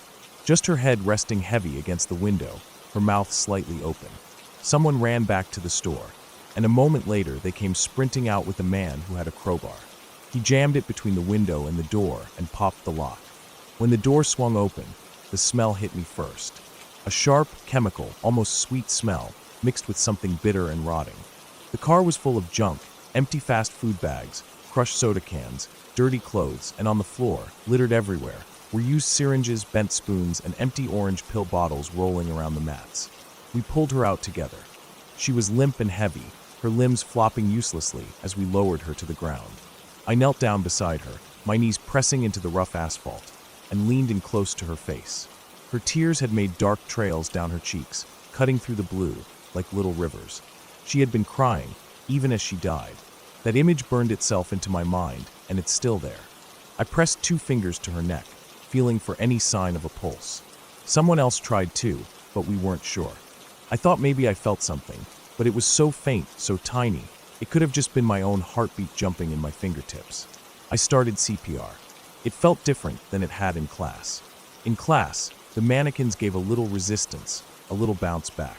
But real ribs give differently. Her chest didn't bounce back. It caved under my hands. Her skin was cold and tacky, like a wax figure left out in the sun. I gave 2 breaths and went back to compressions.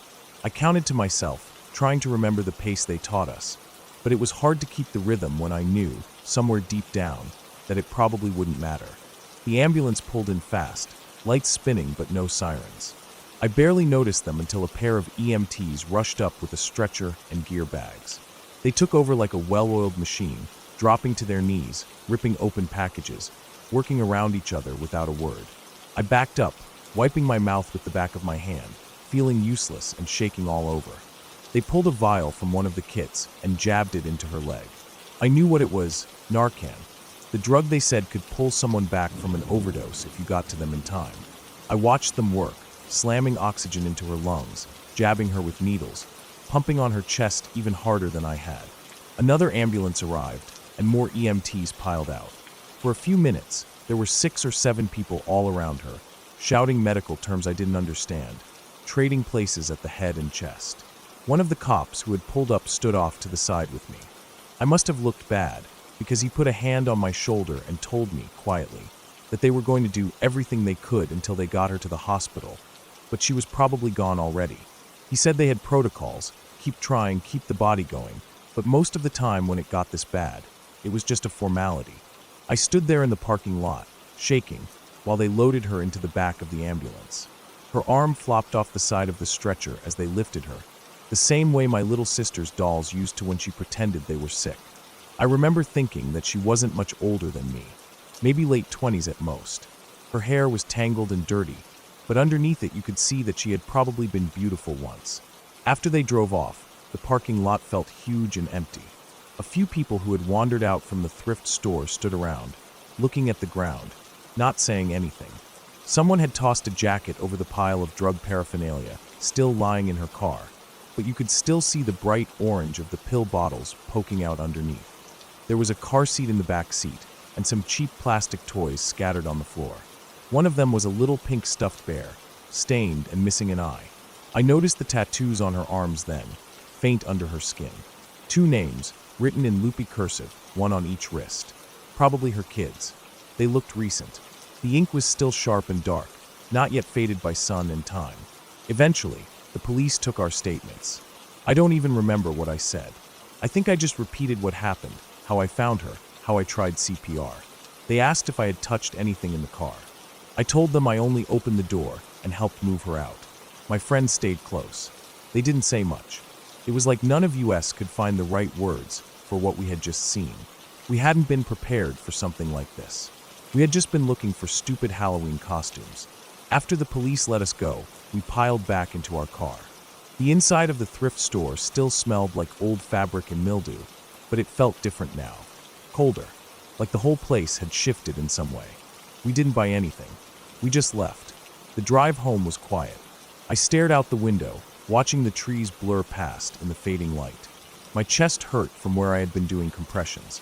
My arms felt like they had been filled with wet sand. I kept seeing her face every time I blinked. The blue of it, the tears. That night, I couldn't sleep. Every time I closed my eyes, I felt like I was back there again, kneeling on the hard parking lot, pressing down on her chest, listening for a breath that would never come. I kept wondering if we had gotten there a few minutes earlier, if the ambulance had been faster, if maybe the Narcan could have worked. I knew deep down that there probably wasn't anything we could have done, but it didn't make it any easier. Over the next few days, I kept thinking about her car. The junk everywhere, the syringes, the toys. I wondered what had brought her there, alone, parked far from everyone else. I wondered if she had been trying to get clean and had relapsed. If she had anyone who cared. If someone was sitting at home waiting for her, not knowing she was gone. I kept thinking about those names tattooed on her arms. In the weeks that followed, I found myself checking on people more often. If I saw someone slumped over in a bus stop, if someone looked too still, too pale, I watched them until I saw them breathe. I couldn't help it. The part of me that had raced across that parking lot was still wide awake inside me, ready to move. I held onto that CPR card for a long time. I kept it in my wallet until it wore soft at the edges. It wasn't because I thought I was some hero. I wasn't. I had frozen. I had done what little I could, and it hadn't been enough. But carrying that card was a reminder that sometimes you don't get to choose the moment you're needed. Sometimes you just have to run toward the car. And sometimes, no matter how hard you try, it's not going to be enough. But trying still matters. It has to. It's the only thing that does. Even now, years later, I can still see her face sometimes. I still wonder about the names on her arms. I still hope that somewhere, somehow, her kids are okay. I'll never forget that day. I don't want to. It changed me in ways I'm still figuring out. Maybe that's what growing up really is. Not the parties or the birthdays or the getting older. It's the way some moments split your life into before and after, and you carry them with you, no matter how heavy they are.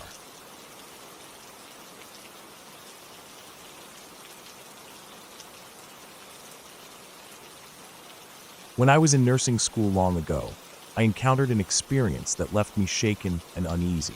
I had just started my clinical rotations, eager to dive into the world of medicine. It was during one of my first rotations in the ICU that I met a patient who would haunt my thoughts for years to come.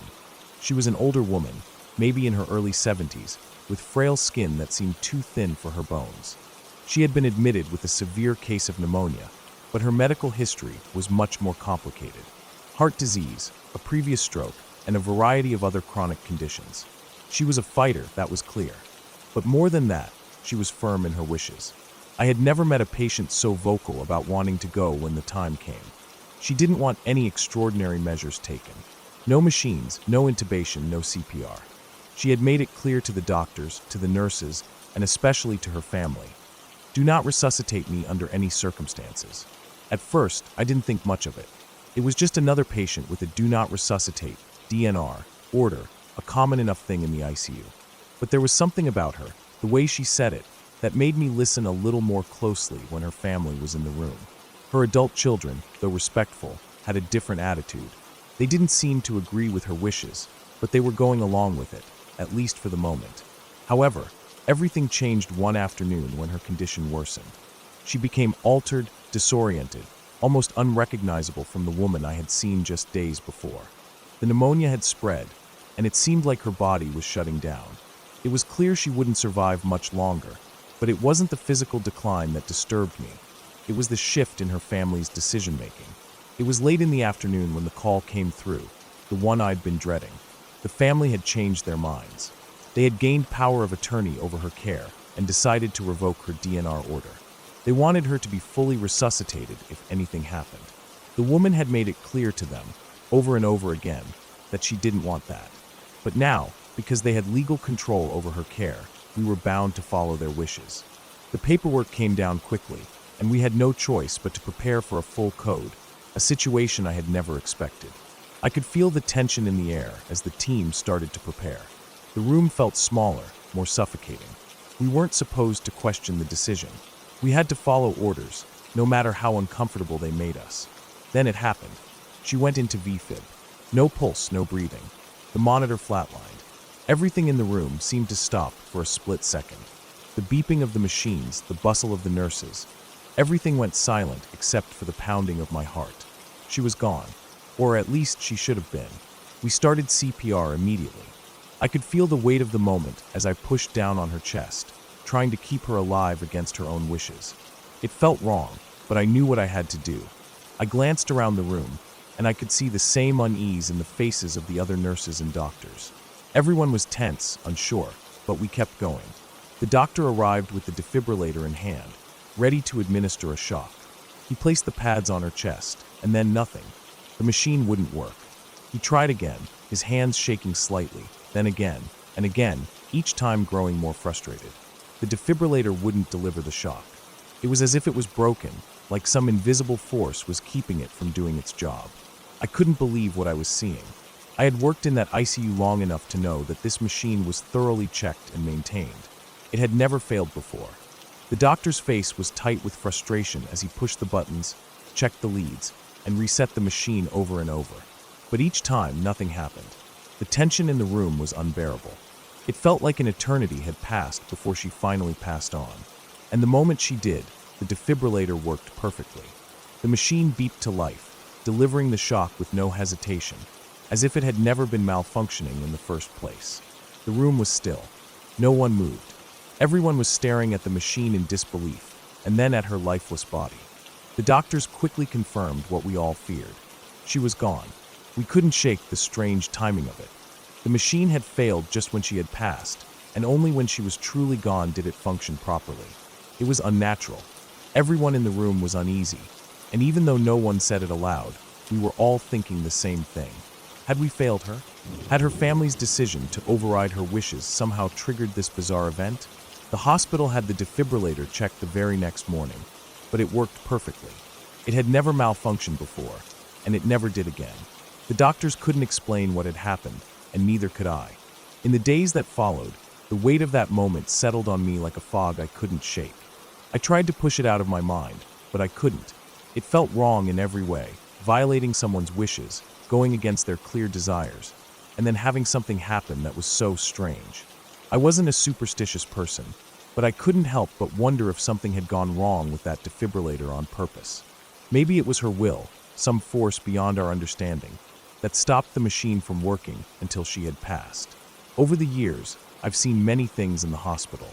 I've seen patients come and go, some resuscitated, others not. But I've never seen anything like that again. It's been 20 years since I first experienced that moment in the ICU, and I still can't shake it. I've tried to rationalize it, to put it out of my mind. But deep down, I know I'll never forget that woman, her family's decision, or the strange failure of the defibrillator.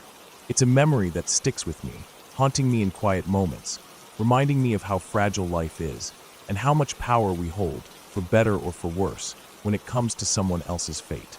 And even now, all these years later, I wonder if it was simply the will of the family that decided her fate, or if there was something more to it, a sign, a message, or something that made me question the very nature of life and death. Maybe we'll never know. But one thing is for sure, that moment has stayed with me, and I'll never forget the woman who, in the end, got her wish for no resuscitation.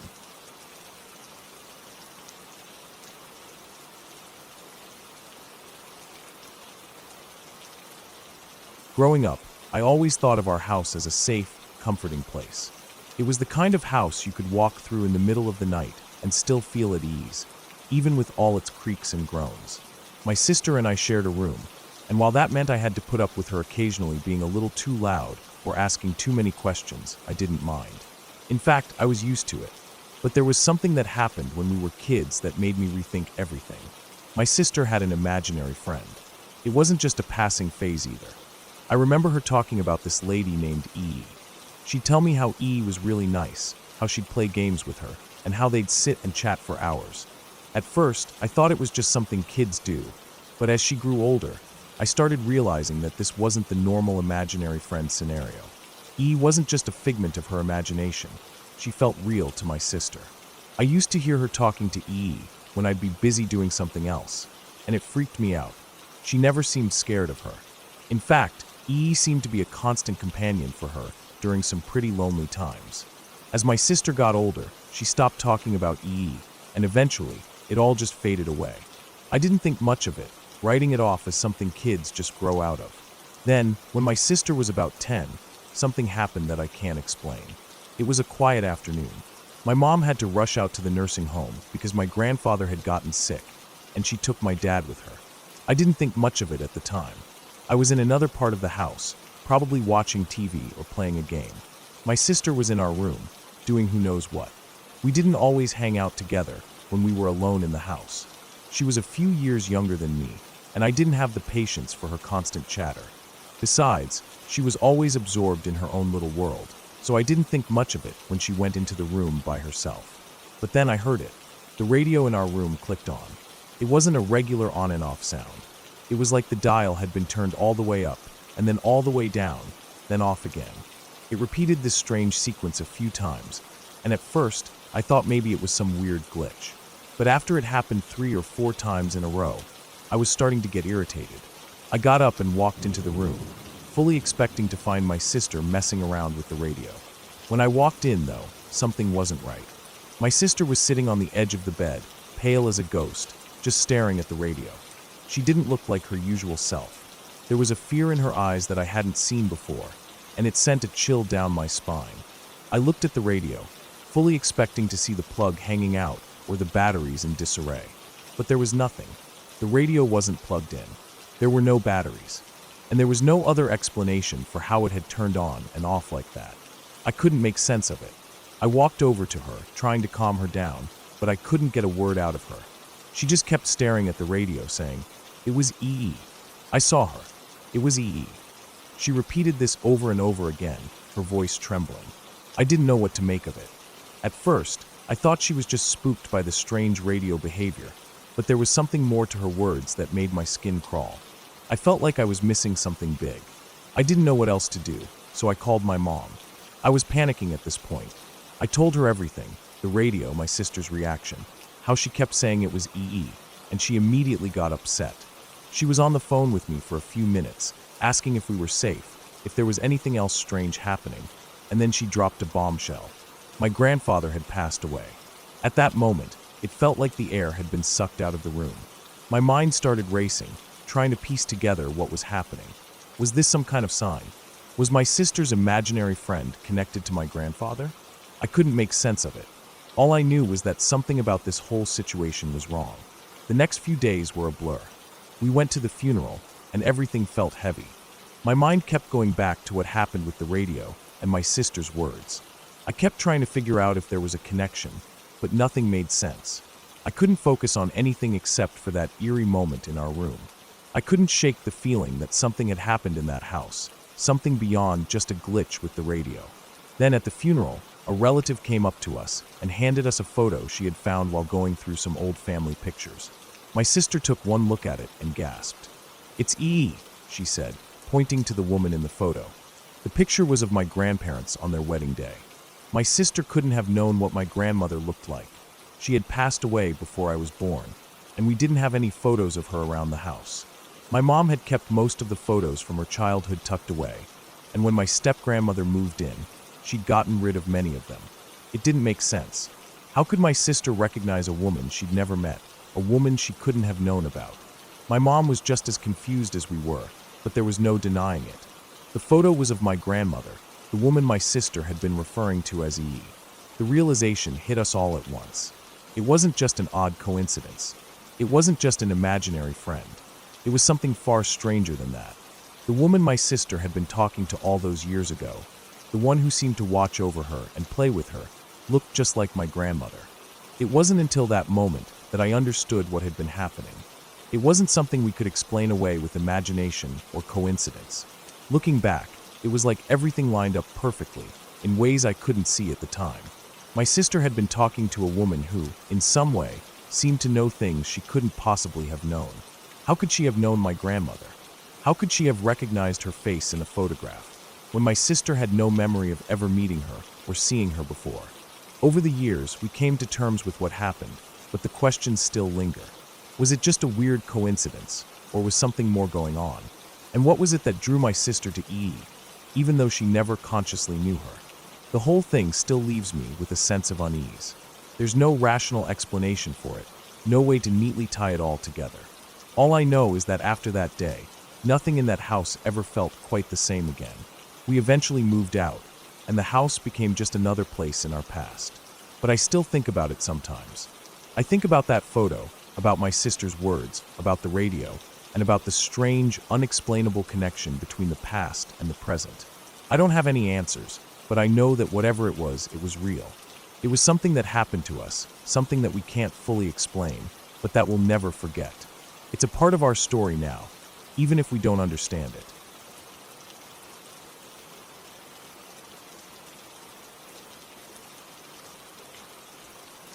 The first job I ever helped my uncle with was a simple one, painting houses. It was one of those summer gigs that paid well enough for a teenager like me to keep my pockets full of cash. My uncle had been painting houses for years, and it was pretty much his primary business, especially when the weather was warm. He had a truck with his name and number plastered on the side, and the back of it was always stocked with supplies. Paint cans, brushes, rollers, drop cloths, all the essentials. I'd work for him whenever he needed help, mostly for the extra cash, but also because, well, he was my uncle, and I was glad to spend time with him. He wasn't like the other uncles you might hear about. He was calm, a little gruff, but kind-hearted when you got to know him. We worked well together, and I enjoyed the days where I didn't have to worry about school or anything else. Now, as you probably know, painting houses takes time, especially if the weather doesn't cooperate. Sometimes the rain would fall for days, and that would set things back. And when you're working with a client, delays like that aren't just inconvenient, they start to cause tension. It was fall when things started to get weird, and I remember the air that day, that crisp chill that cut right through to your bones, even though the sun tried its best to fight it off. There was this odd, almost eerie quietness hanging in the air, like the world had been muted for just a little too long. My uncle had been juggling multiple jobs that fall, and with the rain pouring down so frequently, he got behind. So, on one particular afternoon, he got a call from this lady who lived in a big Victorian house. She explained that her husband, an author, was getting distracted by the scaffolding outside the house. She was polite, but insistent that the job needed to be finished soon, so her husband could focus on his writing. My uncle told her they'd get out there as soon as possible, and that's how we ended up driving out there that afternoon. When we arrived, the weather was still cool, the sky an overcast gray. There was no wind, no birds chirping, just that still, heavy silence that felt like the world was holding its breath. We parked in front of the house, and I immediately noticed how old and grand it was. The Victorian architecture looked so out of place in that quiet part of town, like it had been transplanted from a different century. The whole thing seemed to have a presence about it, something that made it stand out even more in the gloomy afternoon. We moved to the back of the house, where most of the work was left to do. The front had already been painted, but there was still plenty of work to be done around the back. My uncle knew what he was doing, so he had me start on the lower sections, putting the first coats of paint on the house. He was working higher up, doing touch-ups on the areas that needed a little extra care. He had a strange question for me as I started setting up my ladder. "You scared of heights?" he asked, his voice low as he fiddled with the scaffolding. I wasn't about to admit that I wasn't exactly comfortable being up high. At 17, I wanted to seem like I had it all together, like I could do anything without flinching. So I told him I wasn't scared of heights. He looked pleased with that answer and told me to climb up to the 3rd floor. There was a small oval window there that needed some attention, a window that looked right into the attic. The attic was where the husband did his writing. I grabbed my tools and climbed up the scaffolding, making sure to keep my balance as I hoisted myself higher and higher. The cans of paint dangled behind me, swinging slightly as I moved, my utility belt heavy with brushes and rollers. As I reached the top, I set everything down, took a deep breath, and cracked open the first can of paint. The whole process felt routine. I had painted before, lots of times, and the job wasn't hard. But that day, something about the air, the stillness, made everything feel different. It was like time itself had slowed down, and I was just another figure in a strange, almost surreal scene. I worked my way across the top of the house, painting the sections above the window. It was when I reached the oval window that things started to get weird. I remember dipping my paintbrush into the can and glancing up for just a second. That's when I saw him. The man, the husband. He was standing inside the attic, right behind the window, and he was staring directly at me. The expression on his face, God, I've never seen anything like it. His face was totally blank, devoid of any emotion, like a mannequin. His eyes were wide open, but there was nothing in them. No anger, no sadness, no joy. Just emptiness. For a split second, I thought I might have imagined it. But then, as I stood up, he didn't break eye contact. He just kept staring, his face frozen in that expressionless mask. I felt a chill run down my spine. I took a step back, trying to make sense of what I was seeing. But I didn't have time to think because, without warning, the man raised a pistol to his head. I watched in complete disbelief as he put the barrel against his temple, his eyes still locked on mine, and then he pulled the trigger. The sound of the gunshot was deafening. It rang in my ears, and everything went silent afterward, as if the world itself had momentarily stopped spinning. I froze, unable to process what had just happened. I felt my stomach drop, my heart pounding in my chest as I stepped backward in shock. I wasn't sure if I had actually seen what I thought I saw, but I did. He had just killed himself right in front of me, without any emotion at all. I didn't know what to do. I couldn't think. My head was spinning, and my body was moving before I even realized it. I took a step back too far, too quickly. The scaffolding beneath me shifted, and before I could catch my balance, I fell. The ground came at me faster than I could comprehend. I remember the sensation of falling, the panic rising in my chest, and then the sudden impact with something soft. My body crashed into the bushes below, the branches and leaves breaking my fall.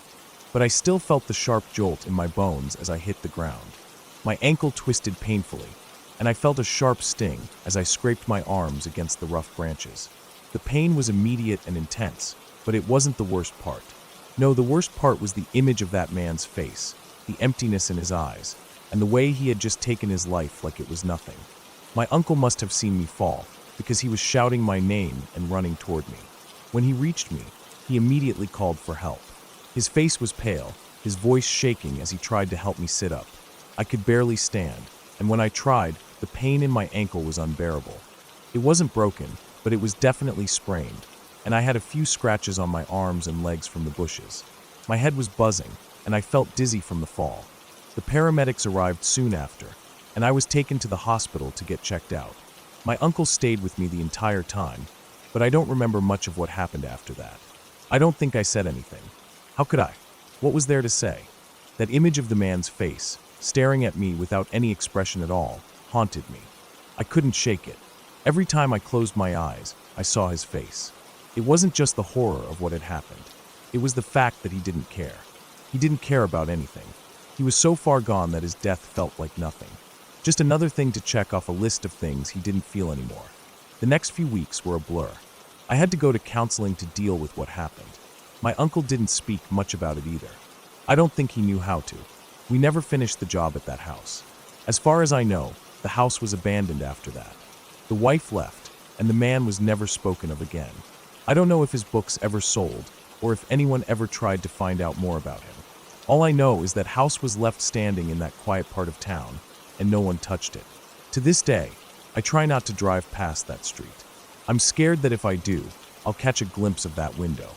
And even though I know it's just a house, just an old building left to rot, I can't shake the feeling that if I look up, I'll see that man's face again, staring at me from that attic window, cold and emotionless, just like before.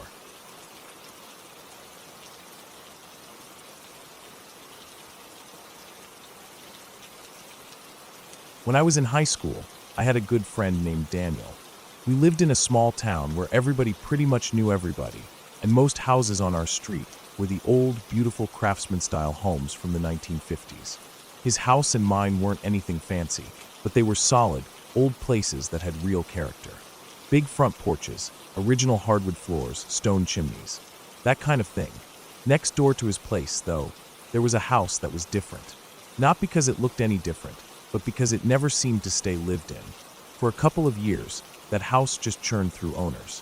One family would move in, all bright-eyed and cheerful, talking about fixing up the garden and painting the shutters, and then within 6 months, sometimes even less, they'd be gone. No big moving trucks, no goodbye parties, no garage sales. Just empty. People would leave in the middle of the night. Daniel and I joked about it at first, saying the house must be cursed or something stupid like that. But after the 4th or 5th time it happened, the jokes stopped. Nobody likes to admit they're uneasy, especially when you're a teenager and you're supposed to be tough, but we both felt it. That December night was cold. It wasn't snowing or anything, but it was that kind of bone-deep chill that settles in once the sun goes down and just hangs in the air. We had been hanging out at Daniel's house, just doing nothing really, trying to figure out what to do with ourselves.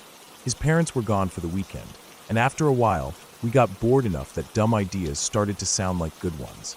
Daniel brought it up. He said the house next door had been empty for a while, and maybe we should go check it out. I wasn't super into the idea, but I didn't want to be the one to chicken out. Plus, the thought of finally seeing the inside of that place was too tempting to resist. Maybe we'd find something weird left behind. Maybe we'd finally figure out why people kept bailing on it. We waited until almost 11, when the neighborhood got real quiet. Most of the houses on our street had older folks living in them, and by then, every light was off except for a few porch lights here and there. We slipped out Daniel's back door and crossed into the neighbor's yard. The grass was brittle and patchy, the ground uneven under our sneakers. The house looked bigger up close, the windows black and empty like open mouths. There was a side gate, but it was chained shut, so we had to go around to the back. The backyard was worse. Overgrown bushes crowded the sides, and old garden tools rusted in a heap near the back fence. A torn-up tarp flapped weakly in the wind. We tried the back door, but it was locked. Daniel poked around a bit and found a dog door, one of those old-fashioned ones with a heavy plastic flap. He crouched down, looked at me, grinned, and wiggled through it. I stood there for a second-guessing every decision that had led me to that moment. But then I heard the back door click open and Daniel's head popped out. He waved me inside. The house smelled stale, like old dust and dry wood. I stepped in and felt the floor creak a little under my weight. It wasn't trashed or anything. It was just empty. The walls were bare, the floors scuffed. The air felt still, heavy in a way that made it hard to take a deep breath. We didn't bring flashlights, but the house had enough windows that the streetlights outside gave just enough light to see by. Everything looked washed out and gray. We wandered through the first floor, poking our heads into the living room, the dining room, a little office space off to the side. The kitchen was at the back, and it was actually kind of nice. A big old picture window overlooked the backyard, and there was a built-in breakfast nook tucked underneath it with a wooden bench on either side. The kind of spot where you could imagine sitting with a cup of coffee on a quiet morning. It didn't match the rest of the house's feeling. It was almost cozy. We sat down on the floor across from the breakfast nook, just talking about stupid stuff. School, our other friends, random gossip. I remember feeling weird about sitting there, like we were trespassing even more by being so casual about it. But nothing bad had happened. The house was just a house. Cold, empty, nothing more. The floor was dusty but otherwise clean, and I leaned back against the wall, feeling a little more relaxed. I don't know how long we sat there. Maybe 10 minutes. Maybe longer. I remember watching the way the streetlight outside cast shadows across the breakfast table. Long, soft-edged shapes that moved a little when the wind blew the trees. It was kind of hypnotic. I must have looked away for a second, because the next thing I knew, Daniel let out this sharp, panic scream. Before I could even process what was happening, my vision snapped to black. It wasn't like closing your eyes. It wasn't darkness. It was like something had wrapped itself around me, like stepping into freezing water, but worse. The cold wasn't just outside my body. It was inside me too, in my lungs, my gut, my bones. I couldn't see. I couldn't hear anything but my own breathing, which sounded ragged and too loud. My hands shot out blindly, grabbing at empty air, trying to find something, anything. I started yelling. I don't even know what I was yelling, just pure panic pouring out of me. Then I felt a hand clamp down on my wrist, Daniel's hand, and he yanked me hard in some direction. I stumbled after him, still blind, still frozen inside and out. We must have crashed into a couple of walls or door frames, because I remember sharp pain flaring in my shoulder and hip. Then suddenly the cold started to lift, and the blackness pulled away like a heavy curtain. The first thing I saw was the yellow glow of the streetlight. We were outside, standing in the middle of the neighbor's backyard. My heart was pounding so hard it made my vision blur at the edges. My knees felt like they were about to buckle. The December air hit my skin, but somehow it felt warmer than the inside of that house. Daniel was still clutching my arm, his eyes wide and wild. He let go slowly, and we both just stood there, breathing hard. I tried to ask him what had happened, but my throat felt dry, my voice thin and shaky. I remember wiping my face with my sleeve and feeling how clammy my skin was, how I was sweating even though it was freezing outside. Finally, once we were both a little more steady, Daniel managed to tell me. He said that while I had been talking, something had come out from under the breakfast table. Not something. Someone. A figure, shaped roughly like a girl, but all wrong. Like it wasn't really a person, just the idea of one. Blacker than black, like it ate up the light around it. He said it crawled out, real slow, and climbed up onto me, sitting on my chest like it weighed 1,000 pounds. That's when I went blind, started grabbing at nothing with my eyes wide open. He said he didn't think, he just grabbed me and ran. I don't remember much about getting back to his house. I think we must have sprinted. I think we must have slammed the door behind us. I don't know. It's all a blur. I remember finally sitting down on his couch, the room spinning around me, my hands shaking so bad I had to sit on them to make them stop. We didn't talk about it much that night. There wasn't really anything to say. For days afterward, I couldn't get the feeling out of me. That sticky, suffocating blackness clung to me like smoke you can't wash off. I had nightmares about it, not of seeing anything, just of being trapped in that black coldness again, unable to move, unable to breathe. I didn't tell my parents. I didn't tell anybody except Daniel. And even with him, we didn't really bring it up unless one of us couldn't sleep and needed to talk about it. I never walked past that house again. If I had to go by it, I'd cross the street or cut through another yard. It stood empty for a while longer after that, longer than usual. Then, eventually, another family moved in. They stayed longer than the others, but not by much. I don't know what happened to them. I didn't want to know. As I got older, I tried to find ways to explain it. Maybe it was sleep deprivation. Maybe I had some kind of panic attack.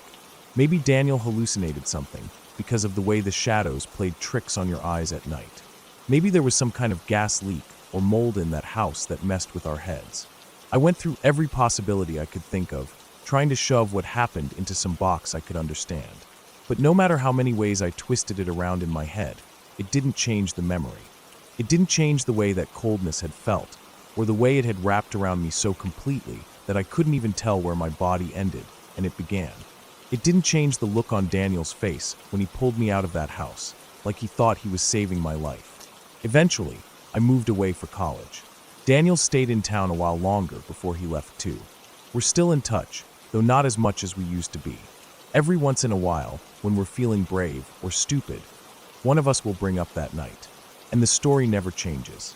Not in the smallest detail. That's the part that still gets me. Memories fade.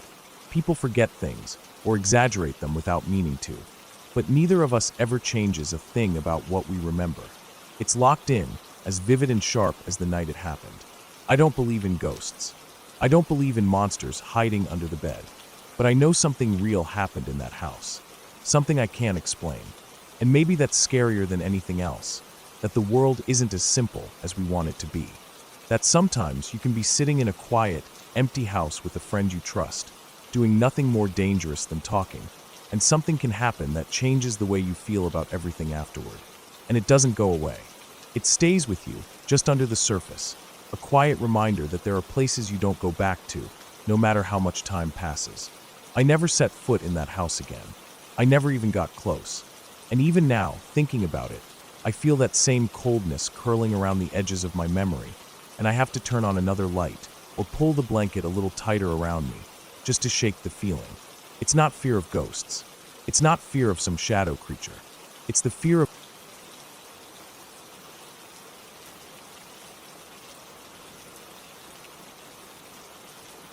When I think back on it now, it feels almost like another life.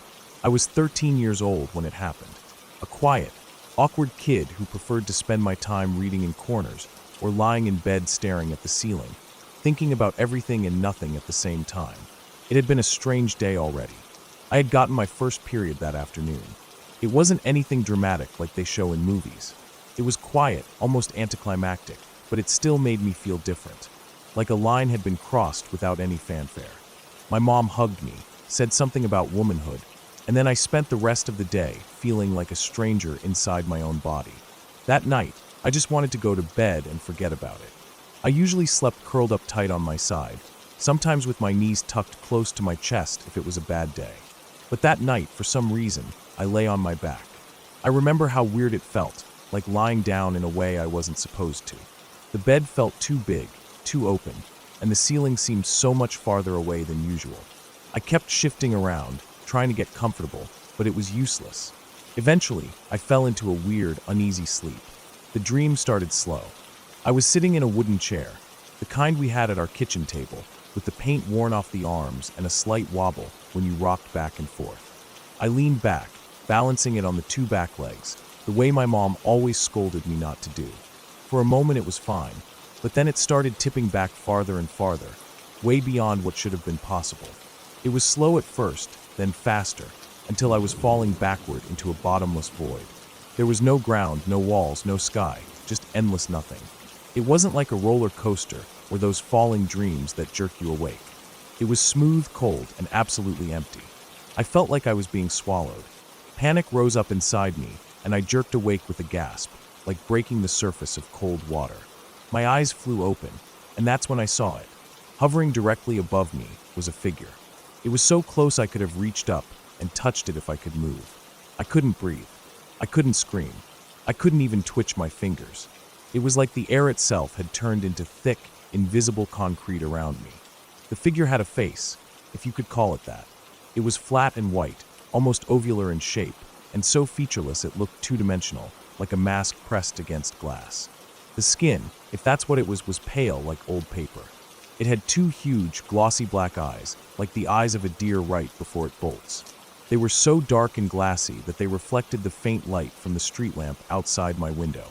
There were two small holes where the nose should have been, and a thin, trembling line of a mouth that looked more like a gash than lips. The mouth twitched slightly, as if it were trying to open but couldn't. Its eyebrows were drawn high up, almost to the top of its forehead, giving it a look of agonized rage. But the worst part wasn't how it looked. It was what it made me feel. I could feel its hatred pouring off of it in waves, thick and suffocating. It wasn't like anger from a person, or even the anger you feel towards someone who's wronged you. It was bigger than that. It was hatred for my existence. Hatred that felt ancient and endless, as though this thing had waited 1,000 years just to find me and destroy me in the worst way possible. It wasn't just my life that felt threatened. It was my soul, my very being. I knew without a doubt that if it could, it would have ripped something out of me that I didn't even fully understand. I tried to move. I tried so hard. Every muscle in my body strained, but it was like my brain was sending signals into a void. My arms wouldn't lift. My legs wouldn't kick. My mouth wouldn't even twitch. The only thing that seemed to work were my eyes, wide open and locked onto that terrible face inches from mine. A tiny, broken sound escaped me, a whimper, no louder than the squeak of a mouse. As soon as that tiny sound left my lips, the thing reacted. It pulled back, not with a jolt or a startle, but like something rewinding a videotape. Smooth, precise, fast. It straightened up to its full height, towering over the bed. It was tall, absurdly tall, almost brushing the ceiling. Its long black cloak, which I hadn't even noticed before, unfurled around it, swallowing up the space at the foot of my bed. It started pacing, back and forth, back and forth. Each step was slow, deliberate, measured, like it was trying to keep itself under control. The entire time, it never broke eye contact with me. I could feel its frustration, like a caged animal desperate to tear me apart, but blocked by something unseen.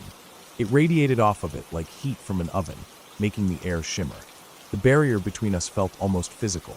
I couldn't see it, but I could sense it, a bubble, a wall, something that kept it from reaching me.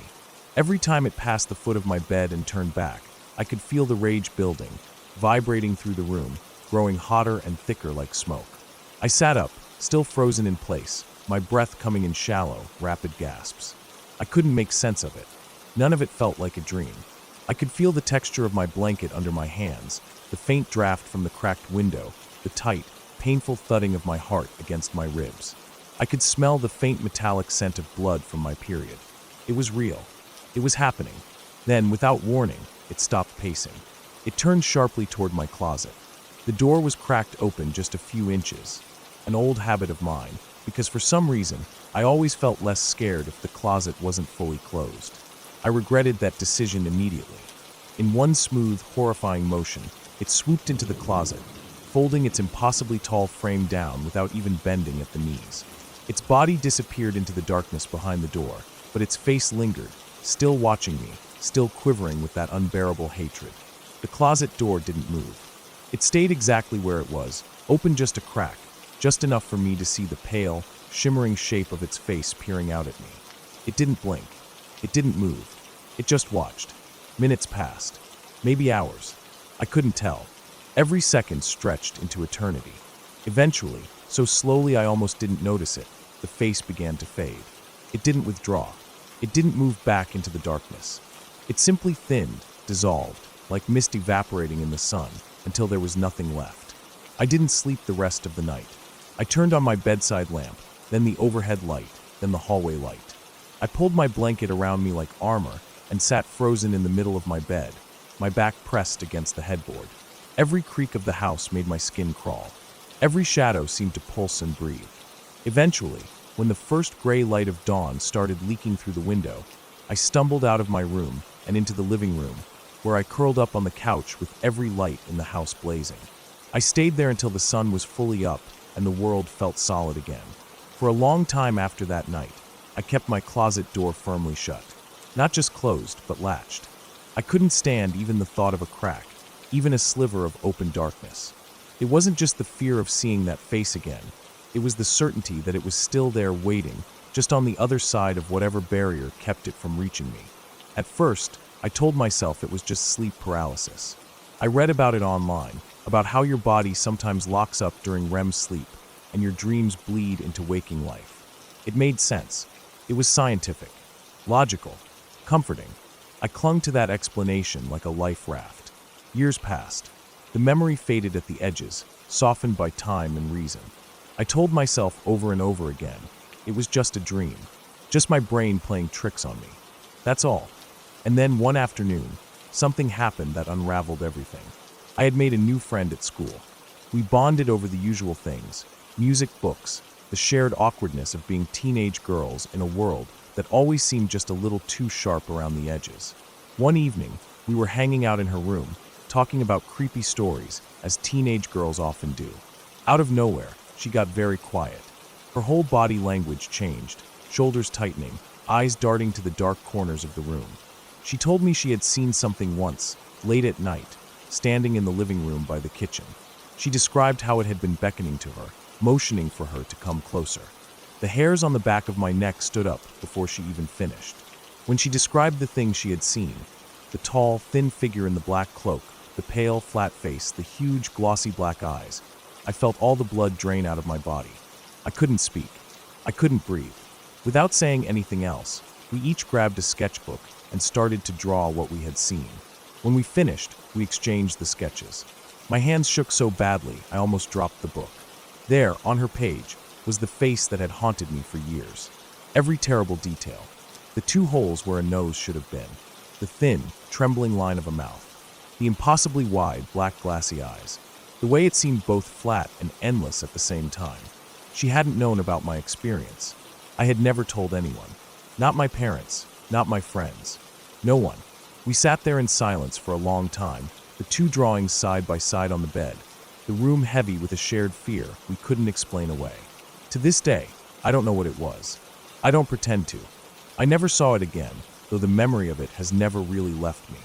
I still sleep with my closet door shut tight, latched and double-checked every night. I still avoid sleeping on my back if I can help it. I still wake up sometimes with my heart hammering for no reason, gasping for air, certain that if I open my eyes I'll see that pale, hateful face leaning over me once again. Maybe it was sleep paralysis. Maybe it was a shared hallucination.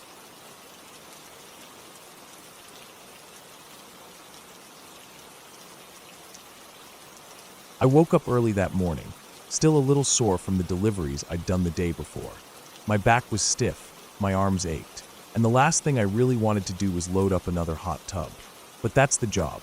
I worked for a small delivery company that specialized in big, awkward items: pianos, hot tubs, heavy stone fountains, you name it. If it was a nightmare to move, we were the ones they called. This morning's job was supposed to be a delivery to a fancy new development near Branson, Missouri. One of those gated communities where everything looks like it belongs on the cover of a luxury living magazine. Massive homes with private theaters, wine cellars, multi-car garages, infinity pools. The works. The hot tub I was delivering was a big one. 900 pounds dry weight, made to seat 8 people, with all the bells and whistles. This wasn't your typical plastic shell you buy from a hardware store. This thing was a luxury item, complete with built-in Bluetooth speakers, waterfalls, LED lighting, and enough jets to blast the skin off your back if you turn them up high enough. I loaded it onto my flatbed truck with the help of some rollers and a heavy-duty dolly. I strapped it down tight, double-checked the tie-downs like I always did, and headed out. The drive was easy enough at first. The sun was barely up, the sky still a little purple at the edges, and the roads were empty. I stopped for coffee at a gas station about halfway there, sipped it slow while sitting in the cab of the truck. I wasn't in a hurry. Jobs like this, you take your time. One mistake, and you're either wrecking a very expensive hot tub, or worse, injuring yourself or someone else. When I pulled up to the gated entrance of the community, the guard already had my name on a clipboard. He checked my ID, made a call on his radio, and waved me through. Driving through that place was like entering another world. The lawns were manicured perfectly, the houses were massive and spaced way apart from each other, each hidden partially behind walls of trees and wrought iron gates. It all looked so pristine that I felt a little out of place driving my work truck down those smooth, clean roads. The house I was headed to was near the edge of the development. It wasn't finished yet, still under construction, but it was close, probably just a few weeks away from being move-in ready. The driveway was long and steep, winding its way up to the front of the house. I parked near a pile of lumber and a couple of portable toilets and climbed out to find whoever was in charge. There were about 7 or 8 construction workers milling around, most of them wearing tool belts and hard hats. They looked like they were busy with finishing work, painting, installing cabinets, wiring lights. One of them, a tall guy with a thick beard and a cigarette dangling from his lips, waved me over. He told me where the hot tub needed to go. 4th floor balcony, he said. But the house was built into a steep hillside, so the 4th floor from the driveway side was actually ground level. The house stretched downward, 3 more floors dropping down the hill, all facing out toward a big forested valley. It made sense once you saw it, but it was still strange. From the front, it looked like a single-story house. From the back, it looked like a hotel. Getting the hot tub to the balcony wasn't going to be simple. I had to unload it onto a makeshift ramp that led down into the yard, then push it up another ramp to the porch, through a set of double doors into the living room, across the living room, and out the back patio doors onto the deck where it would finally sit. Just hearing the plan made my stomach tighten a little. Moving a 900-pound tub across that many obstacles wasn't ideal. The bigger issue, though, was the deck. It wasn't finished. Only a narrow path of decking had been installed, just wide enough to get from the patio doors to the corner where the hot tub was supposed to go. Beyond that narrow strip, there was nothing but open beams and empty air. Noralim. No extra boards. Just a straight drop down 4 stories to a rock-strewn slope below. I walked the path carefully, testing each board with my foot, feeling the whole thing shift slightly under my weight. It held, but it didn't make me feel any better. I could see straight through the gaps in the boards to the rocks below. Falling would mean certain death, or worse, being crushed and broken on the stones. But the job had to get done. It always had to get done. The workers volunteered to help me. They were strong, rough guys used to carrying sheets of drywall and heavy timber. I figured with enough hands, we could get it across safely. I went back to the truck, unstrapped the tub, and slowly, carefully, slid it onto the dolly. The dolly had wide, heavy-duty tires and a thick frame made to handle loads like this. I strapped the tub to it tight and started down the first ramp. The yard was uneven and full of holes where sprinkler systems were being installed. We moved slow, careful not to let the dolly tip or roll too fast. A couple of the workers steadied the tub while I steered from the front. Getting it up onto the porch was the first real challenge. We had to lift it up a makeshift plywood ramp that creaked and sagged under the weight. Every step was nerve-wracking, but we managed. Once inside, we had to maneuver the thing across a floor that was still being finished. Drop cloths, tools, and scraps of wood were scattered everywhere. It felt like navigating a minefield. Finally, we made it to the patio doors. The workers swung them open wide, and I stepped out onto the deck, my heart pounding in my ears. The decking felt even more unstable with the weight of the tub on it. It groaned under the pressure, and I had a constant fear that the whole thing was just going to collapse and send me and the tub plummeting into the rocks below. I focused all my attention on the path ahead, inching along with the dolly. When we finally got to the far corner of the deck, I paused to catch my breath. The plan was to lay the tub down carefully, unstrap it, remove the dolly, and then stand it upright in place. Normally, It's a simple enough process. You tilt the tub slightly, brace it against your lap, pull the strap free, and lower it under control. But the contractor didn't want that. He wanted it left standing on its side, so they could easily install the connections and wiring without having to lift it again. That complicated things a lot. Removing the dolly while the tub was still vertical was harder, riskier, and in this case, borderline suicidal because the deck wasn't wide enough. I explained what needed to happen.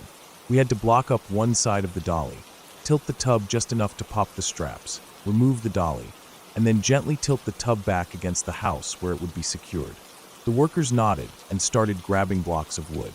We got everything into place, and I moved to the backside of the tub to support it while the guys worked on freeing the dolly. I had maybe 4 inches between my heels and the edge of the deck. Beyond that was nothing but empty air and sharp rocks far, far below. My whole body tensed. I leaned forward into the tub, feeling the cold of the plastic shell against my chest, trying to keep my center of gravity low. We managed to free one side of the dolly pretty easily, but the other side was stubborn. The weight of the tub was pressing down hard, and the angle wasn't right. The workers wrestled with it, trying to free it without disturbing the tub's balance. I told everyone to freeze. I could feel the tub wanting to shift. I had to move my feet back, my heels hanging off the very edge of the deck. One wrong move, and I was going to fall. I could see the rocks below in my peripheral vision, flashes of sunlight reflecting off their jagged edges. I tried not to think about it, focused only on the tub. My arms were shaking from the effort. We were so close to freeing the dolly when one of the guys decided to get impatient. Instead of waiting, he gave the corner of the tub a solid kick to dislodge it. That was all it took. I felt the balance shift immediately. I shouted that I was falling, but there was nothing anyone could do. The 2 workers beside me tried to grab the tub to keep it steady, but no one could get to me in time. I windmilled my arms, desperately trying to find something to grab onto. My body tilted backward, my feet sliding out from under me. I could see the sky above, the rocky slope below. I knew I was about to die. There wasn't even time for a real thought to form. Just pure, blinding fear. And then, just as my body tipped over the edge, something caught me across the small of my back. It stopped me mid-fall, jerking me forward so hard that it knocked the air out of my lungs. I slammed chest first into the side of the hot tub, clinging to it like a lifeline.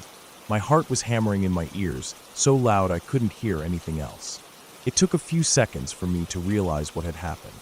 The worker who had been messing with the strap earlier, the one who seemed like he wasn't doing much at all, had already secured one end of it to a heavy anchor point on the house. The other end had been dangling off the deck, hanging uselessly behind me. When I fell, he saw what was happening and grabbed the strap. With everything he had, he pulled it tight, arresting my fall. If that strap hadn't been there, or if he hadn't reacted as fast as he did, I would have fallen straight off the deck and died on the rocks below. The workers finished freeing the dolly. They stood the tub up, and I just stayed there for a minute, hugging it, shaking, not caring about anything else. I wasn't hurt, just scared out of my mind. Afterward, once the tub was secure and I was sitting on a pile of lumber, trying to catch my breath, I kept looking at that worker. I couldn't stop thinking about what would have happened if he hadn't been there. I would have been dead. There was no doubt in my mind. A few weeks later, after the shock wore off, I decided to do something to thank him. I had been saving up for a Christmas trip for my wife and daughter, a surprise trip to Breckenridge, Colorado. I had everything lined up. Plane tickets, hotel reservations, even lift tickets for skiing. They didn't know anything about it yet, but it didn't feel right keeping it. That man had saved my life. No hesitation, no reward expected. Just pure, good-hearted.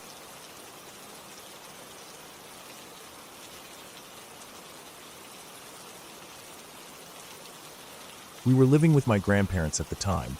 My whole family crammed into the old 2-story house that smelled like wood polish and mildew no matter how often my grandmother scrubbed the floors. It was an old house, the kind where every footstep echoed a little too loudly, and every door seemed to shut with a long, heavy creak. There were too many people and not enough space, but we made do. My aunt had moved out years before, but her bedroom stayed mostly the same flower-patterned wallpaper, same heavy oak furniture, same dusty porcelain trinkets lined up on her dresser like a bunch of tiny people frozen in place. And then there was the doll. It was the first thing anyone noticed when they walked into her room. Standing tall on a nightstand right next to her bed, staring straight at the door like it had been assigned the job of greeting anyone foolish enough to walk in. It was about 2 feet tall, maybe a little less, dressed in a frilly Victorian-style dress, the lace yellowed with age. Underneath the wide skirt were skinny plastic legs ending in black painted shoes, and tiny gloved hands that stuck stiffly out from its sides. The face was the worst part, pale, almost gray, with huge glass eyes that seemed a little too real, like they were holding onto some kind of secret. And the mouth was stuck in this tiny, tight-lipped smile that somehow made it look angry and sad at the same time. The doll had been turned into a lamp years ago. Someone, maybe my aunt herself or maybe my grandmother, had thought it was a cute idea. To turn it on, you had to hold the doll's tiny cold hand and raise it upward, like it was asking to dance. The arm would click and the lamp's light would turn on, casting a soft but eerie glow across the room. You had to move the arm back down to turn it off. It didn't have a normal switch, just that single movement. Even when it was off, the doll was terrifying. No matter where you stood in the room, it felt like its eyes were always following you, tilting its head just enough to keep you in view. When I was little, I avoided going into that room alone. If I had to, I'd practically sprint in and out, holding my breath until I was safely back in the hallway. But that day, I didn't really have a choice. I was about 13, awkward and skinny, all long legs and bony arms, still at the age where being home alone felt less like freedom and more like a slow-building dread. My parents had gone out to get groceries, my grandfather was out fixing the fence, and my grandmother was across the street visiting a neighbor. I had stayed behind, stretched out on the couch watching TV, trying to pretend the house didn't feel way too big and way too empty when everyone else was gone. It was one of those late afternoons when the sun was still bright, but already starting to tilt toward evening, throwing long shadows across the floor. I was comfortable enough, flipping through channels, when I remembered that my favorite blanket, a big thick one with blue and white stripes, had been tossed into my aunt's old closet. I guess my mom had thrown it in there while cleaning. For a few minutes, I debated just toughing it out without the blanket. I really didn't want to go into that room alone. But it was still daylight, and the closet was right next to the door, practically an arm's reach from the hallway. I figured if I moved quickly enough, I wouldn't even have to look at the doll. So I got up, wiping chip crumbs off my shirt, and made my way down the hallway.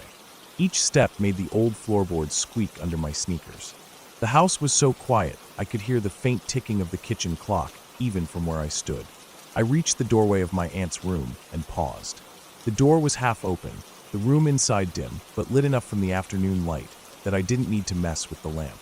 The doll stood right there on the nightstand, frozen in its eternal vigil. I could see the outline of its head and the puffy dress, but didn't look straight at it. I stared at the floor, keeping my eyes locked on the scuffed wooden boards and the loose thread of the old carpet runner. I stepped inside, careful, slow, like I was sneaking past a sleeping bear.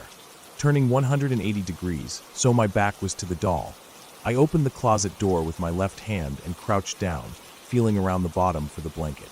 My fingers brushed against shoes, a stiff pair of jeans, and something hard like a jewelry box.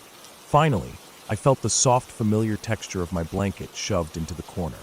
But as I grabbed it, something shifted in the room. It wasn't a sound. It was more like a change in the air itself. The skin on my arms prickled up instantly, like tiny electric shocks were running across my body. The room seemed different, brighter. I knew before I even turned that the light was on. I froze, still crouched by the closet, clutching the blanket to my chest so tightly my knuckles hurt. For what felt like hours, I didn't move. I couldn't breathe right. My heart was hammering so loud in my ears that I was sure the whole neighborhood could hear it. I wanted to run. God, I wanted to run so bad. But something deeper in me knew I couldn't just bolt without looking. Some terrible instinct told me that if I didn't look, it would be worse somehow. Slowly, painfully, I stood up. My knees cracked loudly in the silence. I kept my eyes down for one more breath, then lifted my head. And I saw it. The doll's hand was raised, just like it would be if someone had come over and moved it to turn the lamp on. But no one had. I hadn't touched it. It was pointing straight at me. Not up at the ceiling. Not down at the floor. At me. The dead, glossy eyes stared straight into mine, unblinking, emotionless. The tiny, almost smirking smile seemed wider somehow, like it was pleased. For one awful second, I thought about running past it, but the idea of getting any closer made my stomach turn. So instead, I backed out of the room. 1 step, 2 steps, never taking my eyes off that thing. My back hit the hallway wall, and only then did I turn and bolt, flying down the hallway like something was chasing me. I didn't stop until I was out the front door, standing in the driveway, gasping for air. The sky outside was still bright, kids riding bikes up and down the street, the normal world carrying on like nothing was wrong. I stood there shaking, hugging the blanket to my chest, trying to make sense of what had just happened. Eventually, after what felt like a long time, my grandfather came back from fixing the fence. He found me sitting on the front steps, pale and twitchy, but I didn't tell him what happened. What could I say? That the doll lamp pointed at me by itself? He'd just chalk it up to my overactive imagination, the way adults always did. Later that night, after everyone came home and the house was bustling again, I made an excuse to go peek into my aunt's room. I stayed in the hallway this time, peeking just enough to see the nightstand. The lamp was off. The doll's arm was back down, hanging limp at its side like nothing had ever happened. I didn't sleep well for days after that. Every time I closed my eyes, I saw that stiff plastic hand, that awful smile. Every creak of the house made me jump. Every brush of the blankets made me think of cold plastic fingers reaching for me. For weeks, I avoided that end of the hallway completely. If I needed something from the linen closet nearby, I'd ask my mom to get it, making up excuses about being too lazy or too busy. Nobody ever asked why I suddenly refused to set foot in my aunt's old room. Over time, life went on. School started back up, homework piled up, and slowly the memory got pushed further and further into the back of my mind. I told myself it was nothing. Maybe a draft had shifted the doll's arm somehow. Maybe the old wiring had flicked the lamp on by itself. Maybe I had bumped something without realizing it. But deep down, I didn't believe any of that. There was no draft, no open windows, no reason for the arm to be lifted like that, no reason for the lamp to suddenly shine. Even now, years later, I can still see it perfectly. That peach-colored glow filling the room.